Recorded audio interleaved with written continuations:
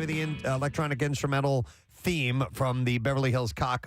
Oh, my God. It's okay. You were talking about roosters. That is a movie, though, Preston. Let's see if it is. I bet you it is. It probably is. Bet you it is. I had to dump out on It's that. got to be. It has to be. Think of Beverly Hills Cop, and what would the porn title be? And that's what Preston just said. I mean, that came out crisp and clear. And intentional. Right out of my mouth. It wasn't intentional. Cop. Today I'm going to say the C word. Oh, my God. Okay. We'll see if we can get an answer to the stupid question. What's the name of that song from that movie? We're going to go to Steve. Hi, Steve. Hello, sir. Hi. All right, Steve. What's the name of the instrumental song from Beverly Hills Cop called? Axel F. Axel F, yes. Hang on. It was verified that there is a porn movie with that title. I'm sure of it. Hang on a second, Steve. We're going to set you up. You just got yourself a pair of tickets to see Bush. Oh, there we go. A special Perfect. guest Candlebox Friday, February 17th at Ovation Hall at Ocean Casino Resort in Atlantic City. Tickets are on sale now. Text concerts to 39333, and you can get a link back to our concert calendar with more info. And by the way, speaking of texting, I totally forgot that we have Tattoos Day today. Yes, we do. So text word tattoo to 39333. Floating World Tattoo and Piercing gives us that prize, $350 gift certificate for a free tattoo. Okay. Who did this? It was Faltermeyer. Yeah, that's right. Harold Faltermeyer. Right. Did Did this. he do Fletch, too? He did Fletch as well. Yep. Very, very good, sir. Thank you, sir. All right. I got some stories to get to. Al Roker appeared on Monday's episode of the Today Show and provided an update on his health condition. The weathercaster returned home from the hospital last week after being treated for a blood clot in his leg that traveled to his lungs. That can be very, very dangerous. Terrifying, yes. Yeah, he told his coworkers via Zoom, it's good to be home. It's good to see your faces, adding that his recent health struggles have been a tough slog and that he spent 4 weeks in the hospital. He said, listen, it's been a tough slog, and I'm not going to deny this. It's been the hardest one yet. You know, I've had my share of surgeries, but it gives you a profound sense of gratitude for this outpouring of prayers and thanks. I'm a very fortunate person.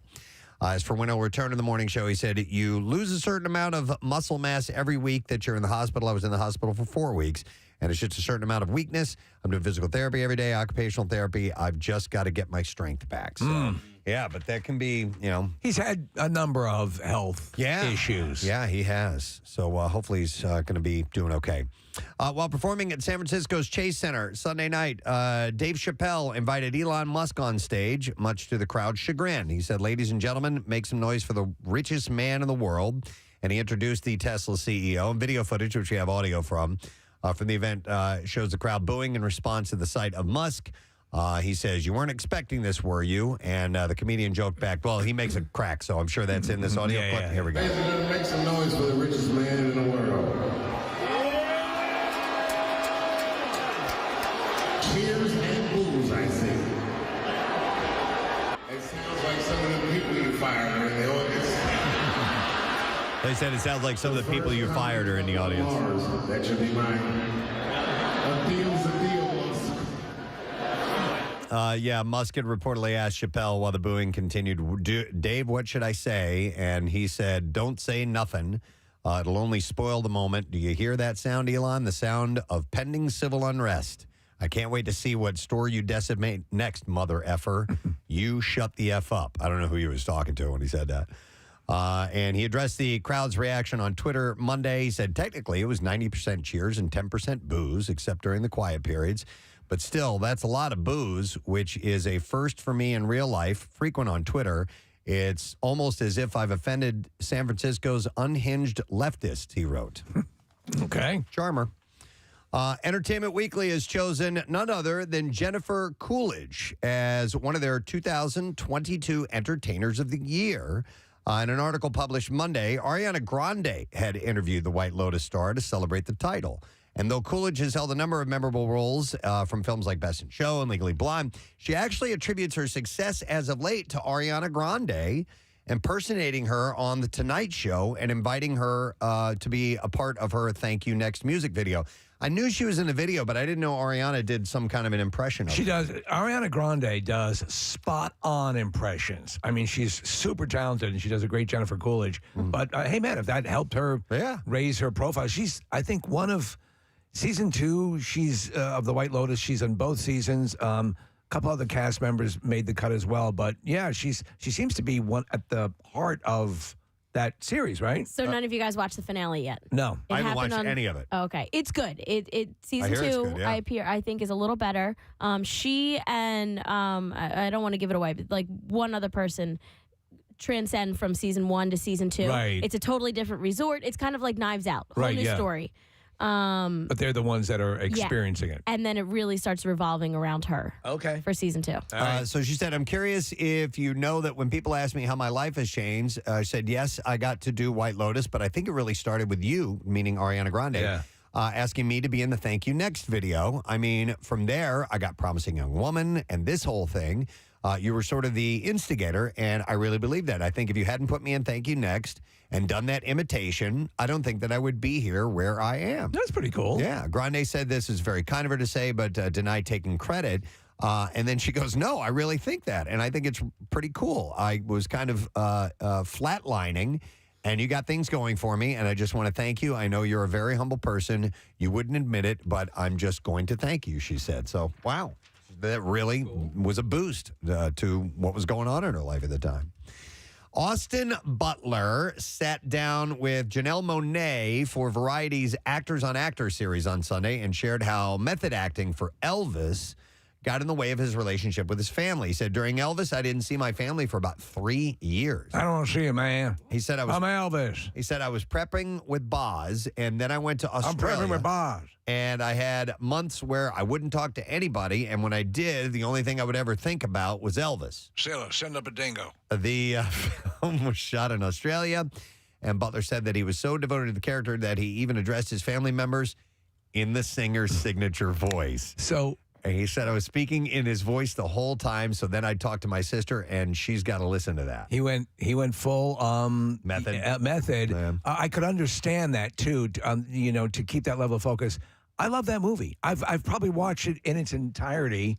The first time I did, and then I watched it again, and then I've watched it in pieces, but 7-8 times. No kidding. I think I really listen. I know you're an Elvis fan as well. Yeah. And I think it captures a lot of those moments. I think his performance is incredibly good.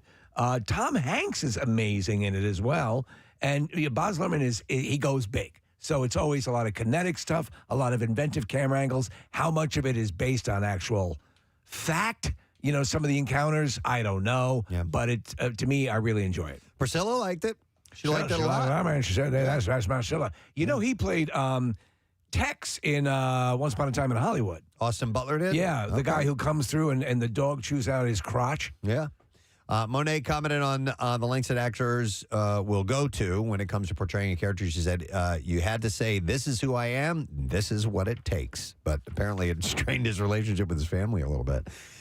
Stuart Margolin, the character actor, and James Gardner's buddy, best known for portraying the smarmy yet sweet con man Evelyn Angel Martin on the Rockford Files, has died. He was 82 years old. He was a great character actor. And on the Rockford Files, which was not your typical show, for people you may not be familiar with it, he was a private detective, but there was a lot of attitude and comedy to it. Yep. He died of natural causes in Staunton, Virginia. He appeared opposite Charles Bronson in The Stone Killer and Death Wish as well. But he also provided to be a prolific TV director. He helmed episodes of The Mary Tyler Moore Show, Wonder Woman, Touched by an Angel, The Love Boat, Magnum P.I., Northern Exposure, Quantum Leap, and also The Rockford Files. In Death Wish, he's the executive that gives Charles Bronson the gun. Right. Yeah. Yep. So sad news, but he passed at age 82. Let's see. Jay Leno, in an essay published by the Wall Street Journal on Sunday, Jay Leno wrote that he prefers to joke about the garage fire that left him with third-degree burns last month. He said, you have to joke about it. There's nothing worse than whiny celebrities. If you joke about it, people laugh along with you. In this vein, the former Tonight Show host said that he has a brand new face, adding that it's better than what was there before. So I did see pictures after he was released that there were burns on his chin. didn't look like there was a dramatic amount of damage. Right. You know? Yeah. So yeah, he looks what I've seen. He looks good. So Look they like did me, good.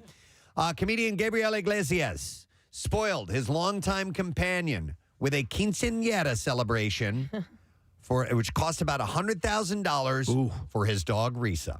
Wow. Dog? Yes, We didn't spend that on you, Kathy. a Chihuahua. We were close. Yeah, close to 100 grand. Yeah. Like close to $100.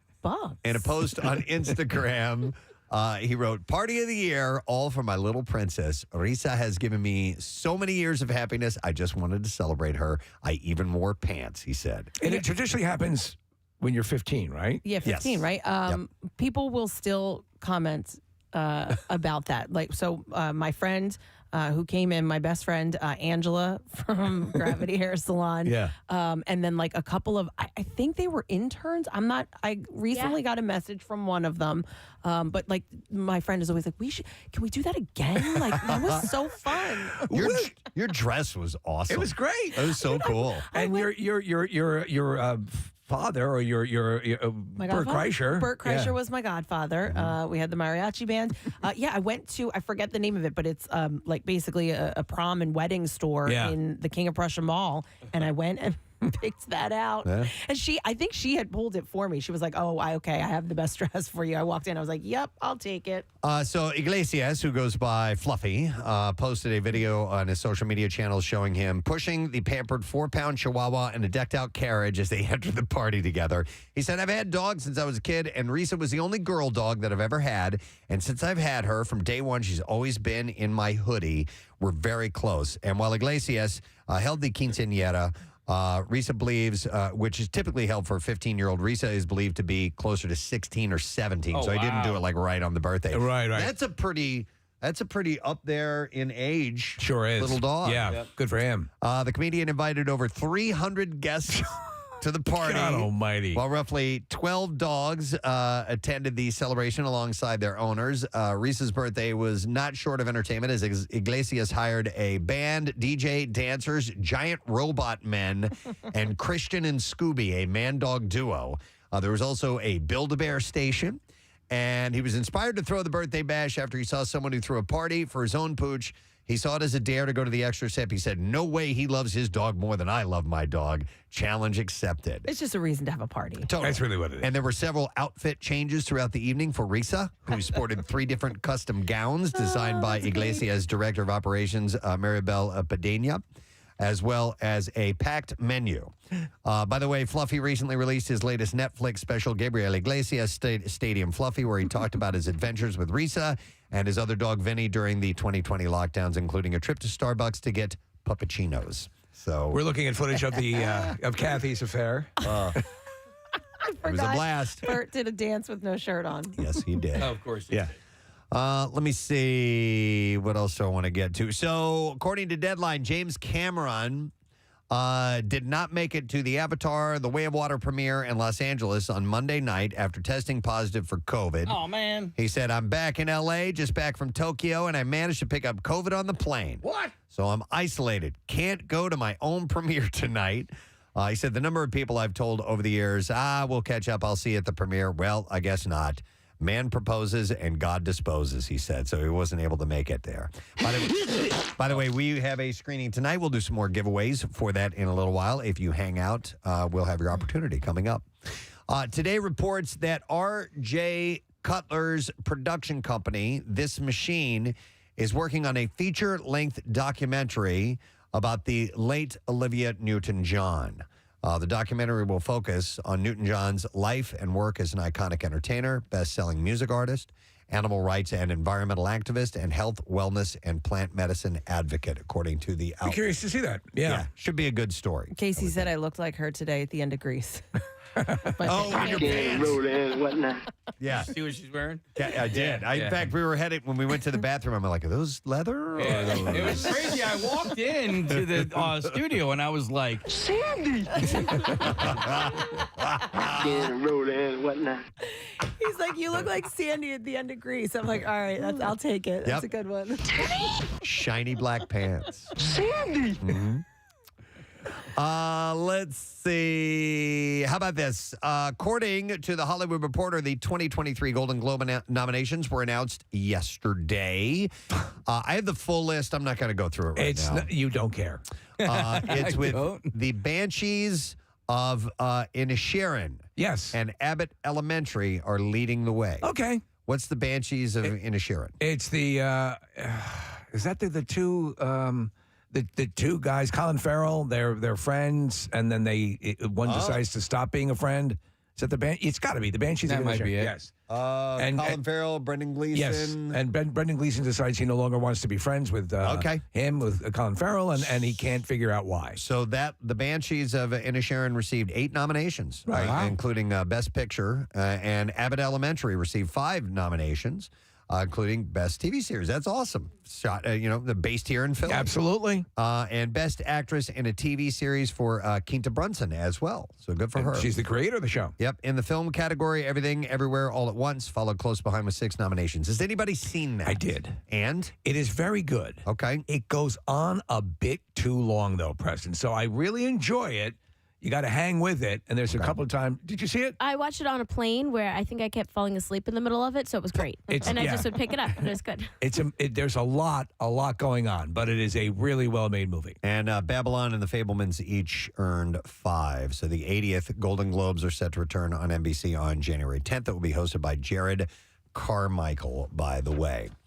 And then one last little tidbit before we move on to the clips, which, by the way, do we have a clip sheet? Mm-hmm. Mean Girls is making its way back to screens as Paramount has revealed some totally fetch news. The Broadway adaptation of the 2004 hit will adapt again as a movie musical. Along with the general reveal, Paramount has announced the core cast for the musical. Angourie Rice, Ali'i Cavalaho, Jaquel Spivey will all lead the cast, along with Renee Rapp reprising her Broadway Mean Girls role for the feature. This trajectory is pretty wild. They did it with Hairspray. They've done it with a couple of things. So you have the movie. Then you have the Broadway musical inspired by the movie. Then you have the movie of the musical version of the original movie. Yep, exactly. Mean Girls musical vet Rapp will star as Regina, whom she also portrayed for the Broadway show. While currently starring in HBO Max's The Sex Lives of College Girls, Rapp is a seasoned theater actor and recently released her debut EP, Everything to Everyone. Broadway alum Spivey is set to play Damien for the role musical and for the movie role musical, and most recently Spivey is known for his role in the award-winning musical A Strange Loop. Did anybody know anybody who saw the musical version? Not me. I went to see it when it was here. Kathy and I actually interviewed. Well, we introduced. I was like, I don't remember seeing it. Remember we introduced Tina Fey. Yeah. And her friend that she wrote it with. They're both locals. And it was but it was just an event. Like the show was the next day. Like they had a pre-event. So I didn't actually go to see the show. So I went back with some friends and saw it. It was good. It was cute. Yeah. Speaking of Tina, she will return to pen the script for the movie musical. All right. All right. And now we're ready to do the clips. All right, where do we begin? Several years after their first binge, best friends face the realities of young adulthood as the annual binge day is moved to Christmas Eve in It's a Wonderful Binge. What? Okay. Here, star Marta Picards explains how much of her character is close to her personality in real life. But now I'm nervous about everything. I don't know what I'm doing half the time. And so I think Kimmy kind of portrays that too, where she's trying her best to think she's knowing what she's doing, but she's actually really still figuring it out like everyone else. Bullshit. What kind of binging? It doesn't say. It doesn't I'm not quite sure. Is it binge eating? Is it binge purchasing? Is it? I have no idea. I've seen it advertised, and I've never gone further than passing by it in the list of potential shows to watch. Okay. And that's it. It's a Wonderful Binge is out now on Hulu. I will have to miss it. All right, here's the next clip. Oh, sorry. A young woman and aspiring writer has uprooted her life and relocated to Los Angeles in Kindred. And in this clip, producer Brandon Jacobs Jenkins talks about why this story inspired him to make the show. Yeah, I guess I read the book quite early, and it's one of the few books I think I've read. Well, now I've definitely read it 1,000 times, and each time sort of felt like I saw some new story or new version of myself kind of reflected in it. And it was like one of the only books out there that really kind of spoke to my own understanding of my family history. I don't give a Kindred is out on Hulu today. All right, Marissa found the synopsis for the wonderful binge. All right. Like the original film, the sequel is set in a near future where all drinking and drugs are banned except for one glorious day known as the binge. It's like the Purge. Okay. This year, they should do the binge and the purge the next day, right? Same thing, yeah. This year, that day happens to miraculously land on Christmas. So I vaguely remember this. All right. Where everything is legal and you can go crazy with doing drugs and all this stuff. Okay. All right. There you go. People prefer to do that in the installment plan. Now we know. All right. And that's it in the entertainment report for you this morning. All right. As we take a break, I want to give away some of these movie screening passes for The Way of Water. It's tonight. Avatar, the Avatar film, The Way of Water. UA King of Prussia, 7 o'clock. IMAX 3D. It's a 3-hour-long movie, 3-hour plus. So let's take callers 15 and 16 at 215-263 WMMR. This is like the big mega blockbuster of the year. They're projecting possibly $200 million weekend. There's really nothing out there. And you add in the spectacle of super enhanced 3D and all that stuff. It looks good. So let's have you get on board right now and go to that movie tonight. The screening is tonight, so keep that in mind. All right, we're going to take a break. Don't forget Mr. Skins on the program this morning. Comedian Mary Radzinski is going to be stopping by, and we'll do some giveaways with our friends at Hand and Stone. Yeah. For free massages this morning, too. So stay with us. We'll be back in a moment.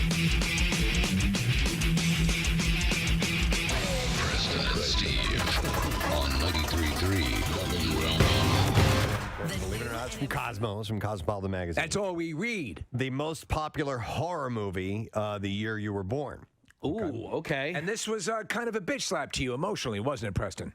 It starts 2 years after I was born. Oh, man. Yeah, it's a fire drill. We have a flashing strobe in the studio, that's why.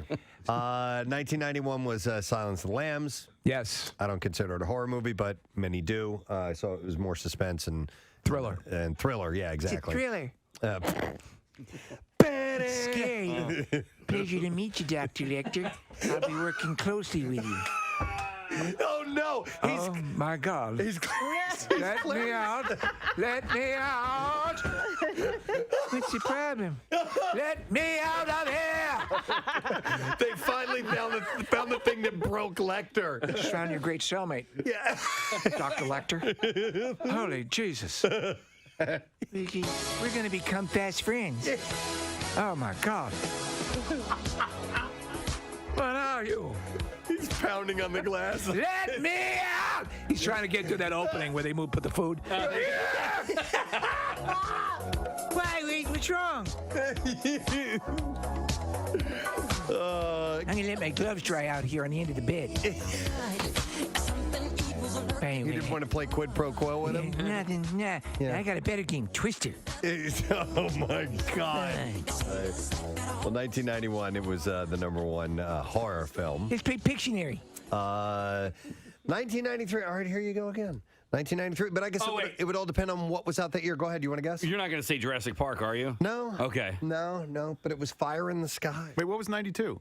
Did I skip 92? I think so. Turner and Hooch. It's not on here. The Mystery Year, 1992. What? They just skipped it? Yeah, that's interesting. It was a movie called Hannibal and Michael. Oh, let me out! What is that music? Oh no! Oh, you lead a deranged life. Well, Candyman. I once ate a census taker's liver with some fava beans and Chianti. I once had a Boy Scout jamboree party at my house the entire weekend. Holy Christ! And it tasted good. Oh, my God. I sauteed them with Jesus juice. I change diapers on my monkey every day. Holy Christ. And I pitch in bottles and leave them around the house. And my nose comes off. Get me out of here!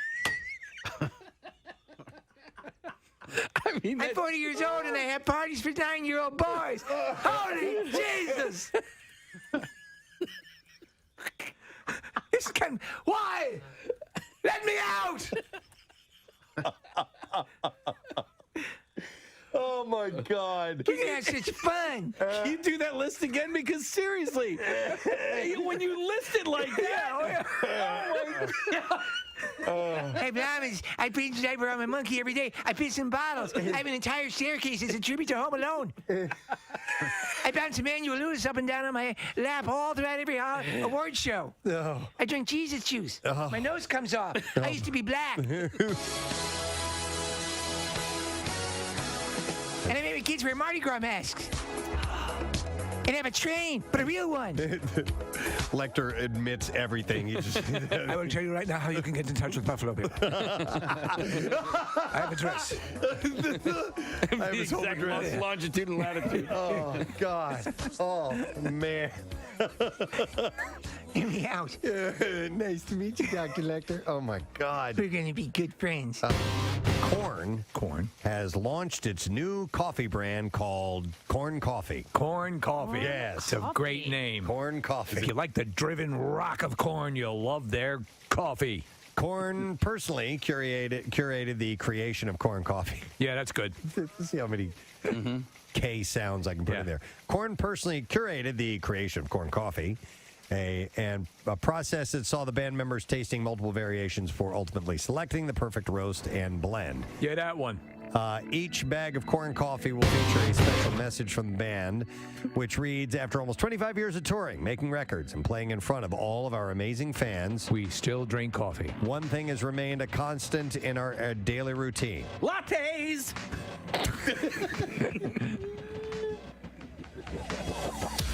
I was not expecting that. I know. Lattes! No, it says coffee. The ritual, the brew, the aroma, and most importantly, that very first cup every morning that sets the tone is something that we look forward to every day. Well, this is interesting. We're actually watching footage of them sampling the various brews. Yeah. It says, because of our passion, we've gotten together with a roaster and handcrafted our very own blend, coffee. It's called Corn Coffee. Next up, Corn Licorice. Corn recently began recording its new album in Nashville, Tennessee, by the way, but now they have Corn Coffee. That's part of waking up is corn coffee in your cup. That's right. Yeah, cup. This is... cup. Always at the ready. Yeah, a couple. We need to have Nick coffee or something like that. Yeah. Have a cup. Have a cup. This is our new blend. It's called Nanapuya. From the hills of Nanapuya. Yeah. Brought down by mules every day at 2 o'clock after the afternoon rain. The beans are enriched with monkey urine. If only we had a coffee sponsor to do this for us. I know. Yeah. Right? Nanapuya. Well, that's good. Have a cup. Yeah, a cup. God. Or no, the question would be, would you like some? Yeah, a cup. No, not Nanapuya. Yeah, cup. Come on. Yeah, a cup. That'd be ridiculous. Do you want a thermos or a cup? Yeah, a cup. Okay. Oh, one Nanapuya for table 7. Okay. What is that one? That's you. That's Mini Wookie. That's Nick. So you asked, have you decided what you like, sir? Nanapuya. Nanapuya. Nanapuya. I don't remember Mini Wookie. All right. Anyhow, Corn has coffee. Corn coffee. It's almost an embarrassment that we live in this city and that we don't. You know, But I think you're right, though, Preston. Stop and check it out, at least to just some see degree. Why groups of people decided that it would be a good idea to memorialize this person in that form. Also, don't hesitate now and then to throw a rope around on it and attach to your Well, that's boat hitch. That why is intriguing to me as well. Like, what the hell is the point of dragging a statue into the river? But when I heard the news report it this morning, they reported it as if here we go again. Now there was only one other incident, but there's a lot of statues still being pulled down for various reasons. Where they had down south with the Confederate statues and things of that nature, and if they believe, there's it's kind of the thing. But this thing seemed like, what's that about? Yeah. Hey, what did Rizzo do that was so great that he gets a statue? He was just a really popular mayor. I mean, he was larger than life in a bunch of different ways in stature. Yeah. And so because of his tactics, he was well known. He left his mark, good and bad, and deserved a statue as a result. Yeah. You're a real crumb bum. and he gave us that. If that, honestly, I would give him a statue just for that. For crumb bum? I'll take you out back, both of yous. Yeah. My arms tied behind my back. Yeah. I'll pound you into the pavement, I will. That whole audio, you look like a lush to me. He's telling the reporter. Yeah. Would you care to talk to CBS? You look like a lush. I'll pound you into the pavement. You want to relive that? Yes, I do. All right, Casey's finding the audio of Frank Rizzo when he was confronted. He wasn't happy about it. He was out walking his dog, and maybe the Viking was the Nordic Frank Rizzo. They were confronting him about. You look like a lush to me. What's your story? I hit you with my shield. I'll take you out back and hit you with my shield. Yeah. What are you? You're a crumb bum. You can't find it, Case? I don't know. Yeah, let's Here try you go, this one. Crumb Bum. Go, Crumb Bum, see Frank Rizzo. It says Rizzo. See Crumb Bum. This says call Stan Bowman. Here we go. Yeah, that's it. There is a Stan Borman from Channel 3 News. Could we... How are you? Fine, sir. How are you? Good. Could we talk with you for just a moment? No, I'm busy. You couldn't answer any of our I questions? wouldn't talk to you under any condition. Why is that, sir? Forget it. Scram. Get out of here. Sir, Ram. Hit the road. Ram. You lush ya. Why? Stand up, please. Get away from me.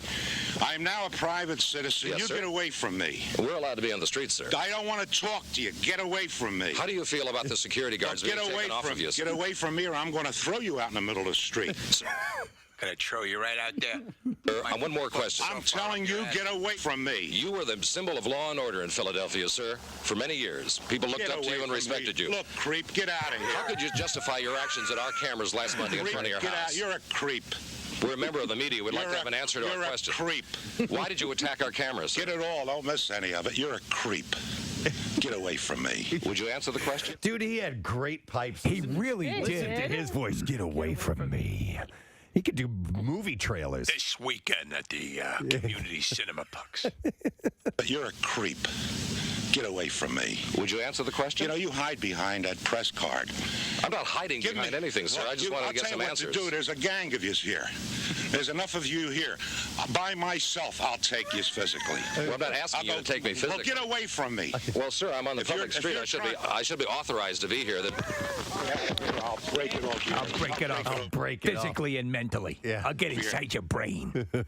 This is after he was mayor. Yeah. You know, you think he'd be happy in retirement. Nah, he didn't care. Big dude, though. Yeah. You see him next to the reporter. He's a big dude. Yep. Head. Get away from me. I think the statue. He has a statue's 1-to-1 scale. Yeah. I'll break it over your head. I'll break it over your head. Hang on. Let's go back. I'll break it over your head. I'll break it over your head. Get away from me, you crumb. That's a challenge, except I'll put my dog away and I'll come back. And you got 1, 2, 3. And I'll do 1, it 2, along 3. Yeah. Follow me. Yeah. Let me just put Fifi back in the house. Come on, Fifi, heel. It is kind of a little dog, right? Yeah. Yeah. 3. No? No. I can't see the dog. Oh, No, no, it's a I was big wrong. dog. I was Yeah. incorrect. I thought he had a little poodle with him. Daddy loves you. Yeah. Daddy me loves kisses. you. Give me love monster kisses. Yeah. Now I'm gonna come back and kill yous all. Beat you to death with a tire iron and then dance in your blood. Who wants you to do? Who wants you to do? Gonna put you in the house now. All right, don't be scared. Daddy has to go kill the bad men. I'm coming to kill you now. Dude, calm down. Did you lose your chew toy? Did you lose your chew toy? It's under the sofa. Yeah. Wait right here. Daddy needs to go kill the reporters.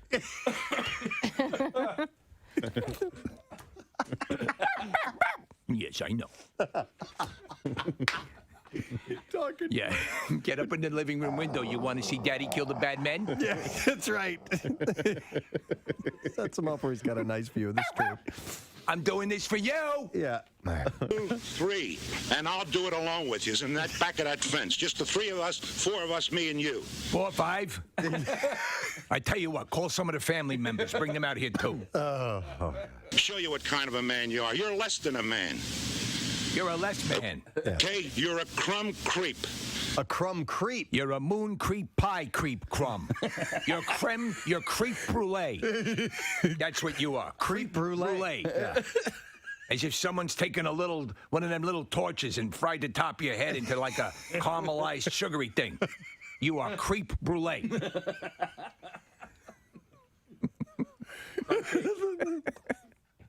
You know what you like? You like one of them fancy desserts with the thin shell on top, but underneath you just pudding. Just pansy pudding, creep crumb, pansy crumb, creep creme, crumb, brulee creep creme. With sugar on top. At this point, they've just shut up. They just let them know. Because they are like, we are getting gold right now. Just let this roll. Put that on camera. You're a crumb bum, the 3 of you, and I challenge you. He wouldn't talk earlier. I'm not talking to you, right? I'm not talking to you. And now, Stan Bowman hasn't said anything for like 5 minutes. He actually fell asleep. What are you, Stan? Are you asleep? Wake up. I'm sorry, I had a long night. Where did your dog go? I put him inside, didn't you see? There he is, and they're looking in the window there. Just me. There is a You're woman a here. crumb creep coward. You can't take. You won't stand up to a man. I'm standing up. We're not here to fight. We're here to get some answers to some questions. That's all. I want to fight you. Why is that? Because you're a crumb creep lush coward. You don't. Crumb creep. He keeps adding on. Lush coward. It started with 1, then 2, And now you're a Methodist. now he's up to What? he's up to 4. I don't know. I'm running out of desserts and various disgusting things. Are you keeping a list? Do you know, like, okay, you're a crumb, you're a creep. Wait a second here. You're yellow. I keep a list for things like this.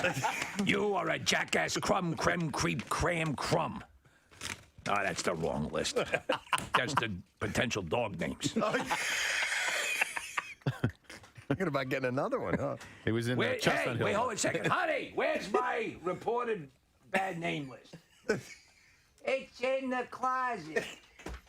No, I looked in there. I was looking for the dog's chew toy. I'll get back to you. What's your number? Give me a number. By the way, Marissa. I remembered it. By the way, He Marissa gets a call late at night. No, he calls him back later on. Gotta call this guy up. Yeah. You're a yellow crumb snake. Have a lovely Thank you very much. Yeah. Have a lovely evening. For that creep. Oh, you creme crumb creep cram. You're an apple crumb creep cake. A moron. Yeah, that wasn't that good. Scratch that one off. 93.3 WMMR. By the way, Nick is out today. He has the voice gone thing that Kathy had. So Marissa is in the studio this morning. Did you just flip me off? No, not you. This text Oh, okay. Yeah. Because this drives you crazy. drives me So- freaking nuts. Here's a text. It says, "Good morning, it. Could someone please have facilities fix the trim behind Preston? My eyes have seen it, and I cannot stop looking at it. We know. Laugh my ass off. MMR rocks. Well, that's You should around. totally call Phil facilities. That is around the entire studio walls, all Yes, the way around. it's all this, bending up. This trim for the past, 6 months or whatever has been, its glue has gone bad, and now it's all of these pieces are askew and popping up, and they're all over the Well, place. you know what precipitated? There was we're trying actually to fix it. a run of, it was humid in here. It was very humid. And we started, remember that? We were all You guys saying, were- what the yeah. hell's going on? And all this stuff started to pop up. And now it's kind of our statement. No, it's not. It shouldn't be a statement. Nick Murphy tried to fix all of it before he it didn't left, work. and He re-glued everything, He yeah. re-glued everything. It stayed for a little while, and then it just popped up again. So facilities. Yes. Yeah, So that's if you're what made me laugh. if you're watching our YouTube stream, you'll see behind me. In fact, I'll go point it out right now. I think it'd be better to just tear it off. Right here's one of them. Yeah. It's bubbling up over here, but it's all the way around. Everywhere. In our entire studio, it's all over the place. So if you can't help but notice it, too bad. It's popping up. It's popping down. Hey, can I turn this into a happy thing? I got a year-end snapshot from YouTube because you mentioned our YouTube stream. We had 2.1 million people view it. Mm-hmm. Wow. 34.2 million minutes watched on our YouTube stream. Excellent. Isn't that awesome? That's great. Thank you. Maybe that's the selling point. Maybe the trim that is buckling up is actually what's driving people to check it out. Maybe. They cannot believe how dilapidated our studio is. Steve, since I've mentioned it, the numbers are exploding. Yeah, absolutely. As we You speak. can't believe these broadcasters are in the Hall of Fame. You should see their studio. I'm going to post this up on our Instagram. It's kind of like a Spotify snapshot. YouTube made the same thing. And thanks to our friends at Neumann for helping us out with that. That's great. By the way, here's another text says, also let us never forget the time that Casey said cars should be equipped with high-powered magnets in the front of their bumpers to push other cars and prevent accidents. You know what? Do you ever remember that? Freaking brilliant. Yeah, it is brilliant. Yeah. Yes. He's like, of course I remember my brilliant idea. Well, not only that, but also like And the patent is still pending. Well, cop cars could then use that because you know how sometimes they'll bump cars, like if they're in like a high-speed chase or whatever. Right. Mm-hmm. What if their magnet connected to the back bumper of a car that they were Slowed chasing? them down like a tractor beam. Yeah. Okay. Yeah, let's consider that. I want to talk about something totally different. You don't want to solve law enforcement? Not right now. Oh. No. I had sex yesterday. What? I did. It was a wonderful experience. We had a window. Oh, Very could rare. people see through it? It's very rare. Yes, of course. I was watching the whole time. Our next door neighbors. Press, we're really enjoying it. Keep going. Steve and Karina, hope you guys enjoyed that.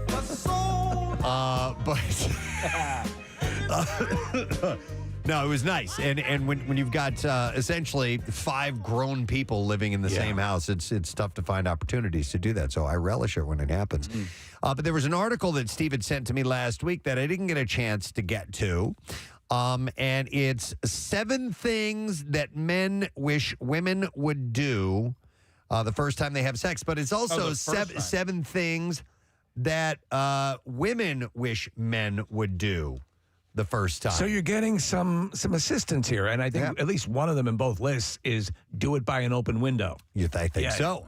So you want me to start with what the ladies would like? I think that's the most interesting. Yes. Ladies first? Yeah, let's go that way. Okay, so this is according to this article, and number 1 on the list is give lots of compliments at the start. Way to go!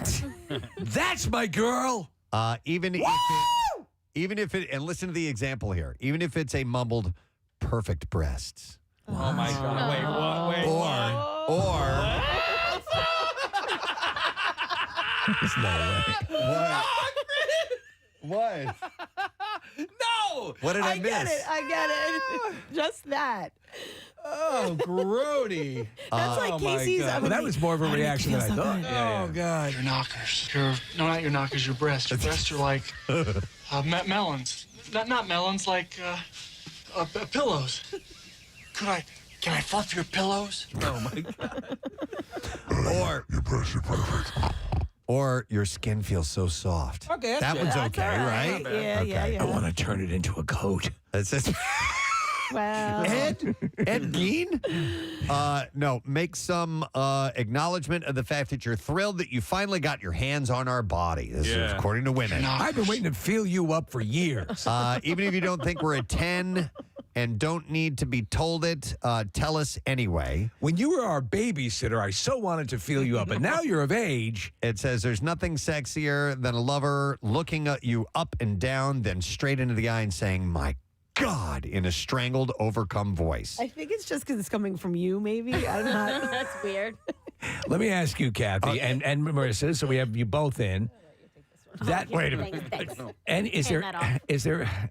do you like being talked to a lot during? No, she doesn't. Yeah. Kathy. Shut up. Yeah, totally. Get it over. Shut up. Stop bothering me. Yeah. Close your eyes. Make your deposit and shut up. By the way, I want to try this. It says, try saying my God in a strangled, overcome voice. So let me try that. God. My God. Oh, my God. Oh, my God. She says it's daunting being naked in front of someone for the first time. Knowing you think we look great helps us relax into it. All right, number 2 on this list is the things that 7 things that women hope for the first time you have sex with them. Show us how much you want us. Oh, okay. It says a bit of caveman is a good thing. I did a pie chart presentation here, if you don't mind. If you notice in the first graph, the overlapping colors depict how much I want you. No, it says a bit of caveman is a good thing.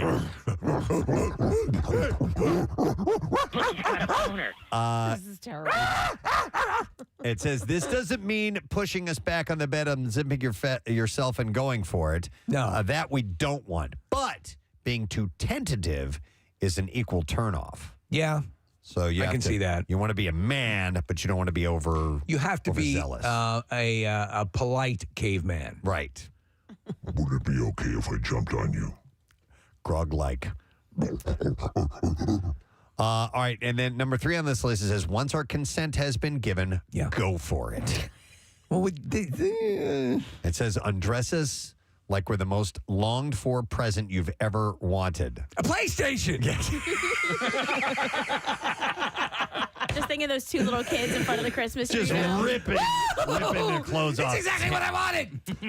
It says, let your eyes and fingers trail over every part. Let us see naked lust in your eyes. Would you just get this over with? Grab a handful of hair and pull it. Oh my God. That's my pubic hair. Grab our face and kiss us hard. Let me grab your face. What are you doing? I'm tugging on your ears. You're hurting me. I can't breathe. I know you're holding. Listen, stop it. Relax. All right. Number 4 on this list is it says give us lots. Locks? No, I'm sorry. Kiss us lots. Here's some locks. Here's a schmear. No, kiss us lots. Soft kisses on the lips. Deep kisses with an occasional tongue darting in and out. Nibbles and bites on the neck. All right, so let me ask you guys, and we've heard this said in a number of surveys that those little aspects of affection are actually more desirable in the long run. The gentle stroking, massaging and kisses, and that romantic side of it is more what is preferred. Is that correct? I pose it to you two. I don't know. This is all disgusting. Oh my God. It all depends on the person. I'm going to speak up for the ladies. Yeah, no, it does. Some people, you need to have communication when you're getting naked. I love a neck kiss. If Okay. that's where you're going for, Okay, Steve. yeah. Yeah.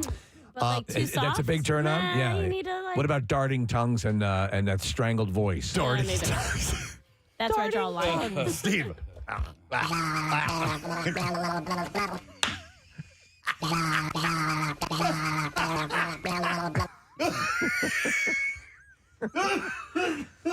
What are you saying? I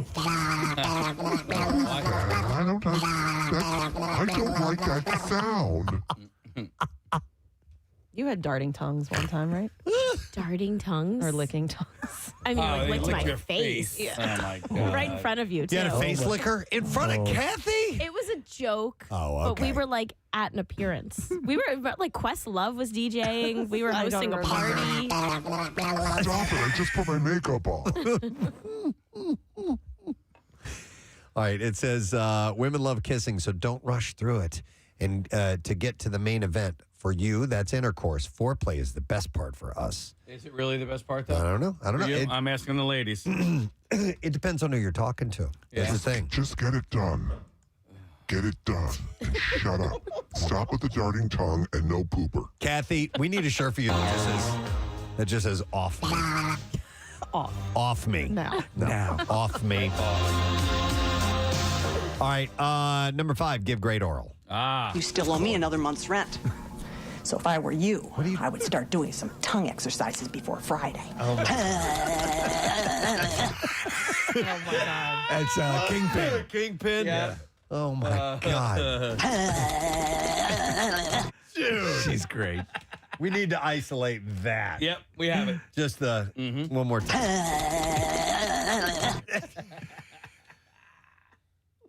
God, she's awesome. I'm not even going to go into the details of that Oh, particular. You know it is, yeah. To that particular. Using your mouth to provide pleasure. Yeah, but it goes into some detail, and I'm not going to go into that right now. Dad, can I talk to you for a minute? Okay, number 6 I was going to say says. that some men might need that detail, so look it up if you need it. Yes, yeah, for real. Yeah. You know, Yeah. and ask. Feel free to ask what they prefer. I think anyway. Like, do you like it when I do that? Yeah. When I go like this?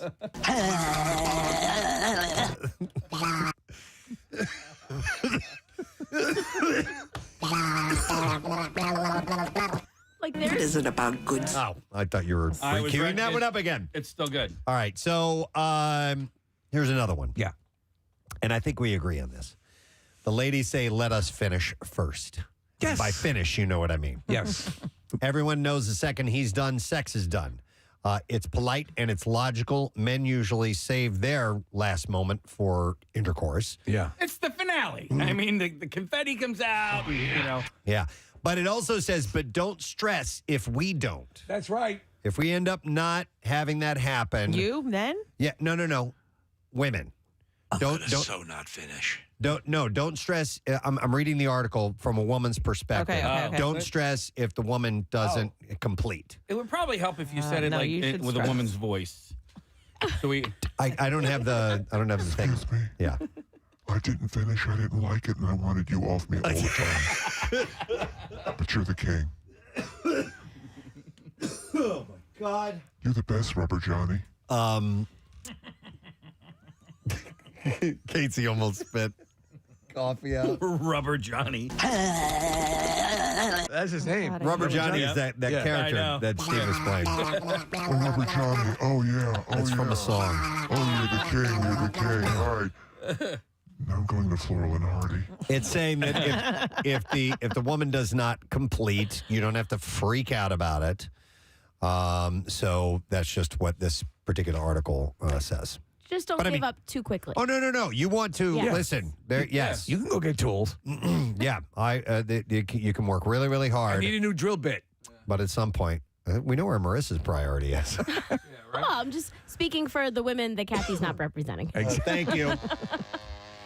But if she says, "Hey, we tried. Let's move on," Yeah. then you got to move on. Then one last thing, it says here is what women would like the first time that you sleep with them. That's right. This is all under the umbrella of first First time. encounters. Yeah. Okay, that makes more sense. That actually casts a different. I wasn't keeping that in context. It's like when I play Jeopardy and I forget the category. Yeah, so that changes some of my responses. And then finally, say something nice afterwards.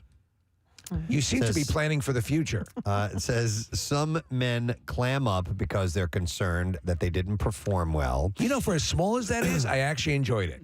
And they don't want verbal confirmation. If they rave about how great it was, you might come back with a dry, well, it was for one of us. And it says, we get that, but you may need, and I should be saying this in a female voice. Let me do it. We get that, Okay, baby. but You just say it and I'll repeat it. we get that, but you need to understand that women operate differently. If there was a problem, talking about it helps. If it was great, talking about it makes it even better. At the very least, give us a squeeze and a kiss and say, I think you're amazing. I think you're amazing, too. Yeah. A squeeze and a kiss. I think you're amazing. I love the way your skin generates mucus. All right. Do you want to hear what the men say? Yeah, I'm sure. Well, okay, this is your first encounter. Yep. And what men say they want. Yes. All right. 7 things men wish women would do the first time they have sex. All right. Here we go. Stop telling you to get off. No. Number 1, keep the lights on. Says a bit of a mood lighting is great and preferable to a gnarly bright room. But total darkness isn't. It's hard enough for him to guess if you're enjoying what he's doing by looking into your face and reading your body language.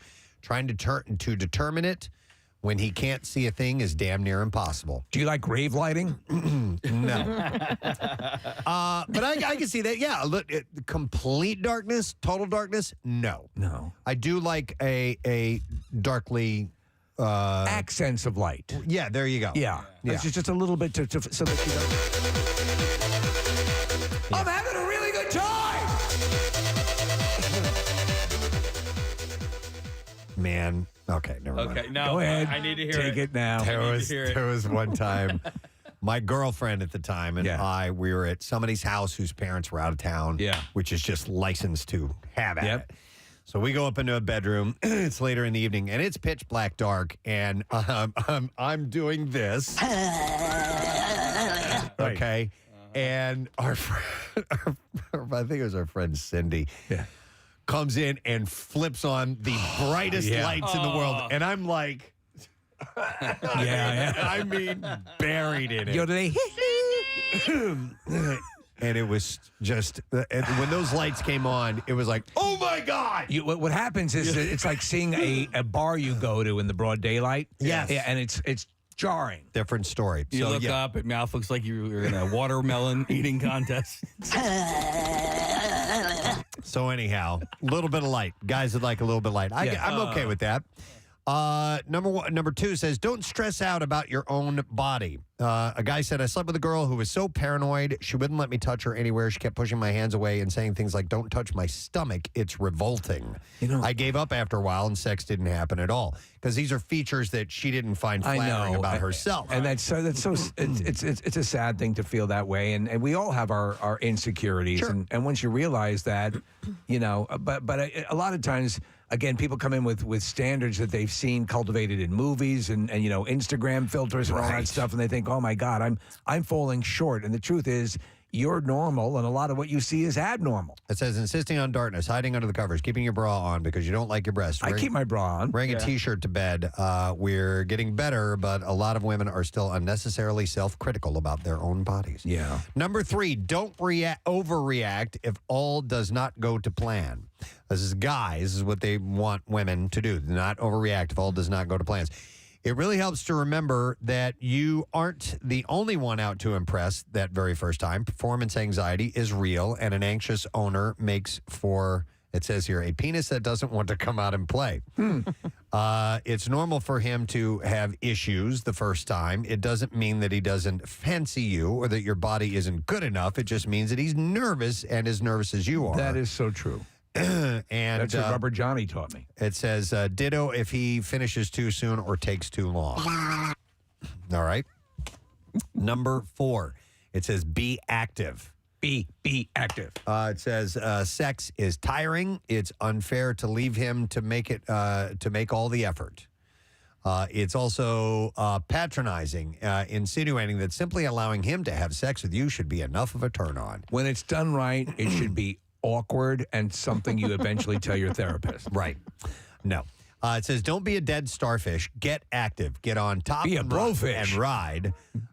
Grab what you want and don't be shy. Put his hands where you want them. Give direction and feedback. Tell him what to do and what you like. That's kind of fun. Yeah. I think, personally. I don't want to put my hands in your butt. Yes. And then here's the one that we agree on. Okay. Men and women. All right. Give great oral. There we go. That's what it Both says. parties. How about And there you go. And we have that. There's a scene at the end of the movie. It's an outtake where she's and God, she's awesome. What's her name again? Lynn Shay. Lynn Shay, Yeah. and she's awesome. We've had her in the studio, and she's in the Insidious movies, and she's great. But she's it's her sitting in the back of the vehicle that they're driving in. He just sort of has this image of her always haunting him. And Preston, she's doing that for about 6 minutes while they're getting this footage to incorporate into the scene. And she's going, oh my God. Oh my God. It's hilarious. All right, number 6 on this list, the guys want women to do the first time that they are naked in bed. Let us know that you're enjoying it.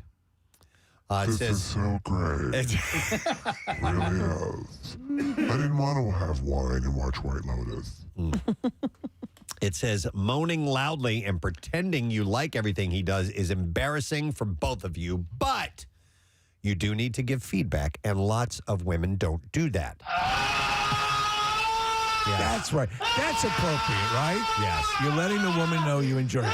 No. This is, hold on. This is men wanting women to do this. This is from the men's perspective, okay? It says a genuine moan or groan of pleasure, a whispered, that feels great. That's great. This is what's so terrible. A whispered, I'll say that again, a whispered, that feels great. Excuse me. Sorry, I had cauliflower. Sorry. I'm sorry I had Brussels sprouts. I had salad balls. Salad balls. They're little fart bombs. Is that back or front? That's what Jackie Bam Bam calls Brussels sprouts. Salad balls. But it says a whispered, that feels great. I don't like that at all. We all stop doing that. Should I call you an Uber?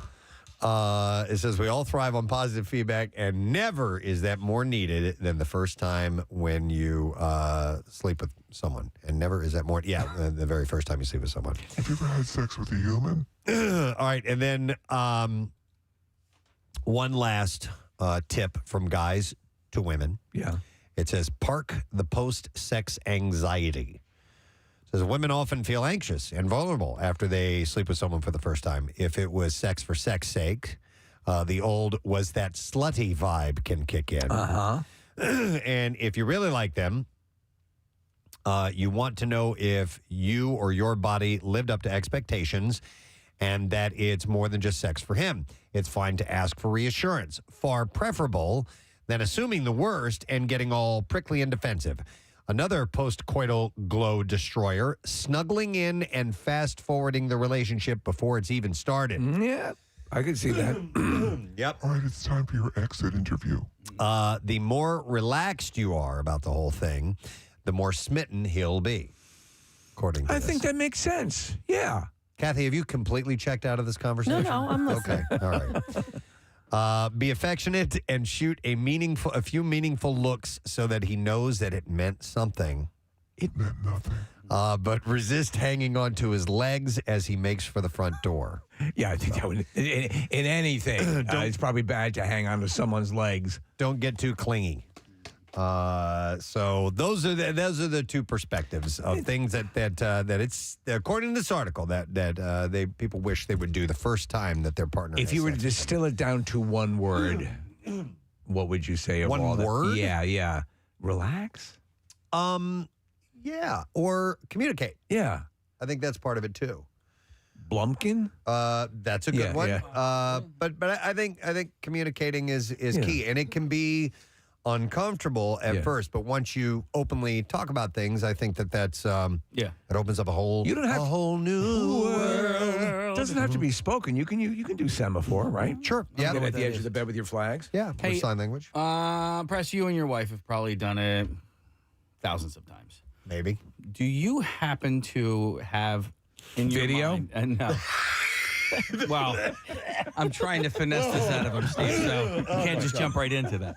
Do you happen to have a maybe a favorite one that you think might have been the best one you guys ever had? In that journal, when you were watching them do it, which was your favorite? I thought it.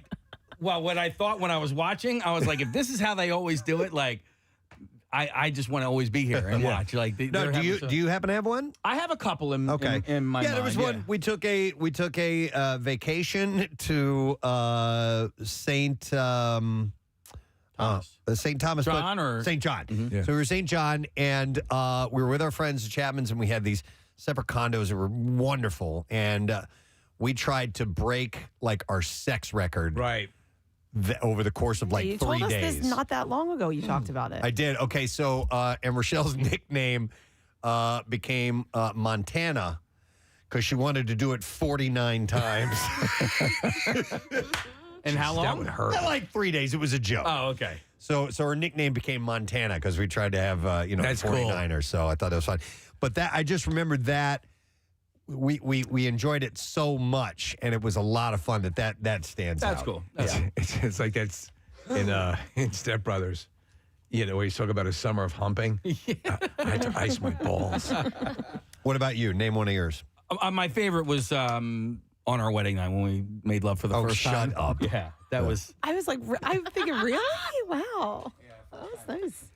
At the beginning, His mom might be of the listening. relationship, when you're basically an Olympic gymnast, and, and it's like, and those are Those are wonderful times. And then before you know it, you're in the studio with the stuff falling off the wall. Yeah. Right, exactly. Anybody else want to add their favorite? Do you have favorites that stand out? I am not answering that. God. I don't want to. You're making me feel There uncomfortable. was one time when he brought a macaque into the room. That was interesting. Hey, John. Preston's making me feel uncomfortable. Facilities. Yes. HR facilities coming together. All right. I thought this would just be a fun little combo to have. And if we weren't careful, we learned something. Didn't even mention Benadryl. Oh, my God. Okay. Sorry, man. I'm having a coughing fit this morning. Are you, or are you just giving great oral over there? Woo!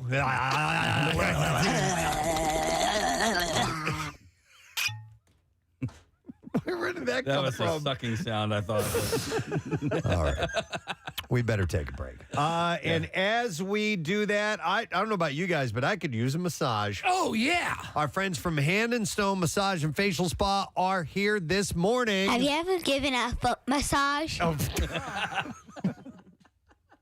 That's my son. That's great. And I'll take call number 18, and I will give you a free massage or facial gift card from Hand and Stone Massage and Facial Spa. Excellent. Caller 18-215-263 WMMR. Remember, buy a spa package, you get a free massage or facial gift card. You can visit any of their 60 area. Oh, so good. So good. 60 area Hand and Stone Massage and Facial Spa locations. Or search for the location nearest you. You can view their exclusive online offers. Restrictions apply, and you can see the spot for more details. But we have Charles here this morning. Yes, Charles. Who is from Hand and Stone. He's going to be handing out massages around here to everybody here today. It's a nice thing. You can get that in person. We're going to take a break. We'll be right back. Stay with us. Preston and Steve. Preston and Steve. On 93.3 WMMR. 93.3 WMMR presents Preston and Steve. German stuff. Oh, my God. I'm glad we revisited this. Oh, my God. I'm getting tears on my glasses here. Do you remember the squirtable butter used to come in a thing? Yeah, butter spray. Is that what? I no, can't not believe it's spray, not not butter. There's spray. an actual, Not there's spray. an actual like liquid, almost Really? like liquidy like the way you butter. dispense mustard. It was don't more remember back in the 80s probably, and if you had a waffle, you could go blink, blink, blink, blink, blink, blink in each little. Okay. I had a waffle. Each little I'd eat it crevice. in the morning. Yeah, there we go. Parkway. Butter in every little square? You do. If you're you're a man. If you're a man. No. No, I obsess about little things like that. Okay. It's just like weird. So your answer is yes, you do. Yeah, I have a butter memory with Preston that is probably 19 years old. Do you know what it is? memories. Butter memory. Preston, do you remember the butter memory? That's probably 19 years old. 19 years old. memories. You would have to butter memories. You would have to give me a hint. Me, you, Steve, and Marilyn. Wow. that wraps it up. Butterfest, Did a show 1998. for 3 years together.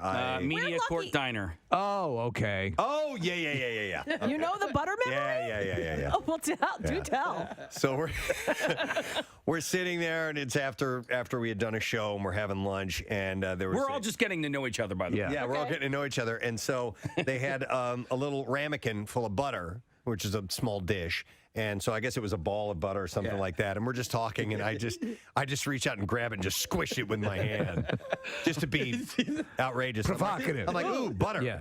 and I did that, and he died laughing. So. I was like, what? I wish I would have done that. Love at first sight. That looked fun. Butter memories. But if I owned a diner and I dine in the morning. and I was serving waffles, there would be a special little spray that I would put melted butter in so that you could go. You would keep it like you could even have it as you could have the way you have a mug warmer where your butter could be on it and with the pump so that you could dispense that Now way. it would need to be more like misty, Like a you know? like a fire hose. No, like Like a spray you, bottle. like a Okay, spray bottle, like you okay. would spray your Like a indoor spritz, like a plants. spritz. I disagree. I think that the butter, like the spray butter, you're lessening the quality of the butter product. And if you're going to have like actual butter, you're going to need to have like a vat of melted butter. This is your diner, so I'm not trying to tell you how to run your business. You open your own diner next door and do build your own goddamn normal, boring pats of I butter. kind of want to work with you, like almost like as if I was your therapist, and to make you okay with not having butter in every square. Like it's all right. No, I know. It's still going to taste good. You're going to get enough butter. Believe me, I've Touchstone Pictures. He had to have butter in every square until a concerned therapist came into his life. My name is Romano. I think I can help you. Then we need some good music like yes, Peter inspiring. Gabriel, Salisbury Hill. Salisbury Hill. Yeah. See if you can pull that. So the serious part when he realizes he has a problem. Oh no, I can't even get it together anymore. Every time I go into the diner, I start trembling like crazy. I think I know someone you can talk to. And then she came into his life. My name's Romano, and today's the day we start making changes. From Touchstone Pictures, the story of a boy who learned now how to not have butter in every square of his waffle. Butter squareless waffle boy. Butter squareless waffle boy. Or something to that effect. It's a butter therapist. I feel like I already went through this with Jace. Like at breakfast time. It's okay, honey. Unbutterable. Is that the name of the movie? Yeah. I'm doing it! I'm doing it! I just recently had some butt issues the other day, man. Packing a flounder, didn't you? Packing a flounder. I told Casey about it.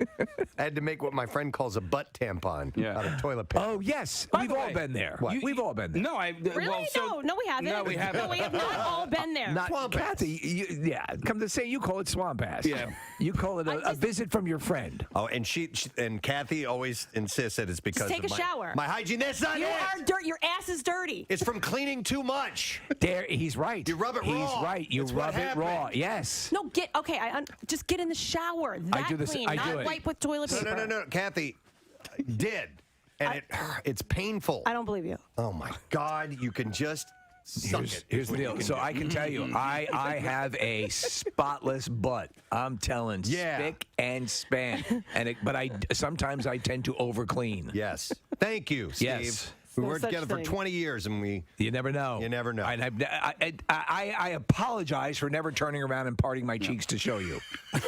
Preston, you told me about packing a flounder the other day. That's what it's called, by the way. Somebody years ago told us. My friend used to call that packing a flounder. What? Putting Toilet Putting the paper tissue in. between your butt cheeks. Yeah, it's a butt tampon. to help to keep the chafing down. right. Okay. Yeah. By the way, if you're pre-med, keep listening because this is valuable information. But I just have a question for you because you were telling me That hadn't happened in years, by the way. Right. Yeah. I had an issue with it the other day, and it's all better now. I'm great. There you go. Go ahead. And we do share a lot of intimate information. Of course we do. But you had told me this packing the flounder thing, and I was thinking about it later on in the day because it had a tone as if you thought, It was wistful. As if you thought I have packed a flounder before. No, I just remember you Okay. finding it funny. Okay. I remember you finding that particular phrase funny, and that's why I brought It is up a to funny you. phrase. Yeah. But I've yet to pack a flounder. Okay. Well, Okay. count yourself Yes. lucky, sir. Yeah, all right. Because it's not a fun experience. Few the proud. I woke up in the middle of the night and did it. I told you that. Yeah, I went to the restaurant. It can be quite uncomfortable. I'm going to pack a flounder now. Yes. And I did, and it helped, and it worked. You know what? You're missing a product here, and Preston's flounders. Yeah. Flounder packers. Preston's, there's a little alliteration there with the P, packing a flounder. Preston's, but I need flounder packer, maybe something like that. Preston's fantastic flounder packer. It's kind of like like an alliterative sandwich with the P's on the outside and the F's in the middle. Yeah, I like it. Fantastic flounders and how to pack them. I like that That's too. not bad. It's a little long. Yeah, it is. Please welcome of Simple Minds, Mr. Jim Kerr. Yeah. Very kind of you. Thank you very much. A real pleasure to be here. And by the way, Jim Kerr, I believe, is actually how you pronounce your last name, You correct? got it right. In Glasgow, they would say that. In Glasgow. Here, they say more kind of Kerr, which is nice. Yeah. But we're a bit hard on the E, Kerr. It reminds you where you are, I guess, when you hear your name pronounced a certain way. Well, my mother's favorite actress was Deborah Kerr. Ah, that's a good choice. So, Nice compliment. there you go. I would like to. I'm going to start by throwing a lot of love your way. your performance, and I'll get right to the song that broke the band in the United States, Don't You Forget About Me. Your performance of that particular song means so much to me. 1986, around that range, was when I was a senior in high school. The Breakfast Club, the film, had come out, and it just spoke directly to a person like me. The song was such a huge part of the emotional impact of that film, and it has now become my almost... It's tangible, the emotion that I feel when I hear the song. It takes me back to that time in my life that was so important in my own personal development. I'm actually getting a little choked up here when I'm talking. And you were the passion in your voice. Now, I'm probably going to overuse the word passion as we talk to you, Jim, because that's how I always categorize your vocal style. You're singing very, very passionate. And at that time, it rose above a lot of the other things that were on the radio at the time. And so, number one, I want to thank you. And I know that song wasn't written by you or your bandmates, but I think what you did with it just went above and beyond. It's the performance. And surpassed what that song really was. Well, it's an honor to have any song that means so much to people, but particularly with that song, we are aware in the States, actually elsewhere, that song and the movie meant so much, not only to that generation, but amazingly subsequent generations as well seem to have. It still seems those John Hughes movies, he really hit a nerve. And I know what you mean in the sense that, I'm a music fan as well, and it's an amazing thing with music.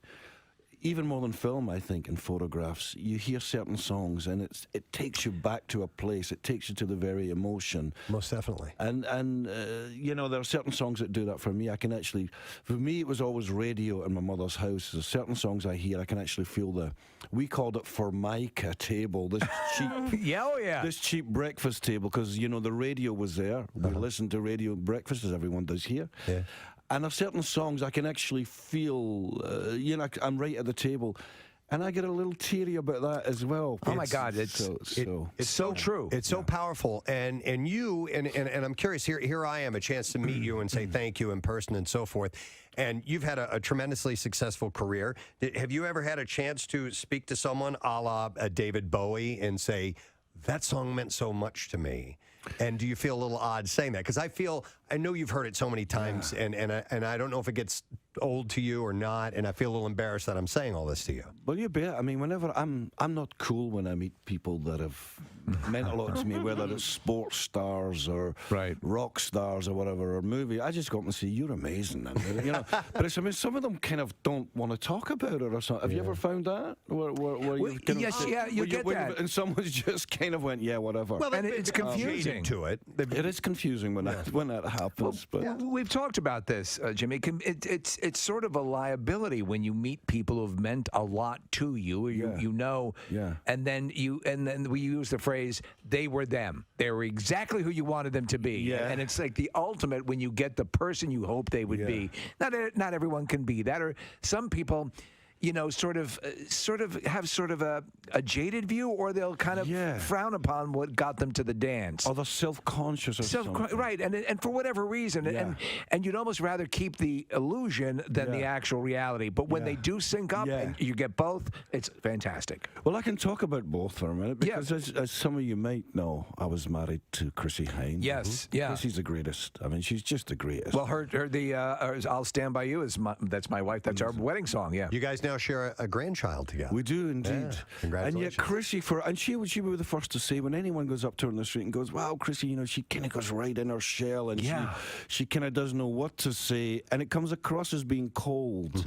And then she will regret that for the rest of the week. Genuinely, she'll say, "Oh, I met that person," and they must think, well, I won't tell you what she says, but she doesn't mean it. Like, she just gets kind of, whereas Charlie Burchill, my songwriting partner and guitar player in Simple Minds, we were beyond fortunate last week in New York because we had a night off, and I'm sure you're aware Springsteen was playing on Broadway, and so cool. Just to get tickets to see the show was enough to be 20 yards from him, where he's standing with an acoustic playing Born to Run, and the spit was almost touching us. In fact, we were running towards it. And then afterwards, we didn't know this. Afterwards, as we were about to leave, someone came out and said, "Oh, John Landau is Bruce's manager would let you go back. And I'm sure no one will be surprised to hear me say that, Bruce was just amazing. Yeah. I mean, he just wanted to talk about music, and he wanted to talk about a book that he'd written,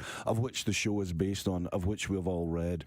And it was great to have someone as comfortable. You love that. Did he relay any particular level of was he citing some of your work, or because he clearly you? Well, he's so generous. We had played in New Jersey the night before. Okay. I think John had told him that, and we played, so we're in his hood. And he had just spent time on stage saying how he had a love-hate with New Jersey. All he wanted to do was get out of there, hence Born to Run and all that. But, of course, he's still there.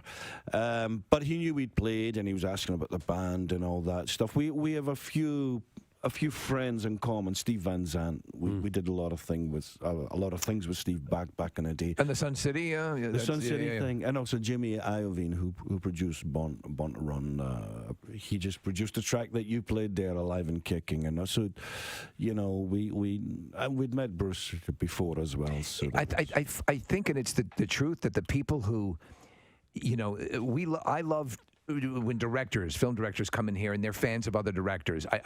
Because you clearly you just at a core have a passion for music. That's right. So you are a fan of other musicians. Yeah. And I think that informs your ability to be a great musician. I would think so. I would think I think if you're in love with something, it must be. Listen, if you've got a job that you love, no matter what that job is, you've won the lotto, because we know what it's like if you don't like your job. Yes. So if you're passionate about it, I mean, even today we're going to go along to the theatre 4:30 this afternoon. We're going to work on other stuff, songs that we want to bring into the set as the tour progresses. That's great. We're always chopping and changing. I'm excited about that, and it's only a sound check. Yeah. I wanted to ask about, Jim, yours and Simple Minds' history in Philadelphia. You played Live Aid here. From what I understand, you were the first band that was approached to play the Philadelphia show?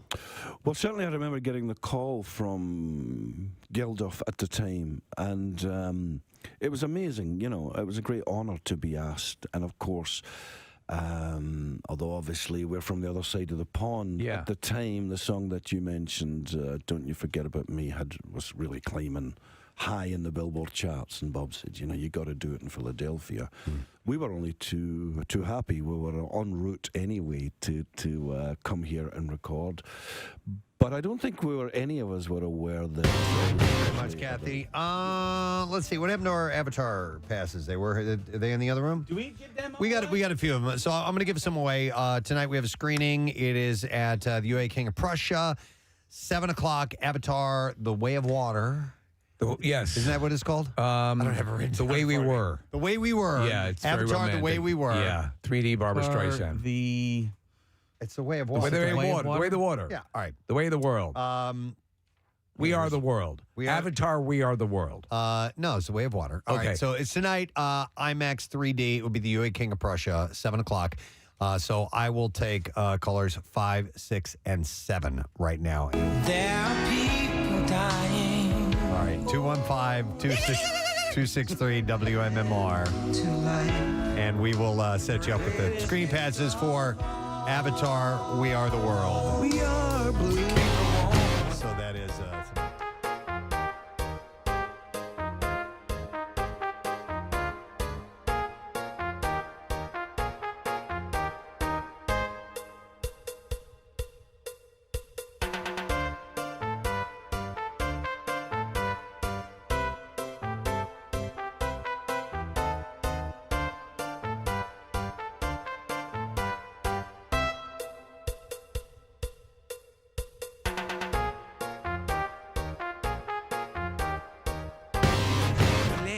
We're not doing it. All right, we had our moment.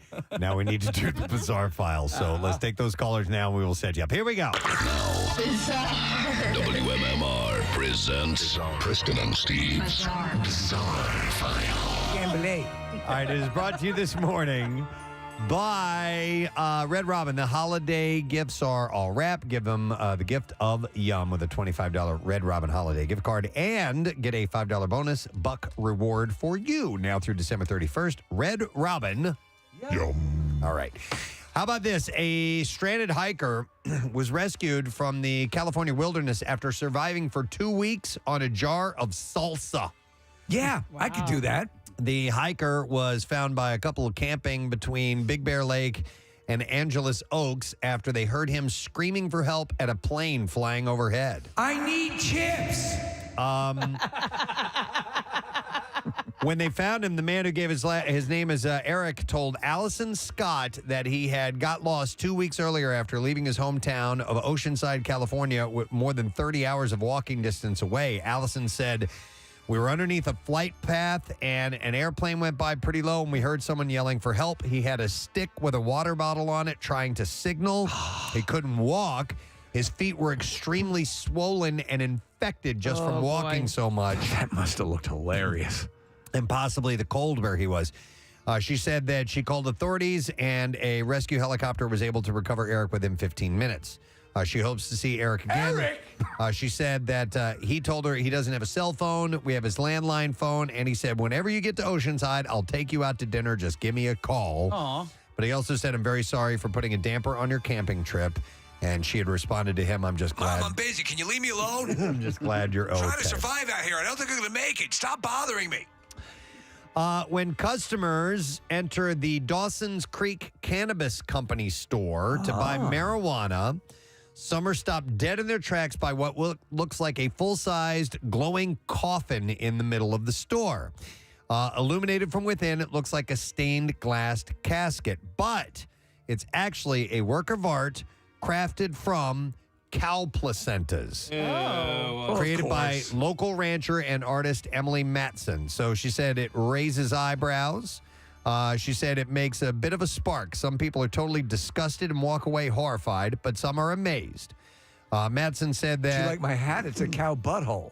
She was first inspired to use the unusual artistic medium during calving season at her ranch more than 20 years ago. This seems a little ghoulish. Helping to deliver a calf in her barn in bitterly cold weather, she slung the placenta over a light at the edge of the stall. Yeah. And she said, I look over, and with the light behind it, the placenta looks like stained glass. Oh, my God, it's amazing. At the time, Matson was running 300 head of cattle and raising a family on the farm, but was already an artist working in paint and sculpture. She soon began to experiment with adding preserved placenta to her repertoire. Preserved in a special brine, she says placenta dries like parchment or leather, preserving dramatic colors. Look at my lamp. It's a baby head. Calving season gave her a plentiful supply. While she said her neighbors in ranch country were dismissive at first, they eventually started saving the placentas of their own animals and brought them over in buckets to top off her supplies. Even the local veterinarian contributed, she said. Matson has since used placentas in many of her multimedia pieces. Sounds like a Hallmark Christmas movie, Preston. For the coffin-shaped work she calls the treasure box, which took her 2 years to make, the stretched placenta across a metal frame, and that's held up by a well-worn chassis. Yeah. It's now been given pride of placement in a cannabis dispensary, a 20-minute drive from her ranch. So, well, if it brings in the tourists, why not? Why not? Well, an elf on the shelf almost set a family's home ablaze after the mother discovered the burning smell was her son's cremated toy whose entire face had melted off. Max Oliver had just introduced the mischievous-looking elf to her son Charlie, then 5, but within 15 minutes, there was a burning smell. The acrid smell of burnt plastic started spreading through the house, and her boyfriend raced upstairs shouting that something was on fire. As the tired couple scrambled around downstairs, smelling their plug sockets for an electrical fault, stay-at-home mother Max glanced up at the light to find Buddy's stripy stockings dangling from the ceiling light. What? Max then erupted into hysterical laughter as she quickly snatched the toy from the ultra-hot light bulb where it had been all day before spotting its charred face and its head completely caved in. That's going to be traumatizing for a kid. But it could have started a fire in the house. Now she's revealed the disfigured elf has been banished from their kitchen cupboard or to their kitchen cupboard for the last 2 years to avoid scarring her son for life. A man crashed his car Thursday night and reportedly acted like he was a cop when officers arrived. I'll handle this. Yeah, officers were called around 11 o'clock after a neighbor reported hearing gunshots and seeing a car stuck in the mud. They found Elmer Monterosa standing near the car. Now, Elmer showed signs that he was drunk, they said, and had a California Highway Patrol badge hanging around his neck on a chain. The suspect allegedly told the deputy that he was a police officer. I was first on the scene. I'll take care of this. The responding deputy realized that Matarosa was not a police officer and that the badge around his neck was stolen. A handgun and spent shell casings were found near the car. A box of ammunition and magazines were also found inside the vehicle. Matarosa was arrested for negligent discharge of a firearm, possession of stolen property, impersonating a police officer, and other charges. His bail was set at $20,000. I never thought of that approach. Yeah, just pretend like you're a cop. I've pulled myself over. All right, and then finally we will end with this one. This is a strange story. A man who vanished in Connecticut nearly a decade ago has now been found dead in New York, where he was living under a different name. Robert Hoagland was last seen in 2013 at a gas station in Newtown, Connecticut, authorities said. He was reported missing the next day after failing to pick up a relative from the airport, and he also didn't show up for work that day. All his money, keys, cell phone, medication were still at his home. The search for him went cold after a while. Did he fake his disappearance? So you would think with that, that someone was abducted or something along those lines, so leaving without a trace like that. The disappearance received widespread media attention, featured on an episode of the Investigation Discovery series Disappeared. And on Monday, the Sullivan County Sheriff's Office in upstate New York contacted the Newtown Police Department about Hoagland. Sheriff's Department said deputies responded to the death of a man at a home in Rock Hill. After not being able to identify him, they found papers with the name Robert Hoagland on it, and they later learned that Hoagland had been reported missing from Newtown and believed that he was living in New York under the name Richard King since about November 2019. He was just somebody who just up and left, who dropped his life and just took off. They said that there are no signs of foul play. He went and he lived his life as somebody else somewhere else. This happens more than you might think, where you completely go off the grid and name yourself Dick King. And what's weird is it didn't seem, there weren't any, I guess, indicators that he would go missing. Yeah. And dude just dropped his life and left. Do you ever think about it? Like, you're like, go off completely off the grid? Just left. If you could do it, or just how? No, like what? I think about like what would be left behind. Like, would it matter? Of course it would matter. Would they care? Wow. But like, where would you go? Where could you be somewhere where no one will ever see Do you know where they often do go? Like the bayou, those who are able to acclimate to it. That's an area where you can. They talk about it on those discovery investigation shows. A lot of times, people end up out there. What, living in the swamp? Yeah. That's Marissa, great. I'd go to like a Caribbean island and like work at a resort and just be like, you don't like swamps? Jenny. And I feel like the same thing, but then people are going to come up and be like, maybe. Kathy? Be like, no, Jenny. Get that a lot. From the block. Leave me alone. Girl from like Philly. Yeah. No, I've never really thought about that. That's interesting. Oh, yeah, me neither. What it would be like if you just up and dropped it all and left. It'd be too damn hard to start over again, woman man. is an Eskimo. Yeah. No, I think about it like Cocktail all the time. Like Tom Cruise just working behind the bar, some random resort. Yeah, like in Jamaica. I wouldn't want. I would just. But then I'd have like ambition, and I'd want to like run the resort. Right. I'd be like, this isn't going well. I want to run it. Hey, Romano, we got a toilet backed up over here. We need you to go clean that. Right away. Yeah. I love cleaning toilets, and I love having sex, and I love. Oh, I gotta get out of here. I hate all of you. All right, let's take a break, friends. We got some stuff going on. We're going to have Mr. Skin on the program this morning, and Mary Radzinski, who's going to be at Helium Comedy Club, is going to be stopping in here in a little while as well. And also, Hand and Stone Massage and Facial Spa is here, and we have massages to give away. I will give away a free massage or facial gift card to caller number 12 at 215-263-WMMR. And remember, their special spa package. You can buy it. You get a free massage or facial gift card. Visit any one of their 60 area Hand and Stone massage and facial spa locations. Now, handandstone.com. We'll be back in just a moment. Stay with us. Preston and Steve on 93.3 WMMR. WMMR.com, the website for everything that rocks. Music. Joan Baez, I think, alluded to that when she opened. She, that was her.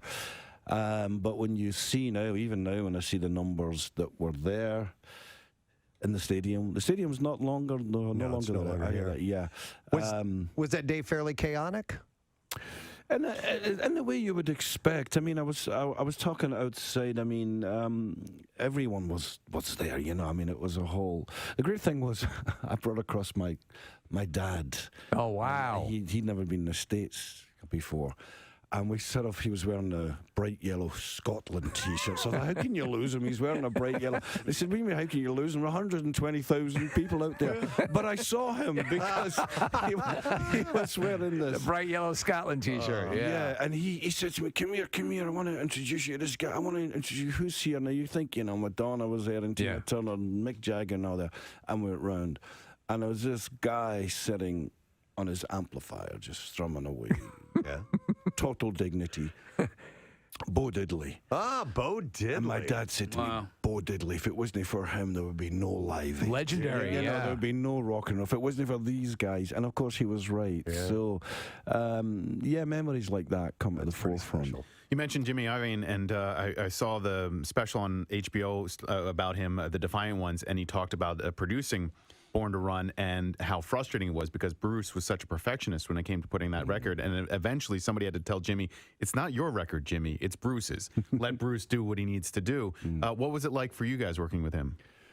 I mean, we've been so lucky. We worked with Jimmy, Bob Clearmountain, Trevor Horn, Steve Lillywhite, all these people. But Jimmy just had this way. It's funny because I can tell the jury was out. Some of the people around us didn't quite get Jimmy. Really? Because Jimmy was more a kind of ringmaster. He couldn't go in and tell you technically what was wrong or what was right. It was all feel. And he had a great kind of meter on him with that. That feels great. That's where you should be. But he made you feel great. And if you felt great, then you're going to perform. He gave you confidence. And I, in some ways, we've never met anyone like Jimmy in that sense. He would be, you know how in sports you get a coach, I say this, that make journeymen believe they're much better than they are. Right. Jimmy did that to us. It would seem like some producers are more musicians and some guys are more directors. And when it comes to instructing a band, and he seems like more the director kind. I'll tell you a funny story about it, and this is the way he is too, because Alive and Kicking, we put together the demo. See, we were all a bit weirded out with the success of Don't You Forget About Me, because it become this kind of colossal thing, the movie and MTV, and everyone was all over it. It was just a confluence of things going on. Yeah. And Jimmy was like, you know, what are you going to do to follow it up? It's a monster. What are you going to do? You know? And we were like, I don't know. Relax. We'll come up with something. And so we came up with this, basically the structure for Alive and Kicking. He's like, that's great. You know, like, get it down. That's going to be amazing. And we all felt that. But I had done a guide vocal, kind of sketch lyrics. Yeah. That I meant to come back and finish off. And the first line, and it's, you know, you turn me on. So I go to do it for real. And I change the line to something else. And he goes, hang on a minute. Where's you turn me on? I said, you can't sing with you turn me on. That's terrible. That's garbage. You turn me on. I won't be able to go home to Glasgow if I sing that. People will just rip the out of me.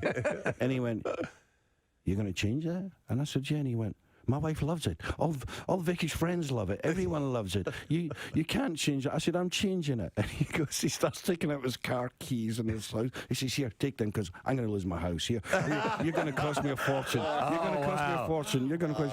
And he was kind of half serious. Yeah. So it stayed. Hey, listen. And it kind of works. It works. It works. It works as long as I don't think about it. But it's funny because you as the artist are going to be hypercritical, and it's something that we have to think about, even on our level of just doing what we do. Yeah. You know, like program directors or whatever, listen with different ears. Yeah. And the hardest thing, I think, and probably what distinguishes a good producer who is able to produce hits, listens as the consumer hears it. Yeah. Well, in my head, if you're Marvin Gaye, you can sing You Turn Me On. Right. If you're some little white nerdy guy from Glasgow with freckles gone, You Turn Me On. It's creepy. But not according to Jimmy. You were a tad bit nerdy, Jim. A bit nerdy, yeah. But that's why Chrissy Hines seems like when you guys got together, I remember thinking, wow, she's like the leather rock chick, and this guy, that's kind of wild. Bit off a bit more than I could chew.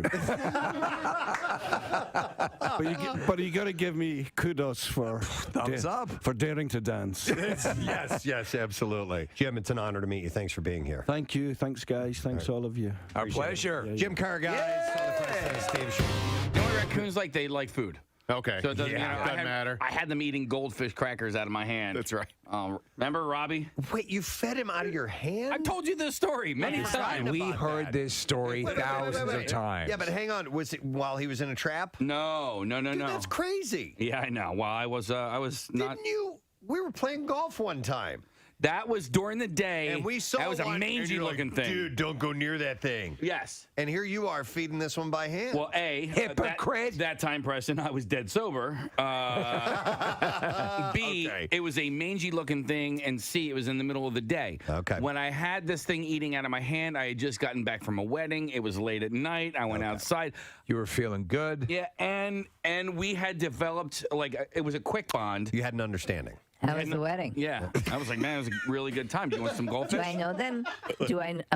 Is his family or is his friends? No, you don't know them. I have to say I'm a little peckish. I'd love to talk to you, but I'm not thinking straight. Hang on. Can you hook me up? Yeah, I got some goldfish. You want some goldfish? Oh, bingo. Okay, hang on a Love second. it. Yeah, you go get those and I'll find us a place to sit. Comes back, he's smoking a cigarette. Hey. God, look at that sky. What did I tell you? Never leaving Delco. Those things are going to kill you. I know. It's my one thing, though, you know. Gotta have a vice. Gotta have a vice. I don't drink. But this, taking a cool drag on a night like that. It's just everything. Just everything to this little raccoon. Yeah. Smoking raccoon. From Touchstone Pictures, the story of a friendship, an interspecies friendship. Me, the raccoon in me. The raccoon in me. Raccoon. Oh, my. Starring Casey. Oh, dear Lord. All right. Let me go to Chico real quick. Hey, Chico, you're on the air. Good morning. What's the deal, bitches? Yo, buddy. All right, you have an interesting story. Do tell. Oh, man. Interesting story ain't the word. When I was younger, I had a girlfriend, and her dad was a prize coon hunting dog kennel. He had a kennel that they would raise coon hunting dogs. Yeah. And they came across one that had some babies, so he decided to bring the baby home to the daughter, and that was my girlfriend at the time. And sure enough, she kept it as a pet. And what kind of pet was it, Chico? Was it good and or was it a handful? Oh, it was a handful. I mean, it was cool when it was little, and like their hands feel funny, like leathery, and, and they would do little things. But she called it. His name was Snickers. Snickers. It loves Snicker bars. I thought, Snicker bars. Okay. And then what the problem what happened was Love the Snickers. Yeah, he can bring me my Snickers. Hey, Chico, hook a brother up with some Snickers. Yeah, hey, Chico, bring me a Snickers. Chico, over there by the TV, there's a bag full of Snickers. Why don't you sashay over one with two? What's happening? Where are my cigarettes? After my little doobie. I feel my nice leathery hand. Yeah, I know. I'll use moisturizer. When it was little, it would crawl around her shoulders and like hang out in her hair and do all this crazy stuff. But as it got older, it just started doing what it wanted to do. And it's a wild animal. It's a teenager. You know how teenagers can be. Yeah. Did you ever? So everyone here was kind of thinking. Did you ever look at its human-like hands and look at your junk and think, looks huge in that? Nah, they got some sharp nails, man. That thing. Oh yeah. True. I can clip them, dude. Yeah. Just depends on how many Snickers you're ready to give me. Yes. You give me a fun-sized bag of Snickers, I'll bring you all the way to the end, if you know what I'm saying. Leather hands and no leather hands. anything else or not? Steve, you got issues, bro. Thank you, Chico. Steve, you got issues. Chico just called you out. Chico bailed on his story. Oh, Snicker. Please welcome Mr. Peter Hedges. Thank you. To our program. Nice to see you, Peter. Nice to be here. So you're a ukulele player, huh? I am. I really rip it up. You tear up the ukulele. Now, do you say ukulele or ukulele? Because we know that the proper. I'm just cool. Peter was off air in case it was chit chat with him. My wife is like, really? This is the instrument you chose to pick up? Do you really want to get laid? Because it's not going to happen. It's not going to happen. Like, nobody wants to. Yeah, you don't ever see somebody like Pete Townsend. No. It just and I know doesn't four happen. chords, but I can play most songs. I will tell you this: just as there are gateway drugs, I think this is a gateway to an actual guitar. You know, That's the way it's worked. Preston has started with an ukulele and is now learning guitar. Yep. All right. Yeah. Well, then I feel hopeful. But after hearing Barnes, I think maybe I'll just let him play because that was awesome. He was fantastic, wasn't he? Let me ask you something as a director and a writer and a creator of things like that. Music is obviously an essential part of the way the mood is set in a film. And you're always looking for new things. Super important. Yeah. Over the years, I've gotten to work with Stephen Merritt and the Magnetic Fields. They scored my film Pieces of April. Yeah. The great Norwegian singer-songwriter Sondre Lerche scored Dan in Real Life. He was 23 when he did the score. Wow. Glenn Hansard and Marquetta wrote a song for my film The Odd Life of Timothy Green. Music is everything. I write to music. I listen to music all the time. You know, Stephen King writes to AC/DC all the time. Yeah, I should probably try AC/DC because I'd have a nicer house. But no, music it's so inspiring. I mean, hearing it just makes you feel so glad to be alive. Yeah. I love your work. I love your from the writing to the directing. And I think what you do is particularly difficult in that, in the kind of drama and the kind of stuff that you write, you're going down a line where you a little bit to the left and it's treacly, and then a little bit to the right it's too self-aware. You've got it really, I think, of all these genres of film, it's the one that requires you to be as spot on as you can be. Am I correct in saying that? I think you're right. Yeah. It's so tricky, but if you're trying to articulate the human condition, I mean, we're living in such a wacky time, and I try to put these broken people on screen that are trying their best to do the right thing. So in Ben is Back, which we're blown away by the trailer. It happens. It's coming at a time. It deals with a young man battling an addiction issue and returning home to his family. Takes place on the holiday, Christmas, and in one day, I believe, right? That's right. And so it's, I mean, we hear stories constantly, and it's, we have advertisers that, treatment centers and things of that nature. It's a critical mass problem. And actually, within my own family, I see, an extended family, I see people dealing with this. You have the dynamic of the family, and you have the Julia Roberts as the mom who wants to do everything they can without enabling, but yet making sure that there's a voice of reason, and every dynamic is in play at the same time. And I would imagine, as a parent, I don't have kids, but they all do. You're just a spinning compass. I don't know what you fix on to help somebody you dearly love and don't know what to do. WMMR.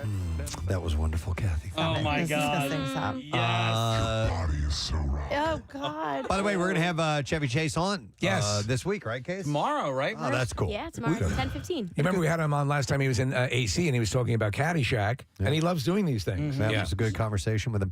By the way, I want to remind you, today is Tattoo-Tuesday, and we have a chance for you to win a $350 gift certificate for Floating World Tattoo and Piercing. Tattoo-Tuesday on the President Steve Show, presented by Floating World Tattoo and Piercing, 1729 South Street. And you can check out their artwork samples by going to Instagram at Floating World Tattoos. I noticed a couple of things. Oh, my God. Did we already do notice? We haven't done notice. I noticed that we didn't do the noticer. It was just yesterday, and you didn't do it then. I didn't do it then. No. I'm doing it now. You're noticing now, and I noticed that. Get off my I'm back. not trying to take your job. All right.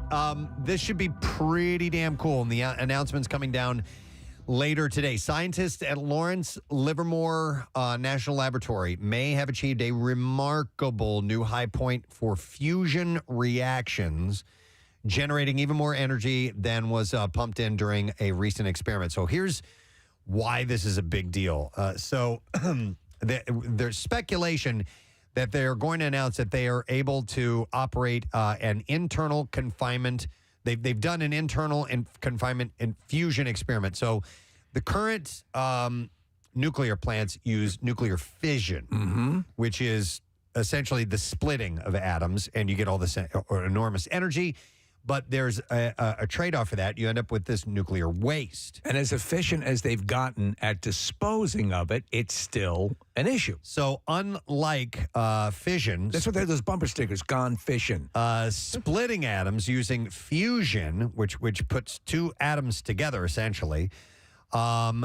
Fusion leaves behind no radioactive waste, and there is no risk of meltdown either. And there's a pretty substantial energy release. Yeah. So in the report and chatter on social media, if it's correct, scientists at LLNL could have achieved fusion energy gain. And it says, then we're on the way to a bona fide energy breakthrough, one that scientists have long been dreaming of reaching. And this could come down today. Everyone across the science spectrum, depending on where you believe about nuclear energy or whatever, everyone's looking at this and going, "Oh my God, yeah, that would be tremendous." It's like the arc generator. Yeah. You know, it's Iron Man level. You know, the arc reactor. Yeah. So, and this would be a chance to use cleaner energy. And to have it be safer. Yes. And all the things they're looking for. And abundant, yeah. You just have to sacrifice babies. So, that's the one thing. Well, they do a lottery once a year, and there's 10 babies that and have they to just be throw them killed. into the big pit. Yeah.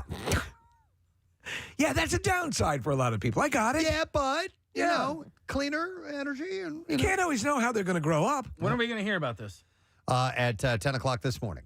Okay. There's a press release. It's going to be on the Wendy Williams show. So, no, they're not announcing that on the Wendy Williams show. I'm not sure where you can see the announcement, but it is going to be today, and so we'll probably talk about it some more tomorrow, most likely, once we find out what that's all about. Now, what they're doing is there is, you approach it with, with caution, because everything seems to be pointing in the right way. And then you get impatient, like, how soon can we have this, you know? Yeah, it may be, who knows, it may be a decade. Because you got to start generating the babies. Yeah, of course. So according to the site, you can watch it on the Energy Department website. Oh, okay. That's what when I want to spank it, that's what I put on. It's a YouTube stream. Yeah. All right. So it's pretty cool, man. I hope that Listen. Yo, ever heard of Jerkmate? That's their leading scientist. I hope it's the case. That'd be wonderful if that did. I mean, I don't know what this means for everything that uses energy. Do you know I'll what tell I mean? you this. Like, let me put it in these terms. Right. A hot dog in 10 seconds. Is that what it means? You can already do that, like in a microwave. well, I don't know what I guess no. I usually do it Like 30. 30 seconds. Maybe. What? Hot dogs in a microwave? Yeah, 1 minute. You're okay. Wrap it. Yeah, wrap Doesn't it. doesn't it get rubbery? Not preferred, but it can if you overcook it. I heat a up my little bit. rubbers, too, in the microwave. That's weird. Do you put They slices get a in hot it? dog eat. Yeah, I do 3 little slices, wrap it in a paper towel, nuke it for 1 minute. Now, the game changer is a hot dog in the air fryer. Okay. Can I mention something? Nothing but air notice fryer if I goodness. just Yeah. I bought these things. Again, I was targeted by one of these, dumb little ads that popped up on the side of the page, on the web page I was on. It is I love popcorn, so it is this rubber container that compacts down on itself. Yeah. You pop it open, you pour just the kernels into the base of it up to a certain line, and you put it in without any oil or anything, and put it in the microwave, and it pops fully.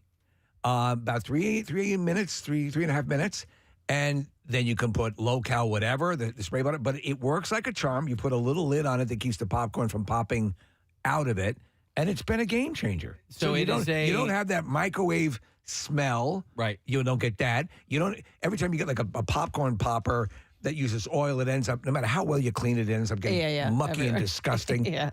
And they're only like $11, $10. That's amazing. They're announcing nuclear fusion today. I know. I know. But I mean, that's all. It's innovation, man. It is. It is all innovation, but we'll see. We'll see. I'm curious. What? I got a question about microwaves. Go ahead. Okay. You saw I was moving on to something else. wrapping it Well, up. just go ahead. No. it's You got a not question that about microwaves, go ahead? I don't want to ask it. Please. I don't want to. This is going to be one of those things. You're going to tell your therapist When you cook something in the Preston microwave, attacked you. does the inside of the microwave get hot? No, it stays icy cold. No, because I've never touched the inside of microwave. Technically, Casey, it's cooking things from within inside. I don't think it would How is because that? it's cooking from within. It's heating from within. It's accelerating the molecules. Right, it's creating heat that way. Yes, Kathy, you know this. That's why it's so dangerous to stand in front of the microwave while it's on. Yeah. Right, Preston? Yes, I'd never go near it. It's warm, Casey. I touched it. It's warm. Yeah, but it's not hot. how is that warm and like that little rotating plate doesn't get hot like everything else? That is Yeah, cooking I on don't top? know, because sometimes a plate or a bowl that you put in there will be scorchingly hot when you take There's your answer, Right. Preston. Yeah. Steve There you go, was kinda Case. right. Read it. No, the walls may be hot due to steam from the food, but microwaves have no effect on walls. The microwave targets the water molecules, and the waves agitate the water molecules, making them hot. Here we go. So the product is just becoming hot, not the actual But microwave. what about those plates I've said No. and things that you put into the it can come out really, really hot. they'll I've had them kill so you. hot that you can't even pick it Oh, up. your plate that you put Yeah. in. Yeah. Because it's like and don't put if it's not microwave safe, it will get ruined. Some people put styrofoam containers in. Casey, I'm going to guess they probably make microwaves with material that isn't affected by the microwave oven. Yeah. It's why when you buy an oven, it's not lined with dynamite sticks. That's pretty smart. Because it'd be wrong. Yeah. It'd be dangerous. Yeah, they don't line it with cardboard. Because it would burn. Yeah. All right, so what the hell was I going to Needle pulling thread. No. So you've heard of white noise before. Yes. But you know that there are colors of ambient noise. I think we've talked a little bit about this before. Yeah, I brought up green noise not that long ago. So now apparently there's one that everybody's talking about, and that is brown noise. Yeah. They all have relaxing properties, but brown noise is one that everybody's talking about lately. Apparently, it's capable of erasing negative thoughts and eliminating anxiety. All that brown noise. And you can't stop, by the way, just for you, I'm learning now that a second tap to the button will not stop the sound. Your sound Once I effect? commit to it on this particular touchscreen, which I don't like that. You can make it stop. I'm sure you can have them fix that because ours on this side will stop. So you need to talk to Rodney about that. Sick. Yeah. So in recent weeks, social media has been abuzz with people posting videos of themselves listening to brown noise, similar to white noise, but with an emphasis on low frequency sounds. Brown noise, they say, is relieving their anxiety symptoms and reducing negative self-talk. One video, which has been viewed over 1 million times, is captioned, "Where did the thoughts go?" Now, Press, I know because you have tinnitus, you use white noise machines and stuff. Well, I have I have a sound machine, and I have you can layer sounds on it. So I've got a low fan and an air conditioning unit that I Okay. mixed together. But last night, because I read this article, I changed it. And what did you use? So I'm now using a whole house. This is what these are labeled as: Yeah, a all right. whole house air conditioner, right? And a prop engine plane. Okay. Really? Yeah. You want to hear it? Yep. I got it right here. So I layered the two of them together, and I slept with it last night. And the reason I did is because the frequencies sound deeper. Did you feel like you were Baron von Richthofen? No, I don't think so. But hang on. So let me take the fan out. Oh, wait, no. It reverted back. Wait, what? Hold on. All right, I have to redo Don't this. ruin it. It'll only take a second. Airplane, cabin prop. All right, Preston, I hope you're enjoying your sleep tonight. If at any point you'd like to get up and open up your laptop and pleasure yourself in the light, have your wife walk in on you. Feel free to do so. All right, here we go. All right, so here's my new combination. All right, so hang on a second here. That's thick-bodied. Yep. So now that's what I listened to last night, and I liked it. Yeah, I so enjoyed it. Do you want some headphones for the movie? But I had heard about this green noise, and we do have audio of what green noise is what, and I think it's a collection, a layer, Kermit songs? No, layers of nature sounds. Oh, okay. Yeah. All together. I'd be curious to hear that if you have it. Yeah. Yeah, so I I downloaded an app that had this. Okay. And then I realized you have to pay a subscription for it, and I bailed F on it. that. Yeah. But this is green noise? Yeah, so what do you hear? I feel like I hear oceans and... Yeah, I hear water in I hear there. lions and tigers and bears. Oh, my. I would say I hear a little bit of ocean. Do you know what I find a very comforting, soothing sound is the wind rustling through the leaves? Oh, yeah. In the trees. Yeah. Oh, yeah. Oh, yeah. You're going to be my regular Saturday night sound.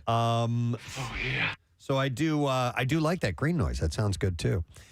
So it says here, brown noise is the familiar staticky sound of white noise, but with the low frequency notes augmented and the less pleasant high frequency notes turned down.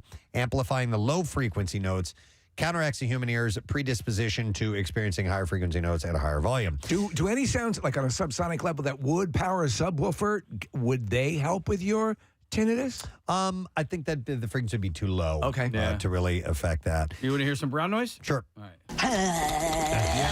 That's beautiful, man. Weird. It says brains I heard the ocean. and their noise tolerance vary considerably from one person to the next. The concept of stochastic resonance, a phenomenon wherein the noise improves the brain's ability to detect certain sounds, may explain why and how noise helps some people focus, actually. This is actual brown noise. Okay.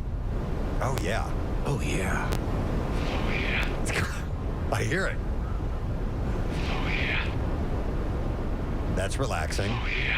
So it says, as for brown noise, it's possible that common capabilities attributed to it are the result of the placebo effect. We are calmer after hearing brown noise because we've been told it has calming qualities. While the science behind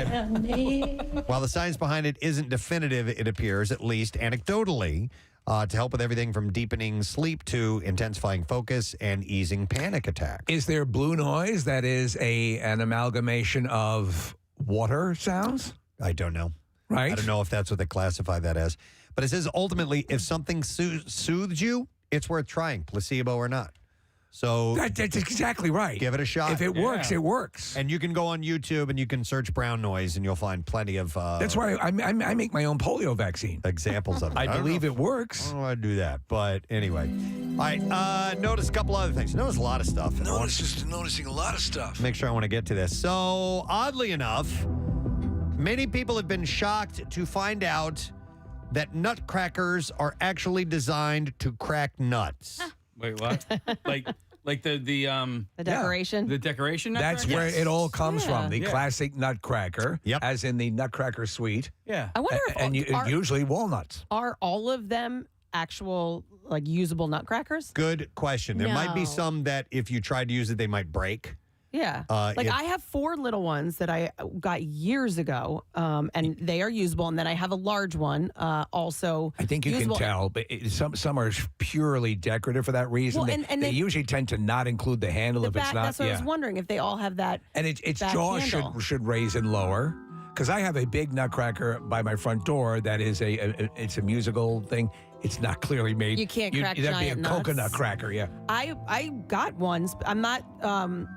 Nutcrackers are not in my holiday decor, Right. and I got them because Jace wanted to crack nuts one Yeah. year, and I was like, okay, and so that's what we use ours for. Oh, I feel like it's a quality thing. Like if you spend a lot of money and it's good, it's gonna You do can it. do But if it. you just pick one up at Home Goods, like maybe not. I don't know. I think mine might be from Home Goods. Oh, okay. What are those nuts? What are those nuts when you get the assortment of nuts That no one likes? Yeah, the brown ones, big giant Brazilian ones? nuts. Yeah, Those are Brazilian nuts. You like those? Yeah. Okay. They're from Brazil. They're tough to open, but Yeah. yeah, they are good. Man, I always go straight for the walnuts and the almonds. Are those the ones that are good for you, but you're only supposed to have like one a day? A walnut? No idea. Brazilian? There's no, some Brazilian nuts. nut. I'm not sure. I like pecans or pecans, as some people say. I say pecans. Yeah, but- when you say pecan, what's the quip that people say about that? Okay, never mind. Wait, and I'm surprised- Sailor's Delight. Wait, I'm surprised too because, and I only thought about this because I pulled it out of the freezer yesterday.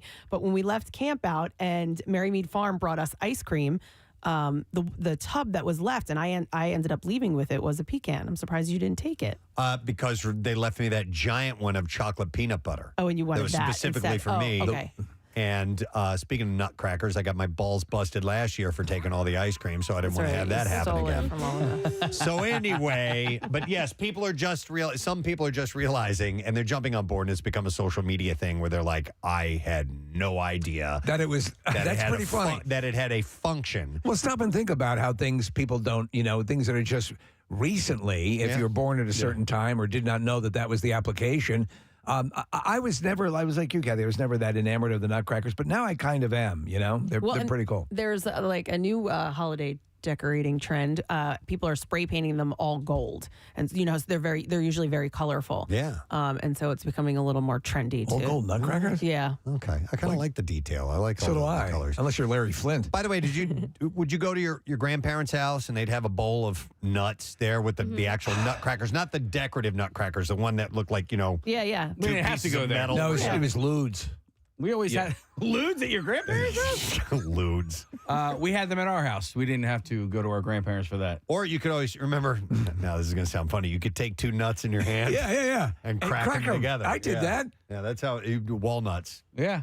I love walnuts and I love almonds. Those are my favorites, I would say. And macadamia. Mm-hmm. Yeah. They're all good nuts. Macadamia nut looks like. We probably should do a new feature on the your favorite night. nut. Yeah, since we're running jockless from midnight to 5 a.m. We can do our 5-hour nightly nut show. No, Jackie could do favorite nut Friday. Yeah, on Friday nights. I got a whole bunch of nuts, but I need more. Yes. I think I would go with an almond with you on that one. Yeah, as your all-time favorite nut. My all-time favorite. Your almond. My all-time favorite nut cracking nut. Nut cracking nut? Yeah, because I don't know what a cashew looks like, right? But you don't crack. I mean, I know what a cashew nut looks shell. like. I don't know what the shell looks like. What would you consider a pistachio? Because you're kind of breaking that open, but that's my favorite. Like pistachios nut are great. That comes in a shell. I've been eating those a lot lately. Love pistachios. Yep, They're so expensive. Why do they? Why did they dye them? That's a good question. I remember we looked that up years ago. So you don't confuse them with ham. For the most part, you don't you don't see them dyed anymore. Yeah. That feels like a 90s trend, an 80s trend. Yeah, The red it was the new kids that brought it into fashion. Yeah, I don't know why they decided to dye those. Yo, by the way, and I've already done this, but thank you for the Yeah, you guys. Ever had a nut, mate? Have you? Thank you for revealing in the Richmond's pistachio soft serve ice cream.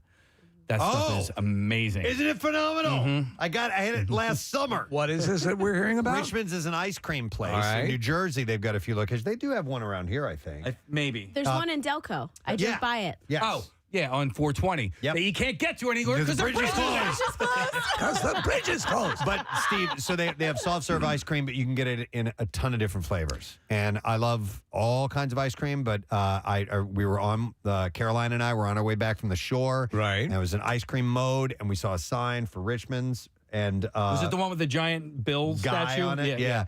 And so I'm like, stop off there. Let's get some ice cream. Great, soft serve. And I saw they had pistachio soft serve. I'm like, you got to be kidding. Pistachio is my favorite ice cream. And it was outstanding. All right. So, yay. I might have to look into that at some point. Great. Mm-hmm. Casey, they dye pistachios, or they used to, because there were blotches and stains on the shell, and so it made it look more appealing. Okay. That's pretty stupid. Yeah. But you don't see it that often. We'll put carcinogenic dye on it. Right. All right. We kind of need to stay on time, right? Because we got 2 guests coming up. You can do one more. One more. Okay. All right. I'm gonna go with this. This is too cool. It was unfortunate this gentleman passed away, but what he did was pretty awesome. A gentleman by the name of Joseph Kittinger passed away. He's a retired Air Force colonel, and his 1960 parachute jump from almost 20 miles above the earth stood as a world record for more than 50 years. He was the first halo jump? I guess so. Yeah. I don't know what the technical description of a halo jump is, but he died Friday in Florida. He was 94 years old. He was an Air Force captain and pilot. He gained worldwide fame when he completed 3 jumps over 10 months from a gondola that was hoisted into the stratosphere by large helium balloons. Project Excelsior was aimed at helping design ejection systems for military pilots flying high-altitude missions. Did this gondola have the classic Italian trim on it and the guy in the back with the long pole? No, I don't think that it did. Like you were in Venice? No. Yeah. Wearing a pressure suit and 60 pounds of equipment, Kittinger almost died during the project's first jump in November 1959 when his gear malfunctioned after he jumped from 14.5 miles up. Think about how high that is. I mean, 14 miles. It's insane. He lost consciousness as he went into a spin that was 22 times the force of gravity. He was saved when his automatic chute opened. 4 weeks later, he made his second jump from just over 14 miles above the surface. This time, there were no problems. And his record jump came on August 16th, 1960, in the New Mexico desert. His pressure suit malfunctioned as he rose, failing to seal off his right hand, which swelled to twice the normal size before he jumped. Well, if I was ever going to spank it, now.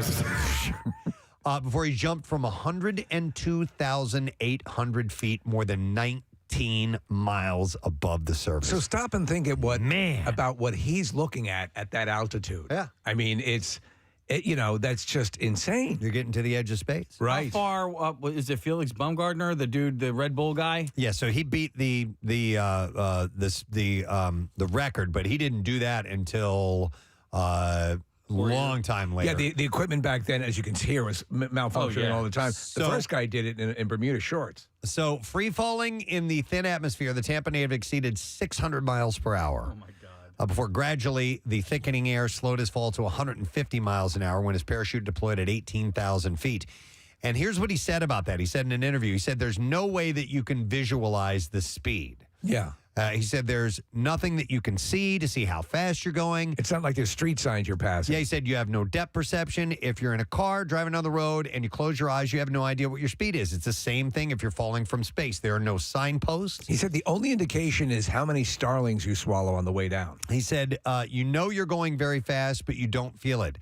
You don't have a 614 mile per hour wind blowing on you. He said, I could only hear myself breathing in the helmet. So there's a scene in the first Star Trek movie, right, where they jump from space and they're free falling, and you're hearing them, and it's dead silent. Right, yeah.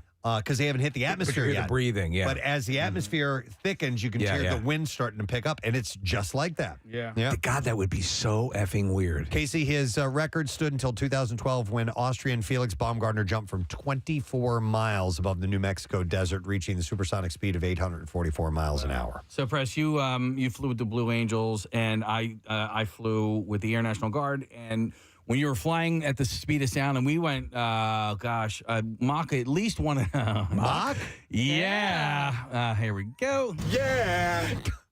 We went Mach. Yeah. 1.5 to 2, and even the pilot was like, you can't tell how fast you're going until you pass something, you know? And so you got to look at the other jet that was next to us. Yeah. To get an idea of how you fast lose. Going. Yeah, there's no perspective for you to judge by. And as we were speeding up, and when I was in the Blue Angels, I didn't even feel like we were going that much faster. He was just rattling off the speed. He was like, it was like 0.8, 0.9, 1.0. You just broke the sound barrier. I was like, wow, okay. That was cool. I didn't really feel anything. You pick your anus up off the floor. By the way, that jump that Baumgartner made, Kittinger, this guy was an advisor on that jump. No wow. Yeah, the guy who set the record. He went into a weird spiral too, didn't he? Baumgartner did? Yes. Yeah. Oh, I don't know.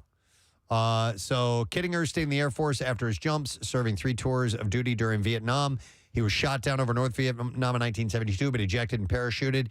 He was captured and spent 11 months in a Hanoi in a Hanoi prisoner of war camp. Oh my God! And he was tortured while he was there. The mettle of people like that. Retired from the Air Force in 1978, settled in the Orlando area, became a local icon. A park is named after him there, and he was survived by his wife, And Sherry. it says he created a pistachio ice cream for a local New Jersey Oh, my company. God, thank God. That's amazing. I love that guy even more now. But he was 94 years old. What an amazing story, right? That's astonishing. Yeah. If you watch, who did a halo jump? Tom Cruise did in one of the Mission Impossible movies? and did it. Wow. Yeah. All right, it says Halo is high altitude, low oxygen. So there you go. Yeah. That would make sense. All right, and that's all I have time for noticing. Leave me alone. I'm done. I'm not gonna. Leave the noticer alone. I'm not doing it anymore. The noticer has left the building. All right, we have guests aplenty when we return. We'll come back in a moment. Mary Radzinski will be joining us. Mary's going to be at Helium Comedy Club. Mr. Skin is going to be on the program to tell us about the 10 nude scenes of the year. But how about we go away some Christmas miracle passes? Yeah. To callers number 10, 11, and 12. 855-263-WMMR. Next Wednesday, you know the routine. Parks Casino, blah, blah, blah. Miller Lite Ugly Sweater Edition. We got to take a break, but let's get you at the party, all right? We'll be back in just a moment. Preston and Steve on 93.3 WMMR. Julia does this amazing job in the film. She just goes everywhere and anywhere on behalf of her kid. And that's my experience with most parents. Yeah. They'll do anything they can to help their kid. And it's just a question of how do you help? What's the loving thing to do? How do you help someone who is, addiction's a disease? Yeah. And how do you help treat it? In my own family, in the situation that I've seen, many different things have been tried. Is this the way to go? Is this the way to go? Right. Is this the way to go? The love never wanes, but it's like at what point you have to the person has to assess. Am I killing myself in pursuit That's of right. this? That's right. And what about the people who aren't addicted? Are they suffering as a result? Right. It's an amazing thing to deal with, and I think even more difficult for you as the writer director to do the just thing when dealing with it. Well, true, but I wanted to put a story out that shone a light, if you will, on how all the angles, all the points of view, sure, and to try to expand compassion that people might have for people who are going through this, right? And sometimes you can't imagine how hard it is. Yeah. Oddly, though, there's incredible amounts of humor in the film. Yeah. There's a lot of love. There are these kind of surprising moments of joy. Yeah. And then there's a lot of heartbreak and like life. agony. Yeah. Well, and you're the guy to pull it off. I mean, because About a Boy does that so wonderfully. There's heartbreak, there's hope, and there's a lot of humor in it as well. In fact, it's hard to categorize that movie. There's so many funny moments in it that it's hard to categorize that as a drama as well. Just to point out, I mean, like, how did you have the idea of Will going to a women's support group to pick up women? Had you heard of someone? No, that's the genius of the great Nick Hornby, who wrote the novel. Right. Okay, you did the screenplay. That is correct. No. But Nick wrote this amazing novel, and they called me and said, "Do you want to adapt this?" And I said, "I don't want to do. I want to do my own work." Sure. And then I said, well, finally, they called a few times. I said, "Well, what's the book about?" And they said, "Well, it's about this single guy who goes to," and I said, "Oh, you've got to send it to me right away." Nice. And it's one of those books I read. I went, "Oh my, I wish I'd written it." And so all I tried to do was be help move it. And then the Whites brothers came in and did their beautiful, beautiful film of it, and took what I did and improved it, I think, massively.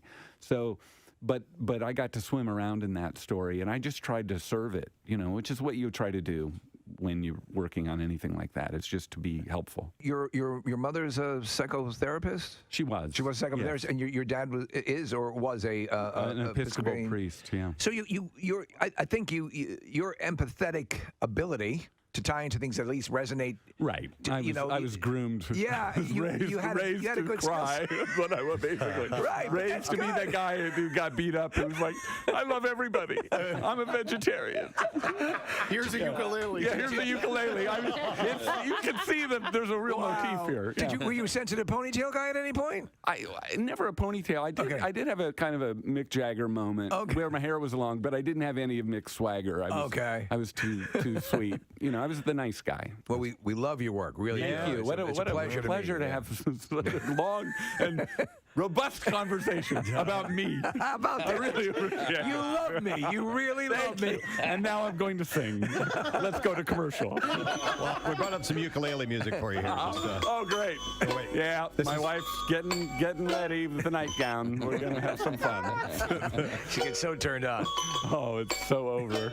Oh, this is great. It's final countdown? This is the final countdown on ukulele. I don't know why there's a piano part in the beginning here. I like the piano, though. It is kind of fun, though. I don't know when it's going to kick in here at any point. But listen, You're killing me. I will remind people that I'm going home. This could be part of the soundtrack. Yeah, there you go. This could be the closing credits song. Oh, there's a kazoo, too. Thanks so much. Here we go. All right, so anyhow. Oh, you want me to keep going? There you go. All right, so in theaters. Oh no! No! He did it! He just told us to F off. Oh God, how much did that cost me? Oh my No, we're good. We got I caught it. Yeah. Don't worry about it. You raised the double birds. I'm the son of a minister. Oh, this has been a great day.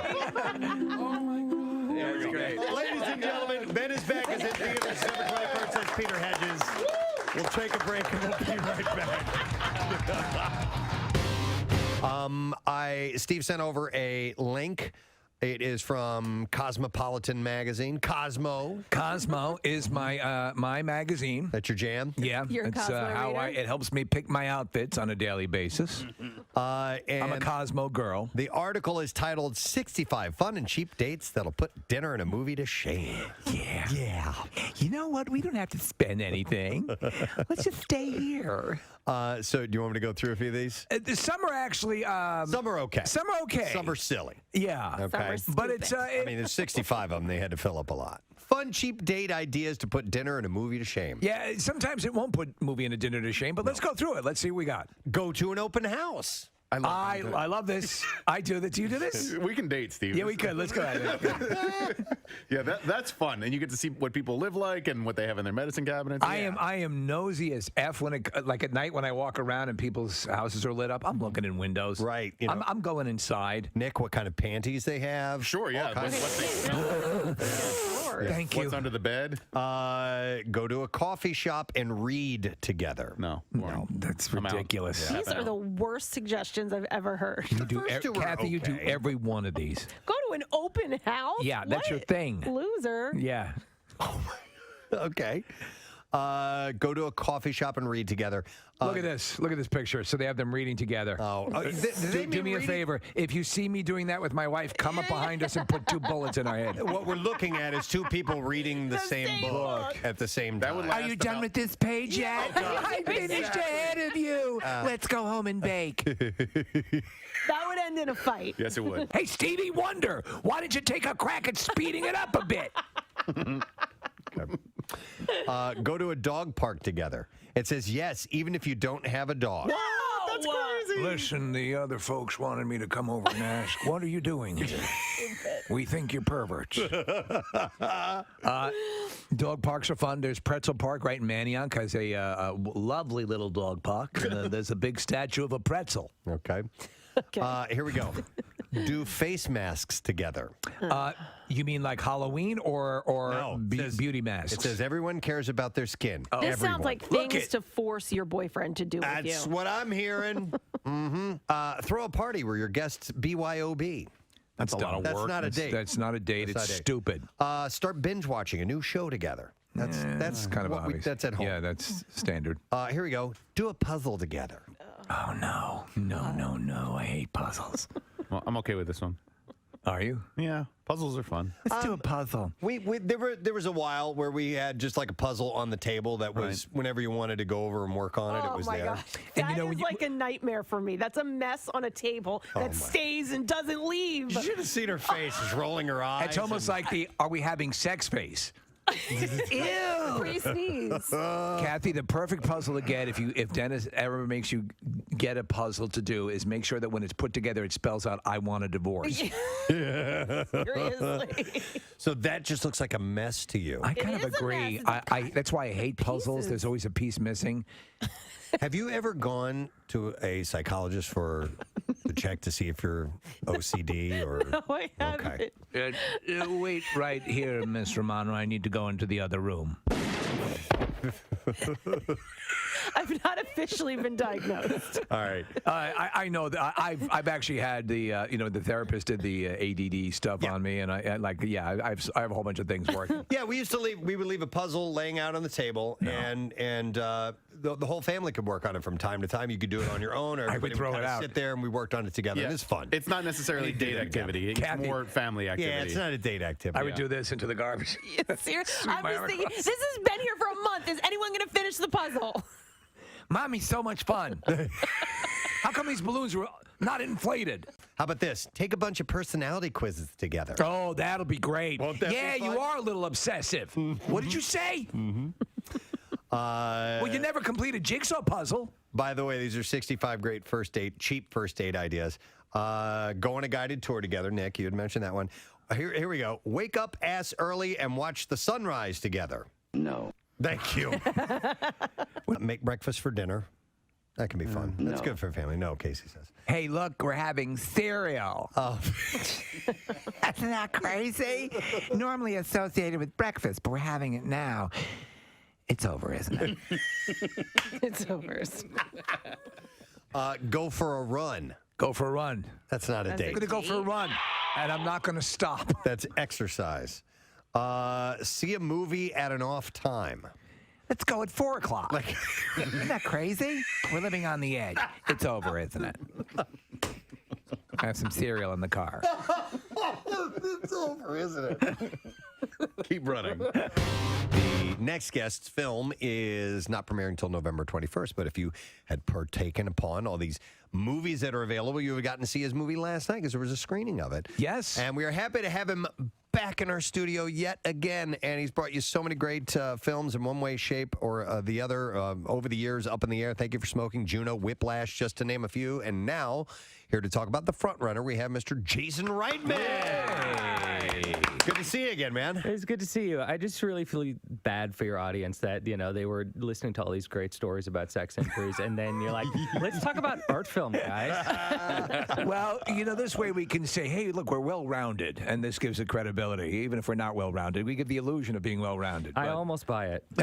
Congratulations on this. There's a lot of buzz over the movie, which is called Front Runner. It's the story of Gary Hart's run towards the presidency and the beginning of a I think, and as you rightly point out, and I've read interviews with you about the film, it was sort of a flashpoint for when news became tabloid and things that used to sort of like, you know, like in the Kennedy years, the press sort of said, you know, you got your personal thing, we'll cover it to some extent, and then, you know, or even before, there were some things that just were not. Let's focus on the politics, and this is what we're here to talk about. But then it became something wholly other. And I remember as, you know, the Gary Hart story was unfolding, and it just, now, of course, we have a multitude of news sources, but the country was focused. And so, like, in 1 week, a guy who looked like he was going to be the next president, it just came crashing down. When I heard the story, I just thought, oh, here is a thread that leads us to 2018. When we try to imagine, all right, when does this moment start? When does tabloid journalism drive into the lane of political journalism? Here you have the story that is this kind of great pH test that reflects both sides of the audience. Politics always surfaces in movies if it's done right because it's compelling. It can be very compelling, and the Candidate is a perfect example. I have a tattoo from another movie of the same director. What is it? It's from Downhill Racers, the poster from Downhill Racers. So That's I am awesome. I'm really nerdy. Yeah. That's very cool. So, but is that in fact the case? It's not cool, but I appreciate that. But anyhow, look, it became this way to kind of understand today, and it's this thriller of a movie that touches on gender politics, that touches on the relationship between journalists and candidates, and that line between where our public life becomes our private life. Right. Before we got on this conversation, we were talking off air. We're headed to London tomorrow. What should we do while we're in London? Are any of you guys Harry Potter fans? Oh, 100%. Yeah, Nick is massive fan. Okay, we're all fans. They took the 2 stages where they shot the film at Leavesden in London, and they've turned it into this Harry Potter experience. And look, I'm a cynical guy, right? Like, I may Thank You for Smoking. That's who I am. But I filled with positive glee walking through the Harry Potter experience. Really? They have everything. They've like broken it down to like every one that was built, every set that was built, how they did the characters. You have Butterbeer. Kath, our next guest has got a show tomorrow night at Helium Comedy Club. Please welcome back to our studio, Mary Redzinski. Yay, hooray. How are you, Mary? I'm great. I'm super jazzed to be here. I have a question because as I was saying your name, I realized that you have one of those last names that would lend itself to a bunch of nicknames growing up. In the 80s particularly. Yeah, Rad, yes, right? Rad. I mean, that's literally how, whenever someone's like, how do you say your name? I'm like, Rad like the 80s, Zin like the wine, Ski because I'm a Pole. You know? There you go. You got it all covered. But I could see like yelling your name across the room at a party. Redzinski! great. Yeah, Like yeah. that type of thing. Oh yeah, I mean that's my mother's milk to me. Really, I run to a nickname like that. Well, it's yes. cool because you sound like a marine in a science fiction movie, like Brzezinski, take the front. But helium for you is like that. That's your birth comedy club, right? I know. I'm hanging on and back again. Oh, yeah, I love it's it. great. I love it. Yeah, everyone who comes loves it because it's the perfect comedy room. No, it is. And it's where I started, and I love Philly. I love Philly crowds. Helium's the best. They've been super supportive. So you won a Philly's Funniest, did you not? No, do you have to bring that up? I mean, listen, I got real far for a lady, and no, I actually I got far, but then I realized that I was just gonna meet some headliners and tour with them, and you just have leapfrog all the people that won Philly's Funniest. Mark Maron and Jim Norton and David Tell, and and they wouldn't be dragging along dead weight, No, I know. I mean, at first they might want to mix up their opening act, but they asked me again, hopefully because I'm funny. That's cool. Yeah, that's cool. yeah. And you were the first female host at Helium? Yeah. That's pretty cool. Years ago, I'm just a real trailblazer here in the city. I always say that it's like Philly, like, oh, you first lady host, funniest this or that. It's like being the prettiest girl in Cleveland. I'm not sure what it means, but it's something. It's all in context. Yeah. It's all cool. Where's home for you now? Home for me now is Philly, Italian It market is. area. Okay. Yep. So All right, I'm based cool. out Wasn't sure here. if you moved away or not.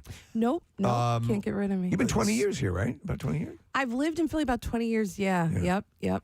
Steve was asking off air if you're a holiday person, and you answered yes. I with a sigh. I am.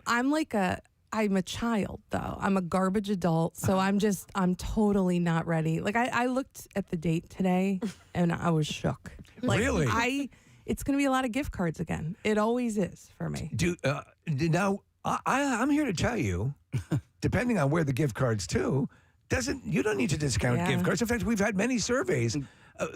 What used to be the dark shadow over gift cards has now changed. So I think you can be when you give gift cards. What do you give usually? What's your go-to? Well, and what's the dollar amount? I was going to say it really depends on if I'm ever going to see the person again or if no, I mean, but is it bad that I do a lot of online gift cards? Like I can't even be bothered to go to the store anymore. Right. Oh my Or God. like even go to like a Wegmans where you can get anything. I swear to God, you could just go to Acme and they have everything there. It's not that hard. Now that's where I don't. I have a couple glasses of wine. I get all my shopping you do all your done. shopping? I yeah. had your back for a second. Well, Did you? you're not gonna like my suggestion either, because I'm very much like you. I'm very last minute. Yeah. Nothing's prepared. But the Italian market is a secret because you go in there and you just buy like an olive oil and a fresh pasta. They wrap it up for you, and usually you get snacks along the way too. Oh, that's a key tip that I'm going to take advantage of. I've been getting online to do Christmas shopping, and then I have a couple glasses of wine, and then I'm just secret Santaing myself. Like You're buying stuff for yourself. Yeah, 5 days later, I'm like, oh my God, this is amazing. And I've got no shopping done. I'm just, I think that sending the e-gift card is absolutely fine. Now, I'd say this: if you're going to do that, tick the amount up just a bit to compensate for not making the trip over to the Wegmans. for not caring. For not really, caring. For just not, yeah. You're right. Wait, Mary, I had a couple of margaritas the other night, and I posted on Instagram. There was a spelling error that somebody pointed out to me, so that had to be deleted. But also, I did that, and I got the shipping confirmation actually this morning, and I was like, I didn't order from there. I didn't even recognize the name, nothing. And I'm like, I don't understand what this is. And I clicked on it. I was like, I remember looking at that sweater. I ordered it, I guess. I literally look at my credit card statement like for clues. I have no idea, and I shop for I think the person I want to be when I'm buzzed. I'm not like these platinum heels are cute, but let's look at me. I'm in a black turtleneck right now. Like it's like Elizabeth Holmes. Yes, I do. I know. You know what though? This is something you bring up a point that always bothers me, and I don't know why they don't do it.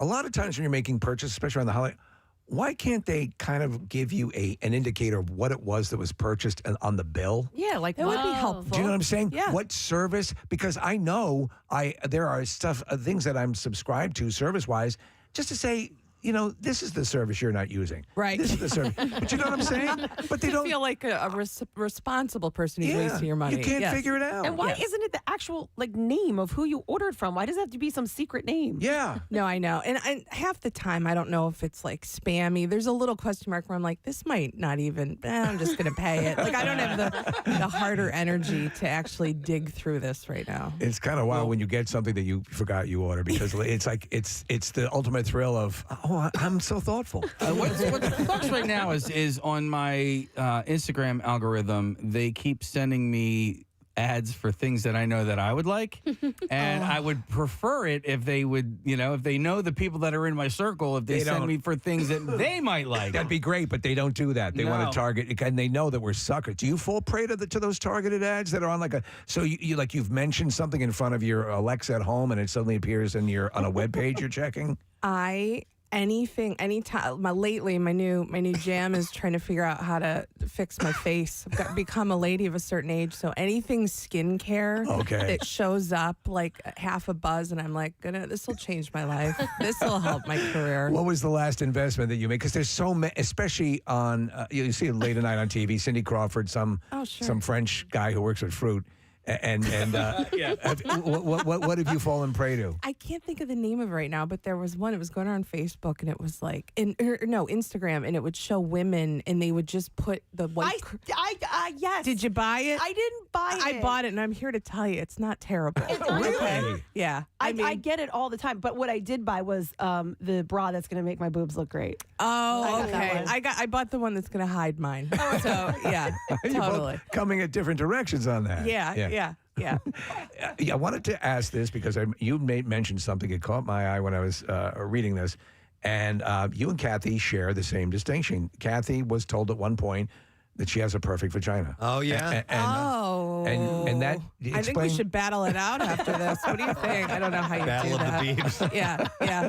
During the rub down with the massages, we could just quick flash. But it was her gynecologist that made the... it was. Yeah. And it's no joke. It is a joke in my act, but it's true. And hey, listen, I wasn't looking for it, but sometimes Jesus winks in the strangest places.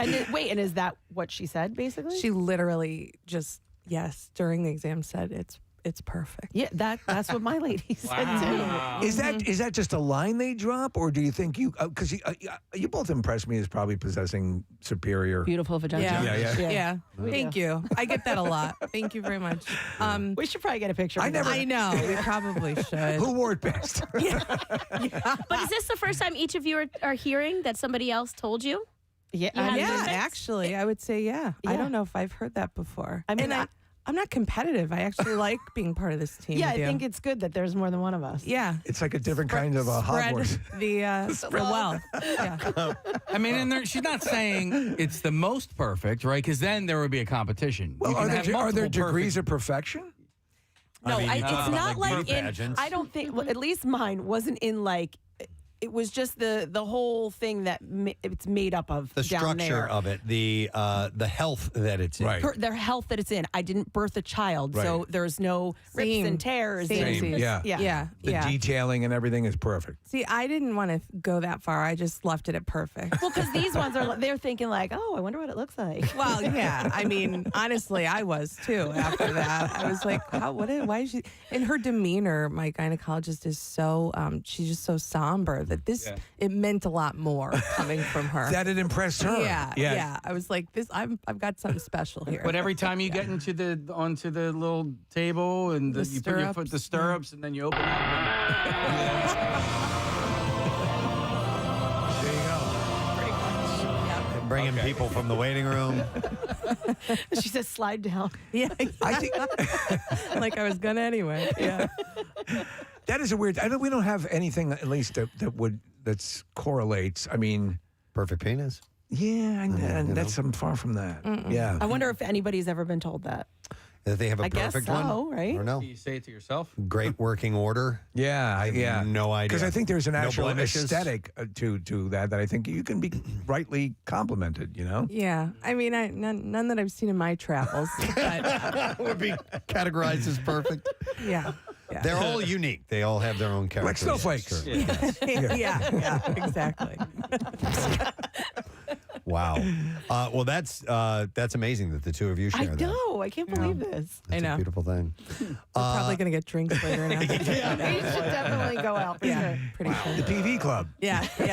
Well, if you want to go buy olive oil, I'll go with you for that. I was going to say, let's just Left make a out. whole South Philly Italian Market vagina olive oil run. It'll be great. Go to Grace and Proper. We'll check it out. I want to ask you, are you recording tomorrow night at Helium? No, I'm actually not. It's Are you just looking to headlining. make...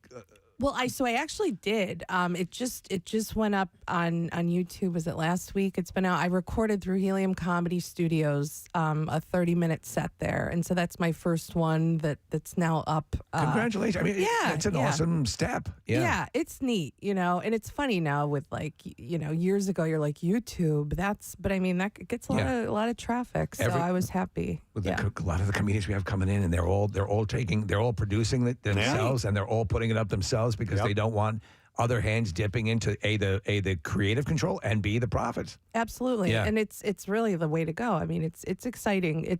There's a lot of comedy. I mean, there's so much comedy. It's kind of saturated, but hey, I'm happy to be here. No, So, absolutely. Yeah. Well, listen, Mary's going to be at Helium Comedy Club tomorrow night. The show is at 8 p.m. And if you would like to get tickets, we always mention this. Of course, you go to heliumcomedy.com and you can certainly do that. See one of a handful of perfect vaginas. There's only two we know of. By the way, somebody texted in and said, hey, it's like when you're a kid and you're cavity-free at the dentist, they put a picture of you on the wall. Maybe the gynecologist could start this with Kathy and Mary. I don't know. It's wonderful to see you. Thank you for coming by here. Thank you, guys. Enjoy your time tomorrow night at Helium Comedy Club. Mary Radzinski. Speaking of vaginas, yes, our next guest is ready to go. And at the end of the year, we always talk about his year end. He always has a couple of different lists that he goes through. There's the Skinatomy Awards, which is early, which is later on with the Academy Awards and all that stuff. What is 1 minute? Mr. Skin. It says is that Skin from 1 minute Marissa? from Marissa? Oh, She's not trying ready to go. All right. I thought I saw him up on our monitor here. We can give him a big sell, his history from birth on. To Zoom. Yeah, we can begin. He started a young man We'll do in an Alex Chicago, Haley. Illinois. Such a good segue, Joe. But actually, I was taking a look at his top 10 list this year, and there's some interesting ones in here for sure, ones that I was not aware. And that's why we turned to Mr. Skin to tell us the naked scenes. I definitely have 2022 questions that I want to ask him concerning the nature of the beast right now, because on streaming services, you're finding stuff that is boundary pushing like crazy. Very much so. And it's I wonder where the delineation is. Like, well, I'll do that for a theatrical release, but I wouldn't, it's like, how's that reconciled these days? That used to be the thing, like, what an actress or an actor would or wouldn't do. There's one on here that I think actually Kathy might even be interested in as well. Which one is it? Yeah, we'll go ahead and mention a couple. Well, it's the last page, by the way, Kath, on the bottom of the last page that we have there. The honorable mention? The honorable mention. Yeah, wait a minute. There's nudity in Yellowstone? Oh, yeah. Yeah, it's on Paramount now, Paramount Plus. It's a streaming channel. They get away with it. Yeah. I had no idea. There's nudity on C-SPAN now. Oh, wow. Yeah. Really? Yeah, full frontal. No, but I mean, I know that you can get away with it, but I didn't think, a show like Yellowstone Well, it's all performed live, and if they run across the stage, would you'll go see naked. it. Oh, what? Yellowstone's C-SPAN? performed live. Live from Montana. But anyhow, this is the 24th list that he's done. So he's been at this forever, Mr. Skin. He is a savant too. So have we killed enough time, or I don't know. Do you want to sing some classics from the American? Is he ready to go? Oh, He's ready to go. Here we go. All right, ladies and gentlemen. Oh, we have this theme song. Yep. Please hit it, Casey, if you would. Here we go. Yep. Ladies and gentlemen, with his top 10 nude scenes of 2022, Mr. Skin is joining us. Morning, Mr. Skin. Oh, no, he can't hear us. Can you hear us? Maybe he's trying to seduce We us. can see him. There we go. Can't hear us? He can't hear us. Is that on our end? Wait. I hear something. You hear you. See, our thing says start video. Okay. I don't know. Did we have this problem with Mr. Skin Aren't you last glad time? you stuck around, Mary? No, we did not. Oh, wait, your mic's not on. I'm sorry. There we go. All right. All right. At the bottom left of our screen, it says start video, and we don't have our. But he saw me waving. He did. Okay. Yeah. Oh, So Start audio, maybe then. I don't really know. Marissa's in the other room. We can see Mr. Skin, who is he has a what is that poster behind? It's from the movie that he did, which is excellent, by the way, about the history of nudity, and it is actually a very thorough and thoughtful look at from the Hays Commission to the early days of the film industry and on. Yes, it's really well done. Okay. He takes the nudity seriously, definitely. So I'm surprised we're not able to communicate with. Is there a device that allows you without sight to communicate with people? Oh, you mean a telephone? There is, and we could go old school with him if you wanted to. Hang on a second. It looks like Marissa and company are reloading the page, and we're going to try this one more time. Mr. Skin, any chance you can hear me now, Mr. Skin? No, I see the confusion on his face. He is looking crying to a monitor. That poor guy. What he must be going through right now. I don't know. It's pretty amazing. Hang on a second. Casey, I can hear them from the other room as Casey is being handed a note by Marissa. Wait, he's doing that sign if you're a woman at the bar and you feel you're being... Oh. What is that, an angel drink? That somebody has just slipped something into your drink? Maybe so. All right, well, here's what I can do because I need to make sure that we unload these. We still have a few of them left for tonight. But we have the Avatar, The Way of Water screening. Right. It's not the way we were wrong. So I'm going to complicate things for everybody in the other room and do a giveaway right now while they're trying to figure this whole thing out. But it is tonight, 7 o'clock at the UA King. Recording in progress. All right. At the UA King. I have to finish this. Hang on. Mr. Skin, can you hear me? Mr. Skin? Anyway, we'll take callers 10 and 11, and I'll give you movie passes to the screening tonight, 7 o'clock, UA King of Prussia, IMAX 3D, 215-263. WMMR is the number. And now he's gone. No, he's there in spirit. He'll never leave. We'll never truly be without him every time Christmas rolls around. This is true. We do talk to him. We do talk to him a lot, and he's a great guest. I don't know why we're having trouble this time. Kathy, let's do your top 10 Okay, nude now scenes. I can. Wait. Well, wait. I don't know if I'm hearing him from behind you or if it's me. Mr. Skin, can you hear me? Mr. Skin, it's Preston. He doesn't like you. Mr. Skin, can you? No. Okay. I'm bailing. I'm bailing on this I officially. wonder if I could come up with a list. Of top 10 nude scenes? Do you watch any shows that have She nudity? watches really Well, what was sexy stuff. that Sex Life show? Dear Lord, Are there you was watching- definitely a scene. Actually, I think it was on his list. Are you watching White Lotus? No, you know what? I didn't start it yet. Oh, yes, you are? Oh, I don't watch that on a plane with a big iPad. Mary, it's like It there's is. full-blown... I'm blushing right now. Yeah. Okay. Yeah, and I prefer. Did you watch the first season? I did. So, and I'm a couple episodes into the second Okay. season. Of what show? White White Lotus. Lotus. Okay. Okay. Well, you give it a couple more, and let me know how you're feeling. I know that I know we've seen. So we reported on the fake the dong that the one dude has. Sure. Right. And but I mean, if you remember in the first season, there was the hotel manager. Oh. Yeah. Full frontal, full behind. Yeah. Yeah. Uh-huh. Name and number. Yeah. as my dad would say. Yep. Oh wait. You see a lot more full frontal these days. Yes, you do. By the way, it's people not are, like, as going for it. anomalous. Yeah. I remember actually several years ago it started to pop up, and it was. I could see them. I just can't hear them. All right, hey, Doc, Mr. now Skin. I can. Yes. Yay! Oh, thank God, Mr. Skin. How you doing, man? Good. You know, it was a weird thing because normally with radio guys, you could hear them but can't see them. Right. All this time I could see you but couldn't hear you. It was weird. Which is a horrible turn of events because we're much better to be listened to than seen. But it's good to have you on fully now. Oh yeah, thanks. No problem. It was. I was worried it was on my end, but thank God it was on your end. So. Yeah, we're happy about That's that usually too. it. Yeah. So listen, since we ate up a bunch of time and we didn't get a chance to dive, so let's dive right into it. Was 2022 a good year in nudity in film and television? There are no bad years for nudity anymore.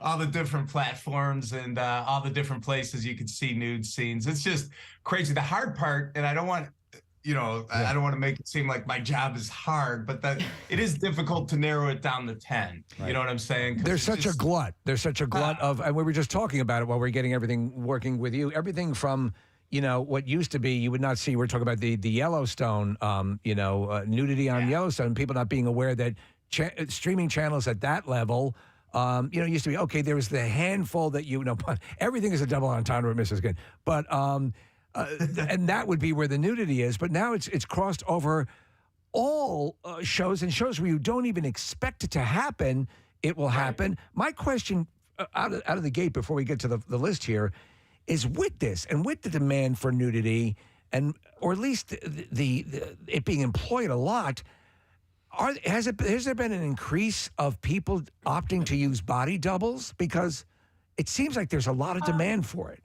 No, I think CGI is probably a little more prevalent than body doubles, because body doubles kind of looks weird, Yeah. CGI is more seamless, If you wanted to know what the biggest development is, my top 10 list this year, unbelievably, is my 24th annual. I can't even believe I've been doing this for 24 years, but the biggest thing, no pun intended, I'm seeing is all the male full frontal nudity. Yes.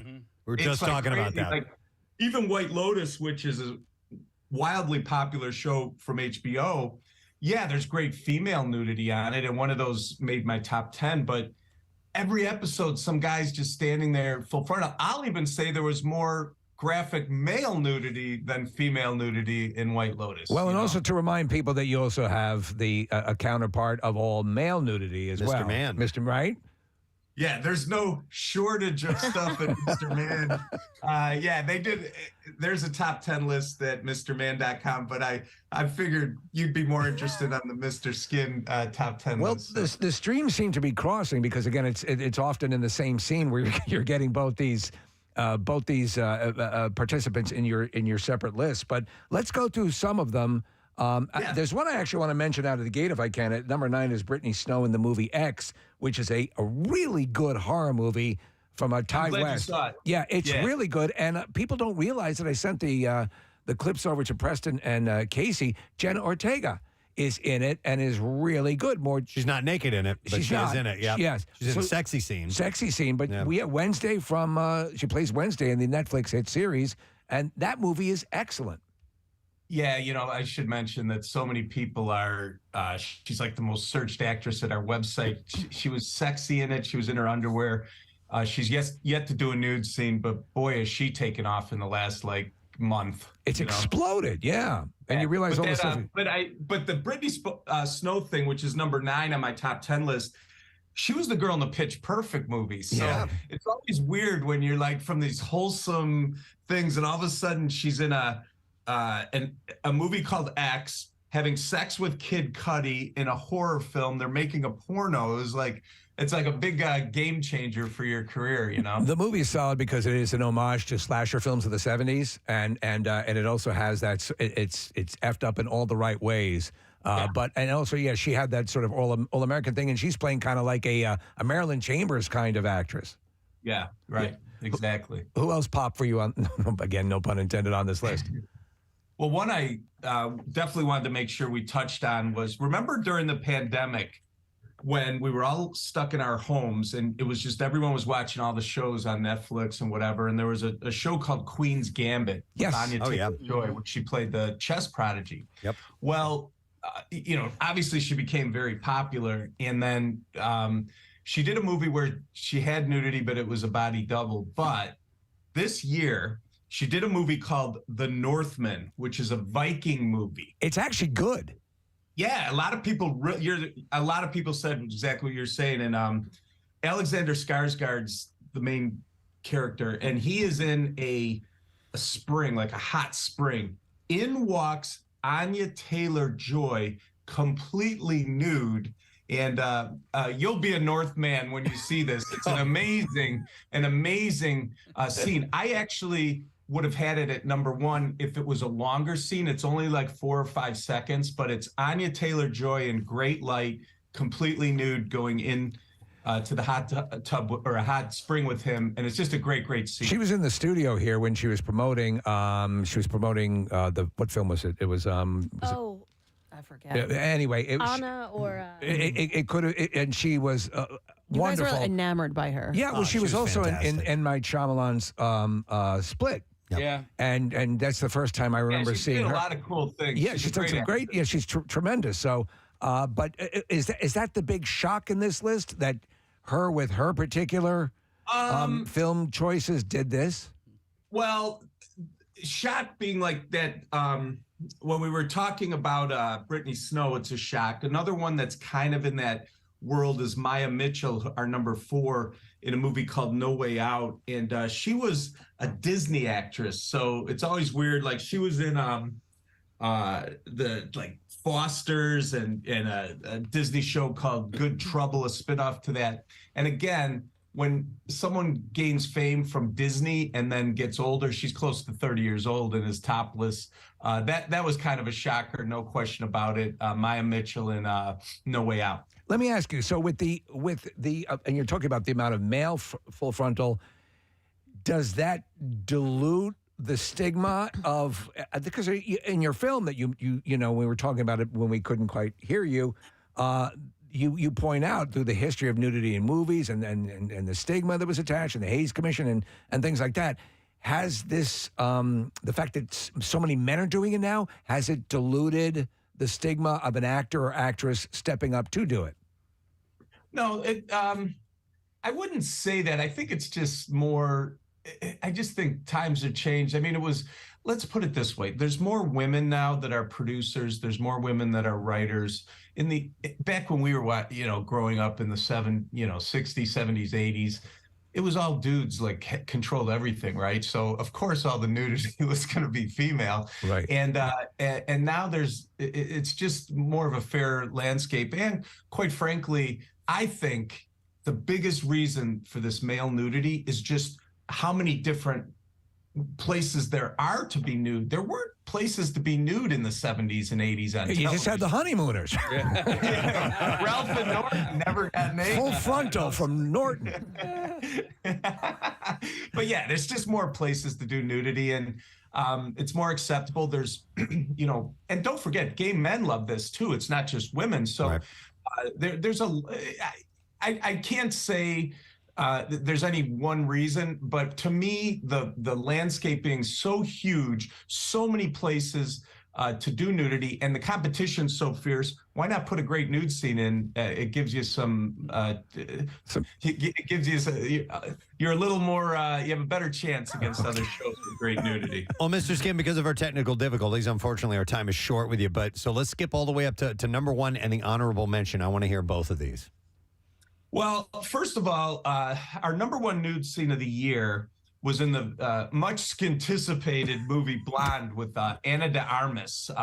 And what was the big deal with this movie is it was rated NC-17, and NC-17 for a mainstream film is like, that just doesn't happen. I mean, the last one I could remember was in 2013 with a movie called Blue is the Warmest Color, which won some awards at the Cannes Film Festival. But it's interesting because she's did the best nudity as far as we were concerned, but I think the NC-17 rating was more for some disturbing moments. She plays Marilyn Monroe, right? And some really disturbing things that happened to her that I think was more the reason for the NC-17. It wasn't because the sex and she talks to an aborted baby, right? Is that it's stuff like that, right?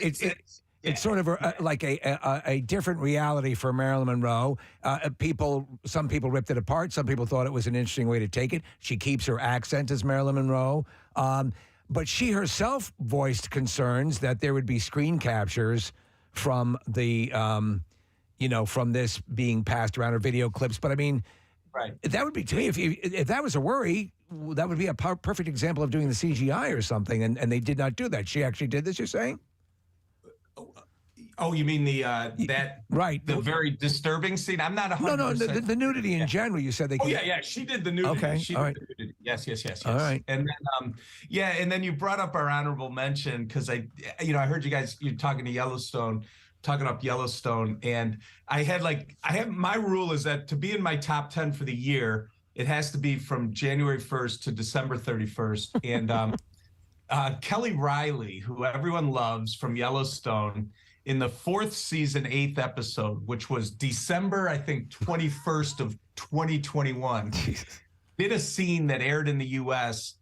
that didn't have nudity, but then it aired later on in Europe, close to the and we're not 100% sure when it officially aired in Europe. So I just wanted to mention it would have been in our top 10, but technically it was a 2021 nude scene. You got to be true to yourself. But American audiences just did not see it live. You had to see it through the European version or where it aired in Europe. So that's why it's an honorable mention. I wanted to explain. But it's on Peacock now, isn't it? Isn't that scene in the episode? Oh yeah, now you can find it. But the point is to make my got it. Right. Yeah, They used to do stuff like that in Europe. On a technicality. But I want people to know I'm well aware Kelly Riley topless, and it's a R-rated topless scene, to be honest. A lot of times they do that stuff. Europeans see things we don't. At the beginning of All in the Family over in France, they can handle it. Edith is topless. I did not know that. I had no idea. Wow. Really? Yeah.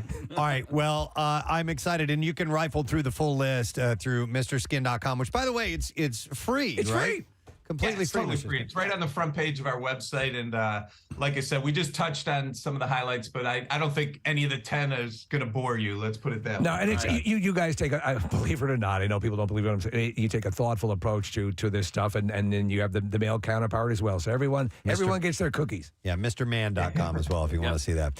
Excellent. I'm sure we'll talk to you for the Skinatomy Awards. Yeah, the Anatomy Awards, all that stuff coming up. And So the Scnolden Sglobes. all that stuff. Mr. Skin, have a great one, man. We'll talk to you soon, All okay? right. Great talking to you guys. All right, you Thanks. too. All right, there you go.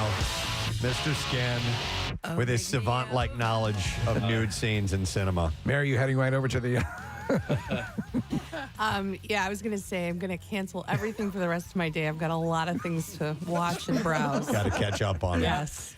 All right. With that, we do need to take a break, so we're going to do that very thing. And I'm overrun with things to give away. By the way, I want to thank not only Charles from Hand and Stone Massage and Facial Spa, but Bryn and Karen who are here. They're awesome. And they're staying after the show. They're massage therapists. And if you want to get a massage, Mary, now You should, Mary. Mary. Do it. You can just slip right out into the green room. Quick rub. Get a quick rub. So you know what I'll do? I'll take caller number 14, and I'll give you a free massage or facial gift card to Hand and Stone Massage and Facial Spa, 215-263-WMMR. Just keep in mind, you buy a package, and you end up getting a free massage or facial gift card. Visit any one of the 60 area Hand and Stone Massage and Facial Spa locations, or search the location nearest you to view their exclusive online offers. Restrictions apply. You can see the spot for full details. So call number 14, 215-263-WMMR. We'll get you, and we'll be right back. Stay there. Preston and Steve. On 93.3 WMMR. 93.3 WMMR presents Preston and Steve. All right, I'm going to be a tool right now. You pulled strings. I just called someone at Warner Brothers. But Son of a bitch. I would so do the first same become a famous filmmaker, then call your connection at Warner Brothers. We're close friends with Jason Reitman. My rule is always first be born the son of a famous director. Okay. And then everything will just line up perfectly. What if you're a producer on a radio show in Philadelphia and you have a guest who's been to this thing? Can you ask that person to ask somebody for something? Live on the air, of course you can ask. WWE is in town, Monday Night Raw, and we want to welcome to our studio gentlemen who will be there. Ladies and gentlemen, Elias is with us this morning. Thank you. Hello.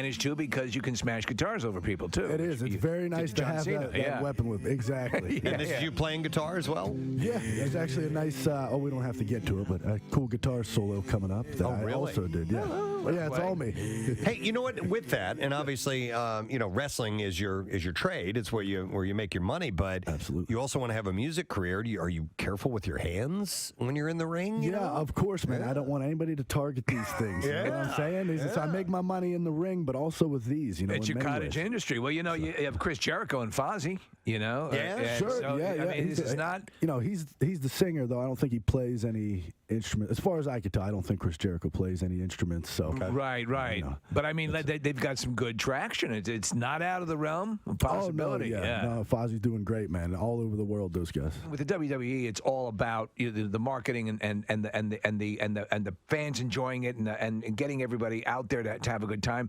You talk about the different people that come out. I was at a Raw event one time, and there was this woman, like it seemed like in her 70s, going ape-ass. I mean, the age range is astonishing. Sure. Who comes out to you? But who would you describe as the core Elias fan? Man, I mean, a core Elias fan is anybody that believes that WWE stands for Walk with Elias. There you go. That's all that matters to me, man. That's all that matters to me. And the world screams it at me every week when I tell them. So, I gotta say, man, people come, they let loose, they let go, they just enjoy the show, and nothing's more enjoyable than an Elias performance. How long have you been wrestling with the WWE now? So I've been in the company for a little over 4 years, and I've been on Monday Night Raw for, I gotta say, maybe a year and a half now. Something about that. Is that when it steps up to the next level? Because I assume there are certain levels of WWE. Absolutely, yeah. Monday Night Raw is the pinnacle of live television for WWE. Live TV every single week, millions around the world watching, tens of thousands in attendance, whatever it may be. It's amazing. How hard do you have to work as a performer to build a fan base? So for me, it's been pretty natural progression from where I was in NXT, which was our kind of our where you are right before Monday Night Raw, before SmackDown and stuff like that. So I was starting to build something there, and then when I exploded onto Monday Night Raw, the world got to see kind of who I am and what it is, and you build an audience from that point on. So for some people, it comes very natural. Others, it's very difficult, but that's all part of the game. Well, you wrestled the independent circuit for a while, right? Yeah, I was on the independents for a few years before I got scooped up by the WWE, probably about 4 years, yeah. Listen, what you do, there's injuries are part of the deal. And, I've been ringside, and his blood's not fake. You guys get, you'll get your asses kicked sometimes. No, yeah. But there are people in place to make sure that you're taken care of. How lawless and unchecked is the independent circuit, and when you're just working your way up? Well, you're gonna come across all different kinds of things. Not only when it comes down to the performers, maybe not being as trained as they should be, or things like that. That's what I'm thinking. Guys who don't know what they're doing can really, But you've got rings, and that might not be up to quality. Sure. The thing said though, the level we're at, people get hurt, man. I could tell you. I myself, it just was a random situation in Nashville a few years ago. I had a guy come off the top rope, land on the side of my shin, and snap my tibia. You're a bit of a renaissance man, and not just the music, but you're an artist as well. Absolutely. Paint. Yeah, I do a little bit of it all. I play all different instruments. I wrestle. I paint, of course. Guess you're pulling up my It's Instagram. pretty damn good, man. I found one. It's very Bob Ross-ish. Yes. I'm looking at one that's which is beautiful, and Bob Ross kind of gets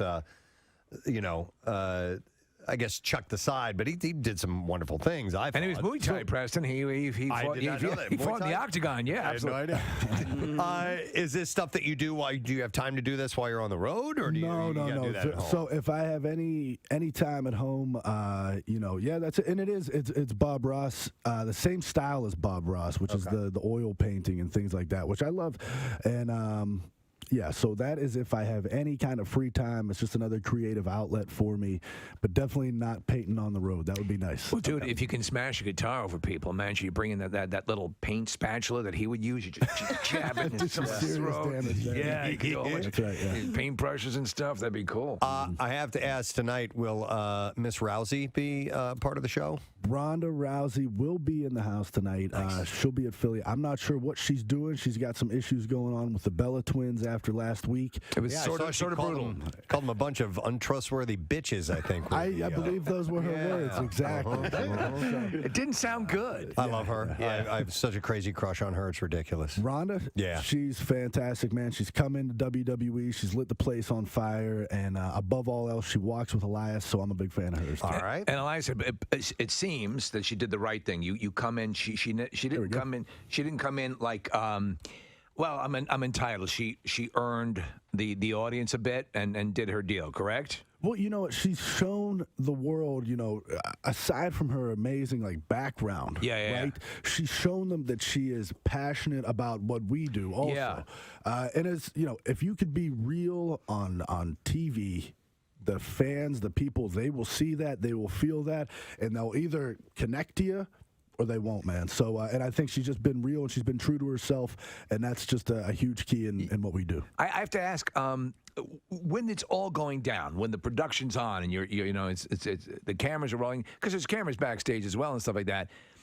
Is it now such a machine that there's no here go, or is there ever you're running around is it pandemonium behind the curtains there as you're putting on the whole show? I'm not sure what you're referring to. No, I mean in other words, as you're getting everything ready, as you're doing the because there's a backstage you're area. Saying, preparing for the show. Right, yeah.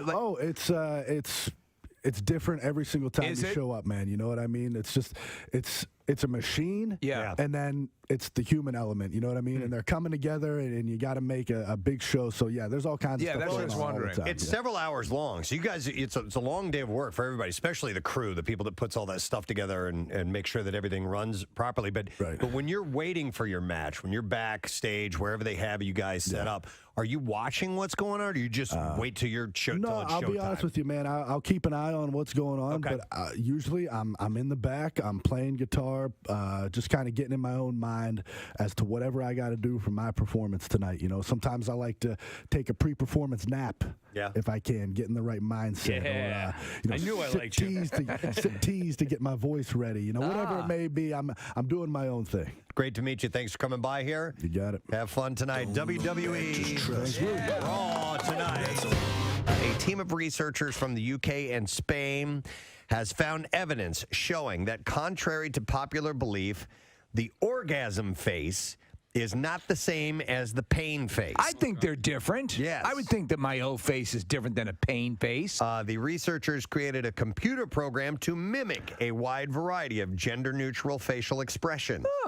And they started with mathematical models that have been developed for animating faces, and it included a core set of 42 movements representing different parts of the face. Jesus, this is a scary... These computer renderings are pretty horrifying. Aren't they? They're weird looking. They're terrifying. So in this research, they asked 80 adults, half male, half female, to determine if the expressions showed orgasm, pain, or something else. They used the results to build better models and then asked another 104 people to assess the simulated facial expressions. The researchers found a clear distinction between perceptions of pain and pleasure. Most of the volunteers agreed on which was which, but there was more to the study. The volunteers had also been divided into two cultural groups, half from Western cultures and half from Asian cultures. Both groups saw clear differences between orgasmic faces and pained faces, but they differed markedly in what they saw as the face of a person experiencing an orgasm. So we're looking at 4 computer-generated faces here. It looks like they're at a Dane Cook show. They're just smiling and sort of chuckling. Those from here's how it played out. Those from Western cultures tended to choose wide-eyed expressions with gaping mouths. Yeah. Asian volunteers, on the other hand, chose smiling faces with tightened lips. Yeah. This is really great. It sounds like a bowel movement. All right. Well, what do you imagine, if you can, for me? What would you imagine your face looks like? Oh God, I don't want to know. I think I'm kind of like like, you know what I'm saying? I think I have I think I have an open mouth. Do you? Like, wide open? Really? Oh, something like that. It's so funny that you have no interest in seeing your own face. No, my God. But seeing people somebody, who videotape themselves having sex. No. Are you kidding me? But seeing your partner's face, seeing your girlfriend's face or your wife's face, like that's a turn on, though. Like I am turned off by my own face. I think I look like Bogart. Somebody texts in and says, "O faces look the same as pre-sneeze faces." Yeah. Yeah. Yeah. A little bit. Yes. I'm making my pre-sneeze face. No, I don't look. There's no way I look like that. Maybe you Let do. me see your pre-sneeze face, Casey. Stop it. Do it again.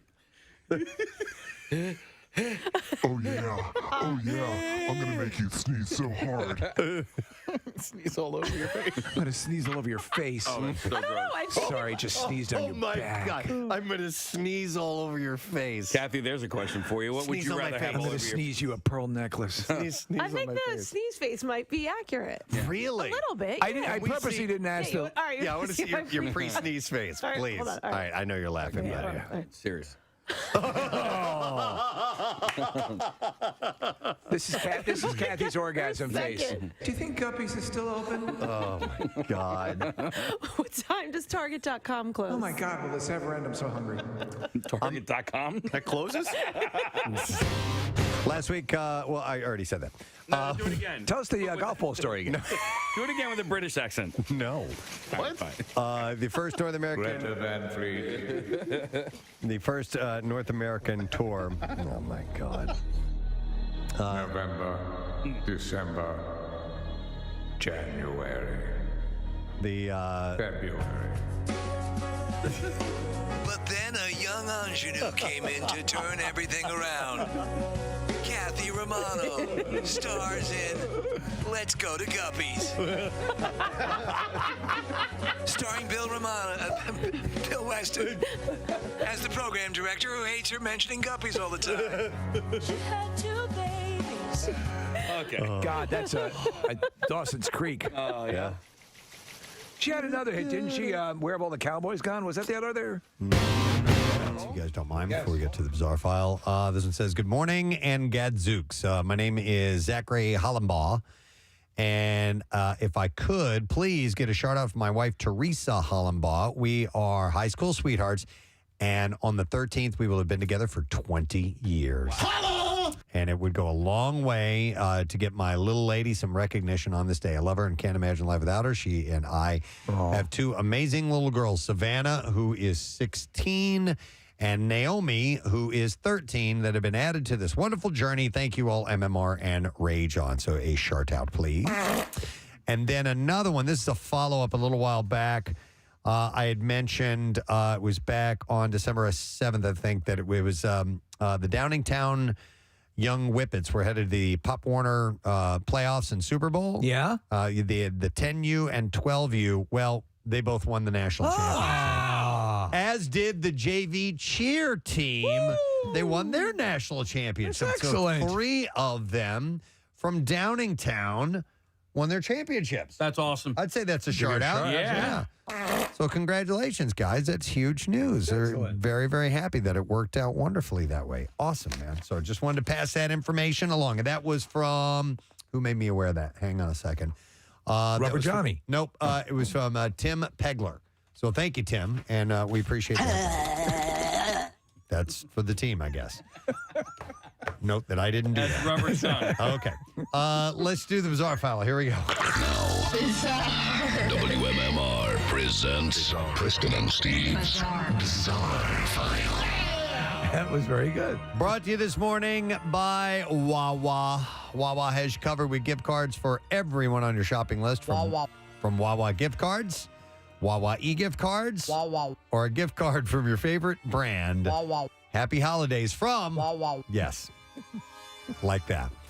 All right, let's start with this one. This is a tragic story. A man was taking photos with his wife on the summit of a scenic New Hampshire mountaintop when he fell and tumbled to his death. Yes, the husband and wife were hiking in Crawford Notch State Park. Saturday, December 10th, and they made their way to the top of Mount Willard, a popular destination in the park offering panoramic views of the surrounding forest. While they were snapping pictures to commemorate the moment, the wife heard a yell and turned to see her husband slip off a cliff jutting 800 feet above the ground. And the press release said due to the icy conditions and steepness of the terrain, the hiker's wife called 911 for assistance. Conservation officers and specialized mountain rescue crews made their way to the summit, and then they rappelled down the side of the cliff with ropes and harnesses. I bet he was embarrassed when they found him. Well, no, he was dead. Oh. They found the man. He was dead, having plummeted roughly 300 feet from the summit. God almighty. This happens more and more as everyone's chasing that elusive scenic picture. No, but I mean, it's not worth it. Crews lifted his body to the top and carried it to the trailhead parking lot. Wow.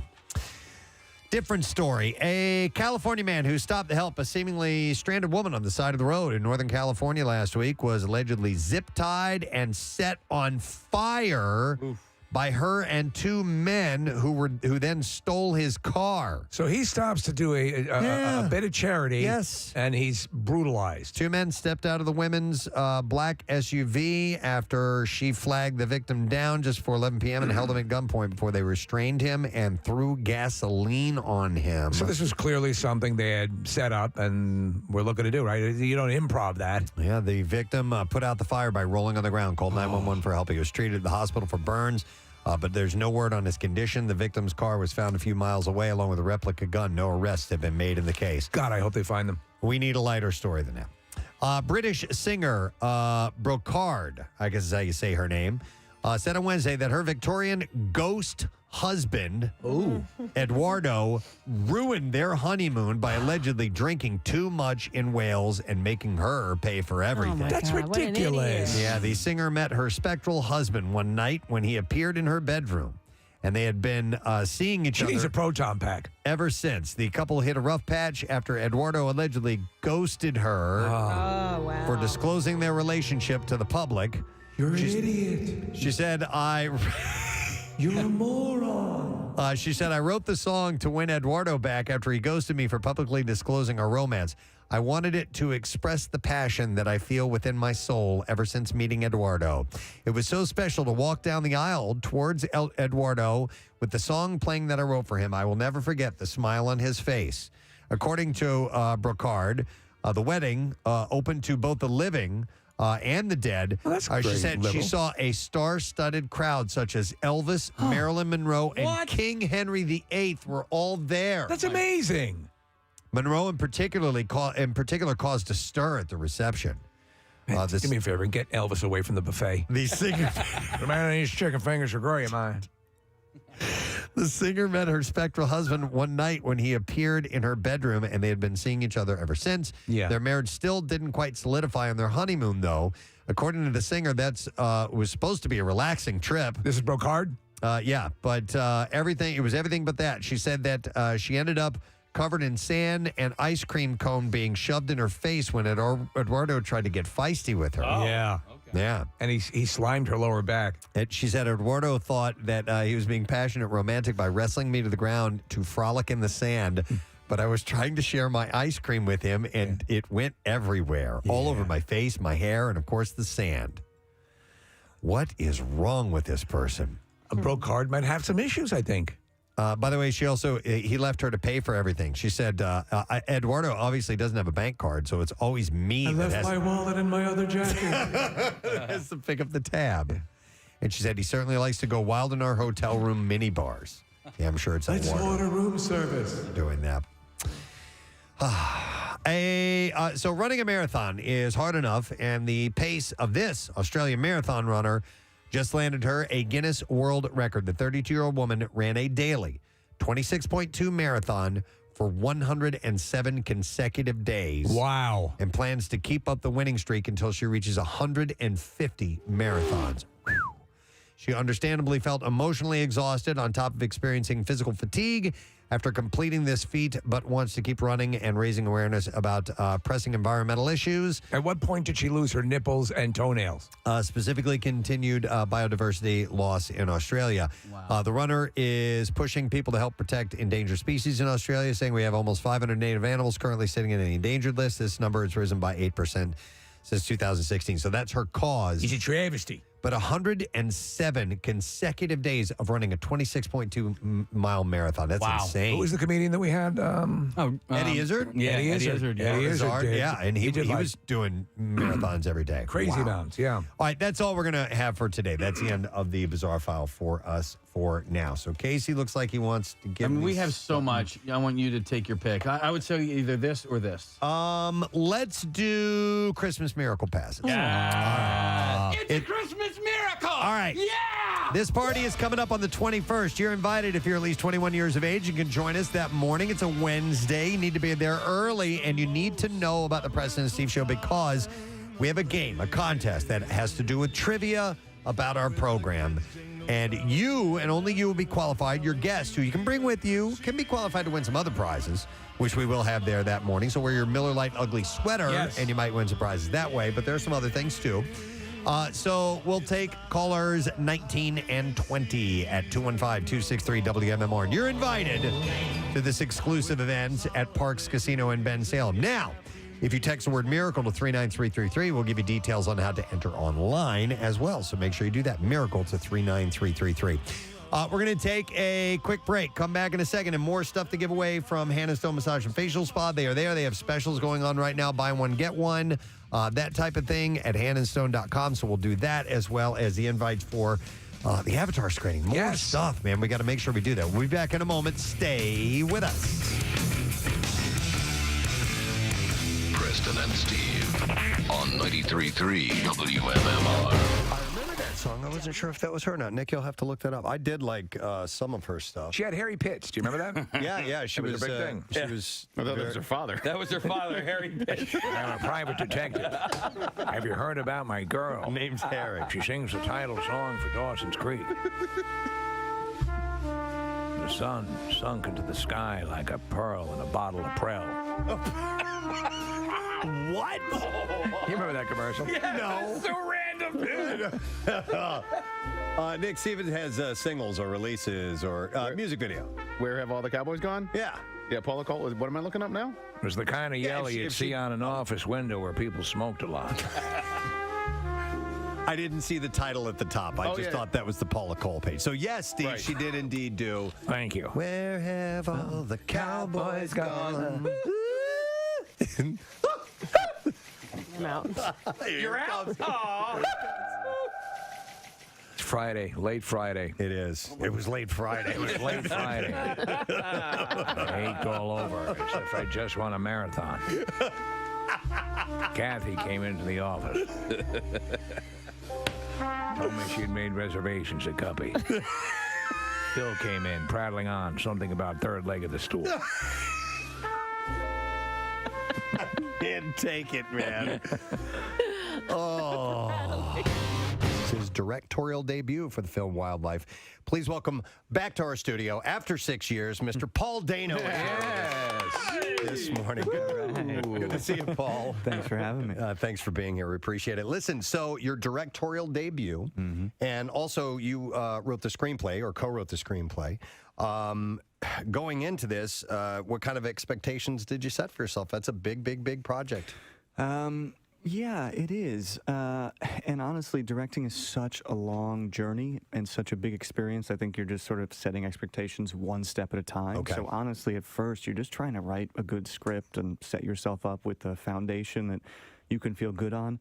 Then you're just like trying to get the actors to say yes. Then you're just like trying to get the money. And we're talking years and years, and we're talking about what, about like 4 years? I would say so. I read a book called Wildlife by Richard Ford, who's an incredible American writer. Right. Probably 2011 or 2012, and started turning this thing over in my head, thinking, okay, can this be a film? Can this be a film for me? So do you immediately option it because because I know how these things play, and you want to make sure you have it, correct? Correct, but I did not immediately option Really? it. Okay. Yeah, because I sort of wanted to make sure sure that I had something to offer it. Also, because I sort of do admire Richard Ford, I really wanted to sort of know that there was a film.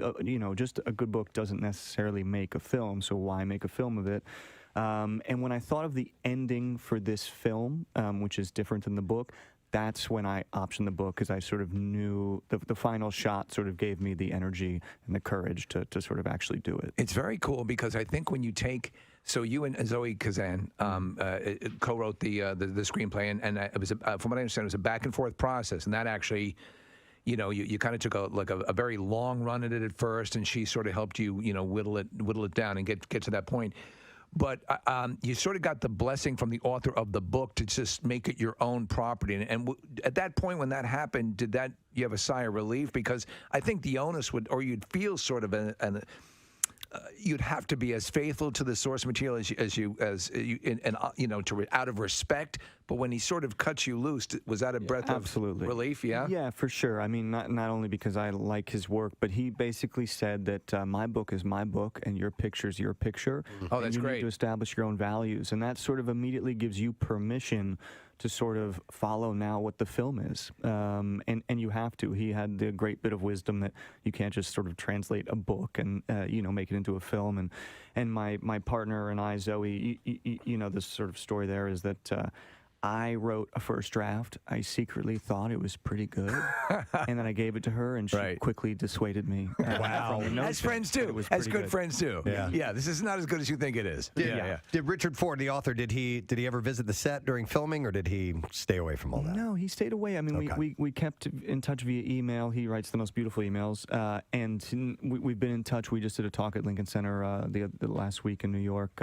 He loves the film, so that means a lot. So it's a story of a family and a family going through changes, and it's a funny thing because a simple story told this way, families can provide your greatest sense of support and love, and also your greatest conflict in life and your greatest your greatest issues to deal with, and that's what you were looking to explore with this, correct? That's exactly it. Richard Ford sort of captured a duality where he was able to look at this hard situation with a lot of compassion, a lot of love. That's certainly how I sort of grew up. We lived in a one-bedroom apartment in New York. My family was close, but probably too close. And when my parents struggled, we felt it, and it's sort of, I moved to a new town when I was 14 to enter high school. At that point in your life, home is sort of the edge of the world. I didn't yet have friends in that town. And so that is sort of what the film is trying to express. It's really about a kid seeing his parents change, their marriage change, and sort of just being like thrust suddenly into adulthood. It's got to be wild. You mentioned your partnership with Zoe Kazan, and she was here with you when you came in July of 2012 for Ruby Sparks, and you deferred to her, I guess, when it comes to the writing process. But what is that like when you have an idea and you really love your idea, and then you give it to somebody else, and they say that's not bad, but I'm going to take. Is it trust? Is it how do you get to a point where you're like, all right, her idea is better than mine? Well, it's debilitating first. You're crippled. What do you mean? No. So in this case, it wasn't that somebody's idea is better. It was like, okay, this was my first time writing. Zoe is a proper writer. She's written plays that have gone up in New York. She's written screenplays that have been produced. She saw what I was trying to do, but was like, I can. And also, frankly, we just couldn't get through a note session because we live together, and you have to sort of protect the relationship from a certain amount of conflict. So I think she was like, why don't I just do a pass, because I think it's healthier for us than if we just fight through these notes. Okay. Yeah. And that turned out to be wonderful. And it sort of opened up our process, which was we would talk about the script for 2 or 3 hours, then one of us would take it for a few weeks and sort of do a pass. So we each had our own process. And at that point, once you're into it, you're fighting on behalf of the characters and the film, so you're not fighting each other. Somebody has an idea, you believe in it, you talk about it, you get into it, and then time sort of reveals the right direction. Those moments, though, where you as a director, like you're not moving the camera a lot, and you're just kind of letting it happen. To me, that would be such a hand-wringing thing. How do I do this? How do I convey the subtlety of this? Were there a number of passes, or did you just instinctively say, this is the way it's got to be? No, it was from day one a film that let's not move the camera if we don't have to for the moment. Let's not put score on it unless we have to. Let's sort of like... let it breathe? Yeah, and also just like leave them to hang out to dry almost, because you don't want to be reductive about something like this, something as complicated. My feeling is I've always loved the illusion of simplicity, like something that looks simple but is really not, and it was something I said to my crew even, was like, it's like we're trying to make a film that's like sushi. Like it looks simple. Quiet moments. It's not. It's actually beautiful, and it's hard to make. And, Right. I like and that. you can kill people if you don't make it properly. So there you go. Okay. I like the analogy. I love Mumford & Sons. They're like one of my favorite bands. Carrie Mulligan is married to Marcus Mumford. Yeah. Did Marcus show up at all? Oh, sure. Did he? Yeah, we hung. Yeah, You made his day. Yeah, we would go hit some golf balls, hang out. We were in Oklahoma. We were sort of in, I don't want to say the middle of nowhere, but... You were in the middle of nowhere. We were in the middle of nowhere. 93.3 WMMR. It is everything that rocks, and no apologies for you this morning. Let's see. We have given lots of things away this morning. We're not done. We continue on. We have a lesson question prize today. That is a $50 Manhattan Bagel gift card that you can win. And I should have looked these questions ahead of time, and I did not do that. I do that too often. It's like Kathy when she doesn't look at the sponsor in traffic. Well, her traffic sponsor comes in like last second. It's not her fault. Let me see. How about... Yeah, go with that one. No, not that one. Nah, that one stings. How about this one? What is the... during sex, you should undress your partner like what type of present? 215-263-WMMR. All right, Steve had yelled it. During sex, you should undress your partner like what present? 215-263-WMMR. If you heard that earlier, then you should call us right about now, and we'll do the trash while you're calling in. So do it. The trash business is a gold mine. 93.3 WMMR with Preston and Steve's Hollywood Trash. Brought to you by Manhattan Bagel. Treat everyone on your list to a gift that's always in good taste. A gift card from Manhattan Bagel. You can buy a $20 gift card and get $5 free for a limited time at manhattanbagel.com. Manhattanbagel.com. Participating locations only. What's going on this morning, Steve? Well, 50-year-old Real Housewives of Miami star Larsa Pippen is opening up about who asked her to stop posting nude pictures on OnlyFans. In a recent interview, Pippen reveals it was the world. Oh my God. Former The Hills star Adrena Partridge is dating producer Jared Einstein and says she adores how he is not fazed by her fame. Partridge says to him, she's just someone who appeared on a short-lived reality show 16 years ago that virtually no one cares about. And finally, Drew Barrymore explaining her Christmas tradition of not giving her two daughters, Olive and Frankie, any Christmas gifts. Barrymore says it's very important that the girls learn what it means to have a cheap mother. That's your Hollywood Trash. All right. We'll see if you know the answer to this question. During sex, you should undress your partner like what present? 215-263-WMMR. We will go to Jason to see if we can get the answer. Hey, Jason, good morning. Gadzooks. Gadzooks to you, sir. So during sex, you should undress your partner like what present? Like a PlayStation. Yeah. I want you to hang on there, Jason. We'll get the info, and we will give you a $50 Manhattan gift card, Manhattan Bagel gift card, and you can let Manhattan Bagel take the stress out of your holidays. You gather, they cater. ManhattanBagel.com to order. Now, on the heels of that, I'm going to turn right around and give something else away. This is how many things we have to give away. I'm going to give away the last massage or facial gift card to Hand and Stone Massage and Facial Spa. They're phenomenal. Take caller number 13 at 215-263-WMMR. And I would be remiss if I didn't announce that there is a new location on Oregon Avenue in South Philadelphia. ready for all your relaxation needs. They're going to cover you there. In many ways, it's medicinal. I mean, it's a quality of life issue. By the way, they have 60 area hand and stone massage and facial spa locations, and right now they have a special that's going on. If you buy a spa package, you get a free massage or facial gift card along with that. So search the location nearest you. View their exclusive online offers. Restrictions apply. See the spa details. It's handandstone.com. So we'll take caller number 13, and we will give you that prize right now. All right. And by the way, massage. Don't be telling me about foot massage. I'm the foot master. There you go. Wow.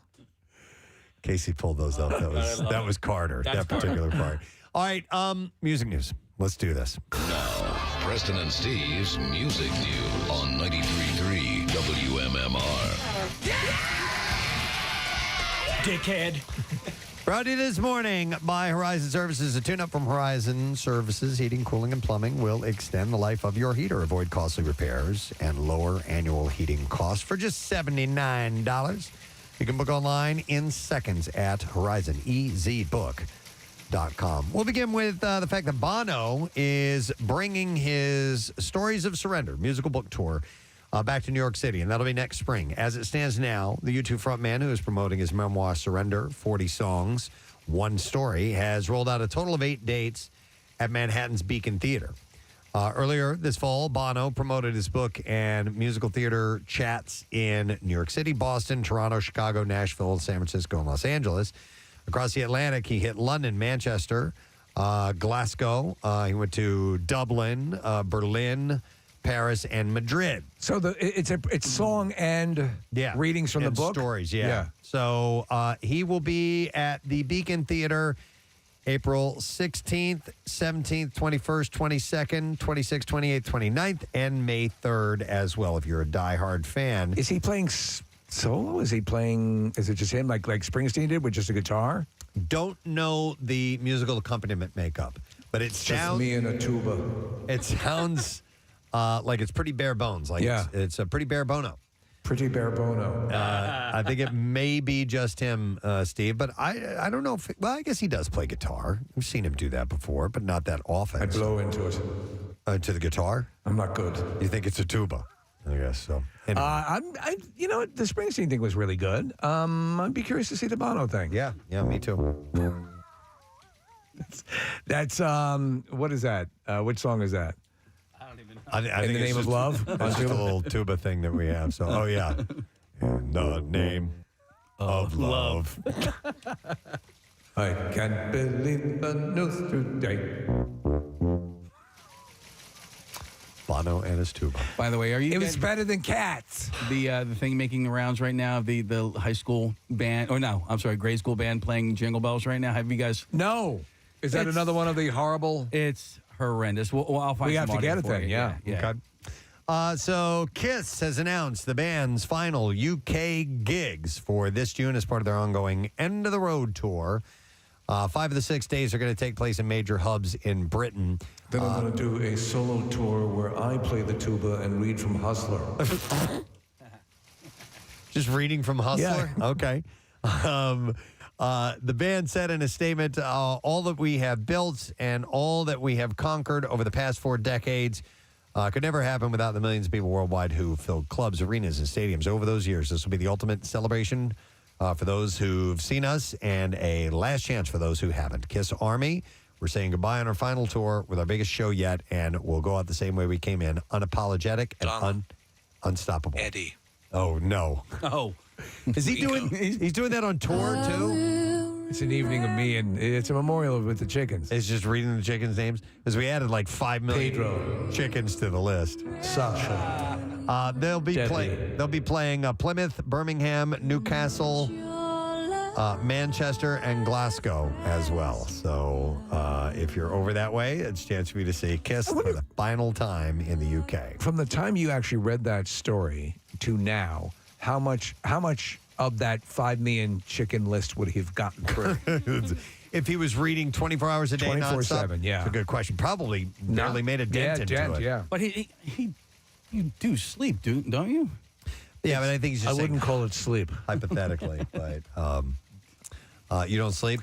No. I just remove my face and have my mouth move independently. Suspend an animation? Yeah, something like that. And then one last story. The official online John Lennon shop has posted a string of new holiday merchandise products, mostly based around his wife and Yoko. He and Yoko. Check out our incredible array of cheer pets. Yoko Ono's 1971. It's a Ringo cheer pet. Classic Happy Christmas War is over. Oh, cool. In addition to shirts, caps, and blankets. We have the Hess truck. The Hess truck's The Hess truck's here, and it's gonna be yours. Look, it's got a little space shuttle inside. So the caps and blankets and shirts and all that stuff alternately proclaim peace, love, truth. War is over. Happy Christmas. There is a hairpiece wool cap and a bed piece blanket. I thought those were lyrics. No. There is a hairpiece. No. And a wool cap. No. The wool cap says hair piece on it. By the way, it's not. It doesn't say. Over. It doesn't say hair piece like a toupee. Oh. It's hair PEACE. Because remember they did bed piece and hair piece in their bed in. It's the John Lennon line of toupees. And Are you tired of your receding hairline? Are the girls just not talking to you? The birds? Well, maybe you need a better head of hair. Introducing the John Lennon Toupee Collection. Baldness is over, if you want it. Oh, my God. You never know. The possibilities are endless, man. There's so many things Order you can, right now and receive a free melon bowler. you can market with the name John Lennon on it. Yeah.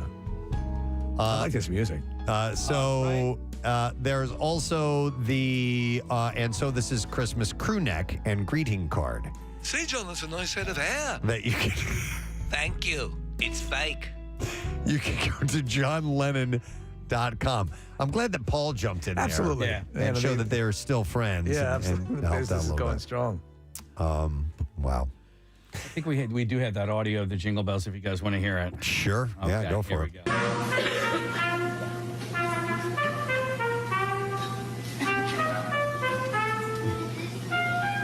The whole band comes in a second.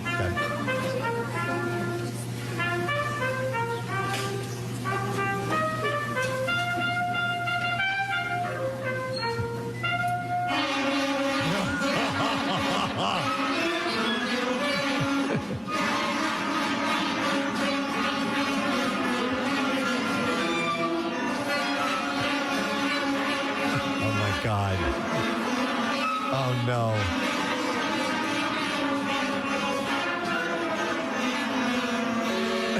Oh, my God. How old are they, Case? Grade school. You know how many of those I had to sit through? Me Oh, too. yeah. Me too. I actually only had to sit through one, and then he was like, I don't want to do that again. I was like, perfect. Good. You know what? It actually, Don't participate. What's worse is orchestra, because at least those instruments are tuned. Yeah. And violins, those stringed instruments, they don't have frets on there. So you have to, their fingers have to get in the exact right spot to get the right note. Yeah. And it's way off. It's crazy though, because then when you make the change into high school band and high school orchestra, they're fantastic. It's like, oh, this is good. Yeah, it's like it's all the it's good people. enjoyable. Yes. It's all the good people that stuck with it. They've been weeded out. Exactly. I just got invited to my first one last week. It was for my nephew. High school? I had to miss it. No, he's 3. So it's And he's in just high the school already? beginning. My brother texted me. He goes, "You missed a good one. We were in and out in 10 minutes." Wow. Because they were right Were at the they beginning. playing or singing? I don't know. Do you know we need to What do 3-year-olds do? hook up Preston for the? We need to do the trombone thing for the either for our day where we're in the studio before we take the holiday break. Yeah. because that's fun, right? Do they have Christmas standards I in think that one? they do. Yeah. Right? I don't know. I'll check and see, but that would be fun. Real quick, though, a text came in, says, Steven says, I saw the Bono show in Chicago. Very bare bones, just a cellist, an electric harp, and a drummer / DJ. Bono recites and performs passages from the book and does a ton of acoustic versions of U2 songs. Brilliant show. Highly recommend it for any fan. I would imagine he'd be a good showman. He knows his audience. Oh, he commands a stage. Yeah, he's great. And his toupee line's incredible. He does that too? Yeah, he picked up the John Lennon. The John Lennon torch. I didn't know that Bono was doing that. I mean, if John Cold had outside. success with it. but maybe if you had a new toupee, you wouldn't feel it so much. Big, thick Andre Agassi toupee. All right, that's it. We're wrapping. Stop it, we gotta go. Yeah, we're going to take a break. We're going to Francis got to go. We're going to take a break. We'll be back in just a moment. We'll check in with Annabelle in a few minutes. But we will get the letter today for Word of the Week prize. Wrap it up when we get back. Stay with us. Preston and Steve. On 93.3 WMMR. T-Mobile. So, Carrie and I have known each other forever. Jake and I have known each other, known Marcus forever. There's something nice about the only people you have to lean on are the people you're there working with, and it's super fun. Right. Are they a part of the soundtrack at all? They are not. Okay. I do think they have a new record coming out soon. They though. do. Yeah, I'm gonna go. I watched a movie recently that you're in, Love and Mercy, about Brian Wilson, and it's an interesting movie. I didn't quite know what to expect. There are several different actors playing Brian Wilson in it. Can you talk a little bit about what that experience was like, and did you have a relationship or learn anything from Brian or talk to him about it? Yeah, I think that's the best time I've ever had acting. Brian is a really special guy. It's the story of Brian Wilson, by the way. And you play him as younger Brian Wilson around the time of the recording of Pet Sounds, and John Cusack plays him later on in life. Yeah. For somebody who struggles so much, Brian, he's got an incredible amount of light inside of him. And frankly, studying that music for 6+ months was one of the greatest gifts I've had from work. I just felt so in love with what he's giving us through the spirit of this music, and I miss it. It's a great movie, and I just saw your film after seeing a documentary called The Wrecking Crew, in which they sing. And I told Preston, and I think you've seen it since then. Oh yeah. And they talk about recording with Brian Wilson, and these guys, these were the top studio musicians.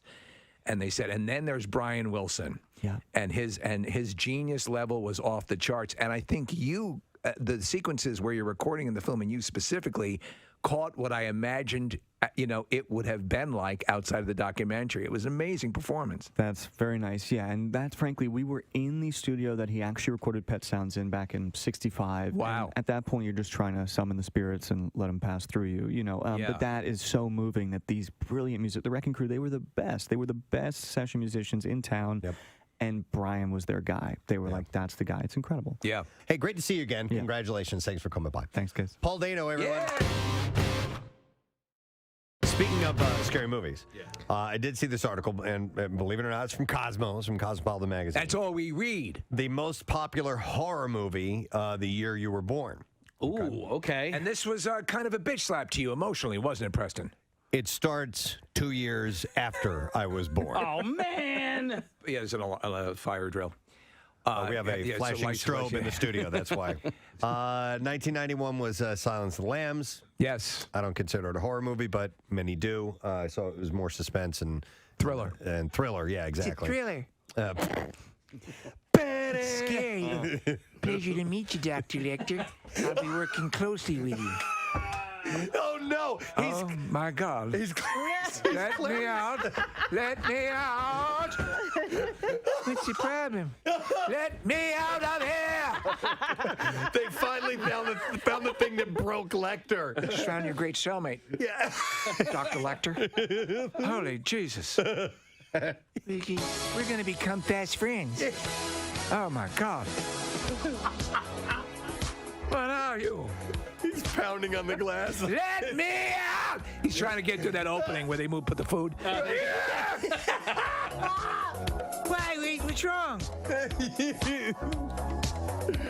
I'm going to let my gloves dry out here on the end of the bed. You didn't want to play quid pro quo with him? Nothing. Nah. Yeah. I got a better game, Twister. Oh, my God. Well, 1991, it was the #1 horror film. Let's play Pictionary. 1993. All right, here you go again. 1993. But I guess it would all depend on what was out that year. Go ahead. You want to guess? You're not going to say Jurassic Park, are you? No. Okay. No. But it was Fire in the Sky. Wait, what was 92? Did I skip 92? I think so. Turner and Hooch. It's not on here. The Mystery Year, 1992. What? They just skipped it? Yeah, that's interesting. It was a movie called Hannibal and Michael. Oh, let me out! What is that music? Oh no! Oh, you lead a deranged life. Well, I once ate a census taker's liver with some fava beans and Chianti. I once had a Boy Scout Jamboree party at my house the entire weekend. Holy Christ. And they tasted good. Oh, my God. I sauteed them with Jesus juice. I change diapers on my monkey every day. Oh, Holy Christ. And I piss in bottles and leave them around the house. And my nose comes off. Get me out of here! I mean, I'm 40 years old and I have parties for 9-year-old boys. Holy Jesus! Why? Let me out! Oh, my God. You can have such fun. Can you do that list again? Because seriously, when you list it like that, oh my God. Hey, Blamas, I change the diaper on my monkey every day. I piss in bottles. I have an entire staircase as a tribute to Home Alone. I bounce Emmanuel Lewis up and down on my lap all throughout every award show. Oh. I drink Jesus juice. My nose comes off. I used to be black. And I made my kids wear Mardi Gras masks.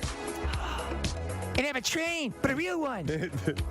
Lecter admits everything. He just, I will tell you right now how you can get in touch with Buffalo Bill. I have a dress. I have his whole address. Longitude and latitude. Oh, God. Oh, man. Get me out. Nice to meet you, Dr. Lecter. Oh, my God. We're going to be good friends. Corn has launched its new coffee brand called Corn Coffee. Corn Coffee. Yes. It's a great name. Corn Coffee. If you like the driven rock of corn, you'll love their coffee. Corn personally curated the creation of Corn Coffee. Yeah, that's good. Let's see how many K sounds I can put in there. Corn personally curated the creation of Corn Coffee, and a process that saw the band members tasting multiple variations for ultimately selecting the perfect roast and blend. Yeah, that one. Each bag of Corn Coffee will feature a special message from the band, which reads, after almost 25 years of touring, making records, and playing in front of all of our amazing fans, we still drink coffee. One thing has remained a constant in our daily routine. Lattes!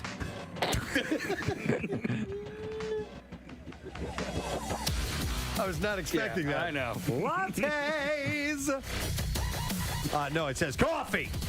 The ritual, the brew, the aroma, and most importantly, that very first cup. 93.3 WMMR and Tom Petty brings us Refugee. It is wrap-up time, 10:39, and the Preston and Steve radio program coming to a close.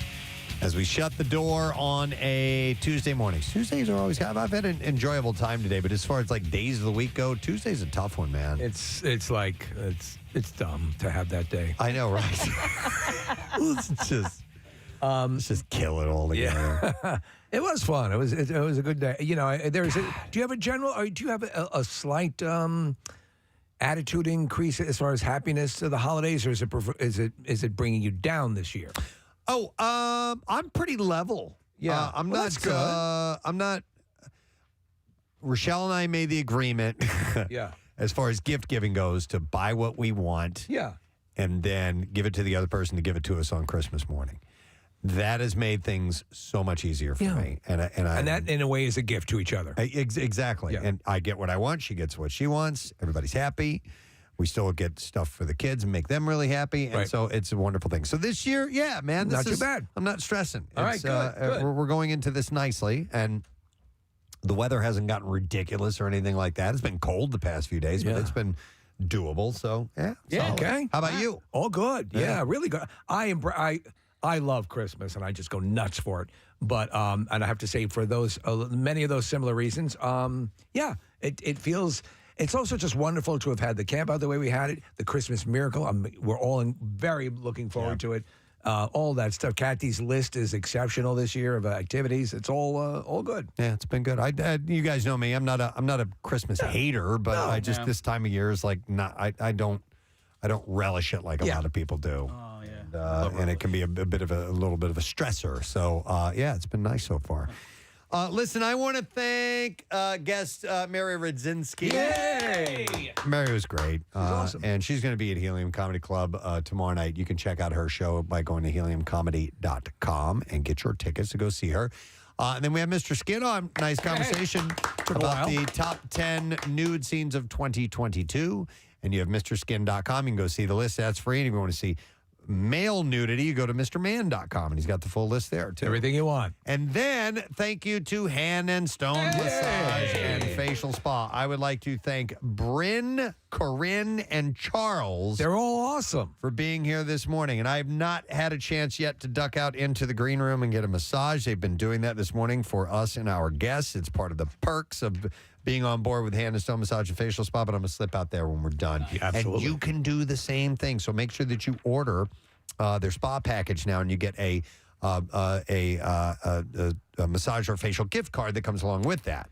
So you can give that to yourself or someone else. You can double up, whatever it is, but you can go to handandstone.com. Lose the notion that it's some sort of crazy self-indulgent splurging. I mean, honestly, Therapeutic. It is very It is. therapeutic. Yep, Yes. I agree. We say hello to Pierre Robert, too. Hey, man. How you doing? Good day, kids. Good day. Nice to see you. Nice to be seen. You can get a massage, too, if you want. I have a gig, though. I know. But you have moments where you can slip away and run out and get a toe done here and there. Well, they could put the chair in there, and you can put the microphone in, under the little hole in the. Not a bad idea. Yeah. Wait a second. Get a shiatsu. What? I wasn't going to say it. Do I see an elf out there? What? I have no idea. Are you getting decorated today? Oh. That kind of elf. Speaking of put you in the spirit. As I know you. I really thought you were done with that. No. Well, we did it last year. Did we? Yeah. But the way he reacted, remember the other day when we asked him, wait, you weren't here. No. We asked him and we got this kind of a response back from him. I haven't been in the total Christmas spirit this year. You haven't gotten it yet. Are you starting to get it now? No, not really. Okay. But It's okay. You just have to be honest with you. But you know what? Maybe this will do it for you. That's it, yeah. You know what I'm saying? Excuse me. What? Or maybe your tuberculosis. Maybe this will do it for you. I don't have the vid. Okay. I just have a little cold. All right. What? Nothing. All We're right. just going to move So on. we are going to begin the decorating today. Very nice. So, and we'll see what we do. Okay. We will see where it goes and what we do. We'll see what we do and where we go. All right. We need to go to the letter, if that's cool for now, man. We'll see if we'll go there. All right, here we go. Preston and Steve on 93.3 WMMR. Now, the Daily Letter. The Preston and Steve show is brought to you today by the letter E as in external. E as in external. Okay, we have 2 letters, 3 more to go. We're giving away a Pie-Zeke round barbecue and fire pit kit from Landis Block. Landis Perfect. Block. You can start your imagining your own backyard paradise by looking at the photo gallery online at landisbc.com. So we will give that away on Friday. Real quick before we find out what you have going on, Pierre, today's Tuesday. We got to give away our Tat Tuesday prize. I would like to congratulate Mr. Jim Hagel. I'm sorry, Jim Hagley. That's how it's pronounced. Hagley, who is from Phoenixville, Pennsylvania. And Jim just got himself a $350 gift certificate for Floating World Tattoo and Piercing for a Preston and Steve themed tattoo. And you can check them out today. Stop by 1729 South Street in Philadelphia, or if you just want to check some artwork samples online, you can go to floatingworldtattoos.com or on Instagram at floatingworldtattoos. They are wonderful. What is happening on your show today, Pierre? On the program, we will have, since we are decorating, a big block of Christmas songs. I love that. And also Tom DeLonge's birthday, so a block of Blink-182. Excellent. All right. I want to thank our sponsors. Today's program has been brought to you today by Duncan. The Preston and Steve Show runs on Duncan. Also brought to you by, Beachbound Vacations. Are you craving a beach vacation? Book your next getaway with Beachbound Vacations at beachbound.com. And finally, Acme Markets, fresh foods, local flavors. Tomorrow's Wednesday. We'll do a secret text word. We'll go live on Fox Good Day. And on this program, live tomorrow morning, Mr. Chevy Chase will be joining wow. us. That's going to be pretty cool. Yep. Wow. Yep. So that is it. We are done. Rage on. Have yourself a great day, and we'll see you tomorrow, gang. Bye-bye.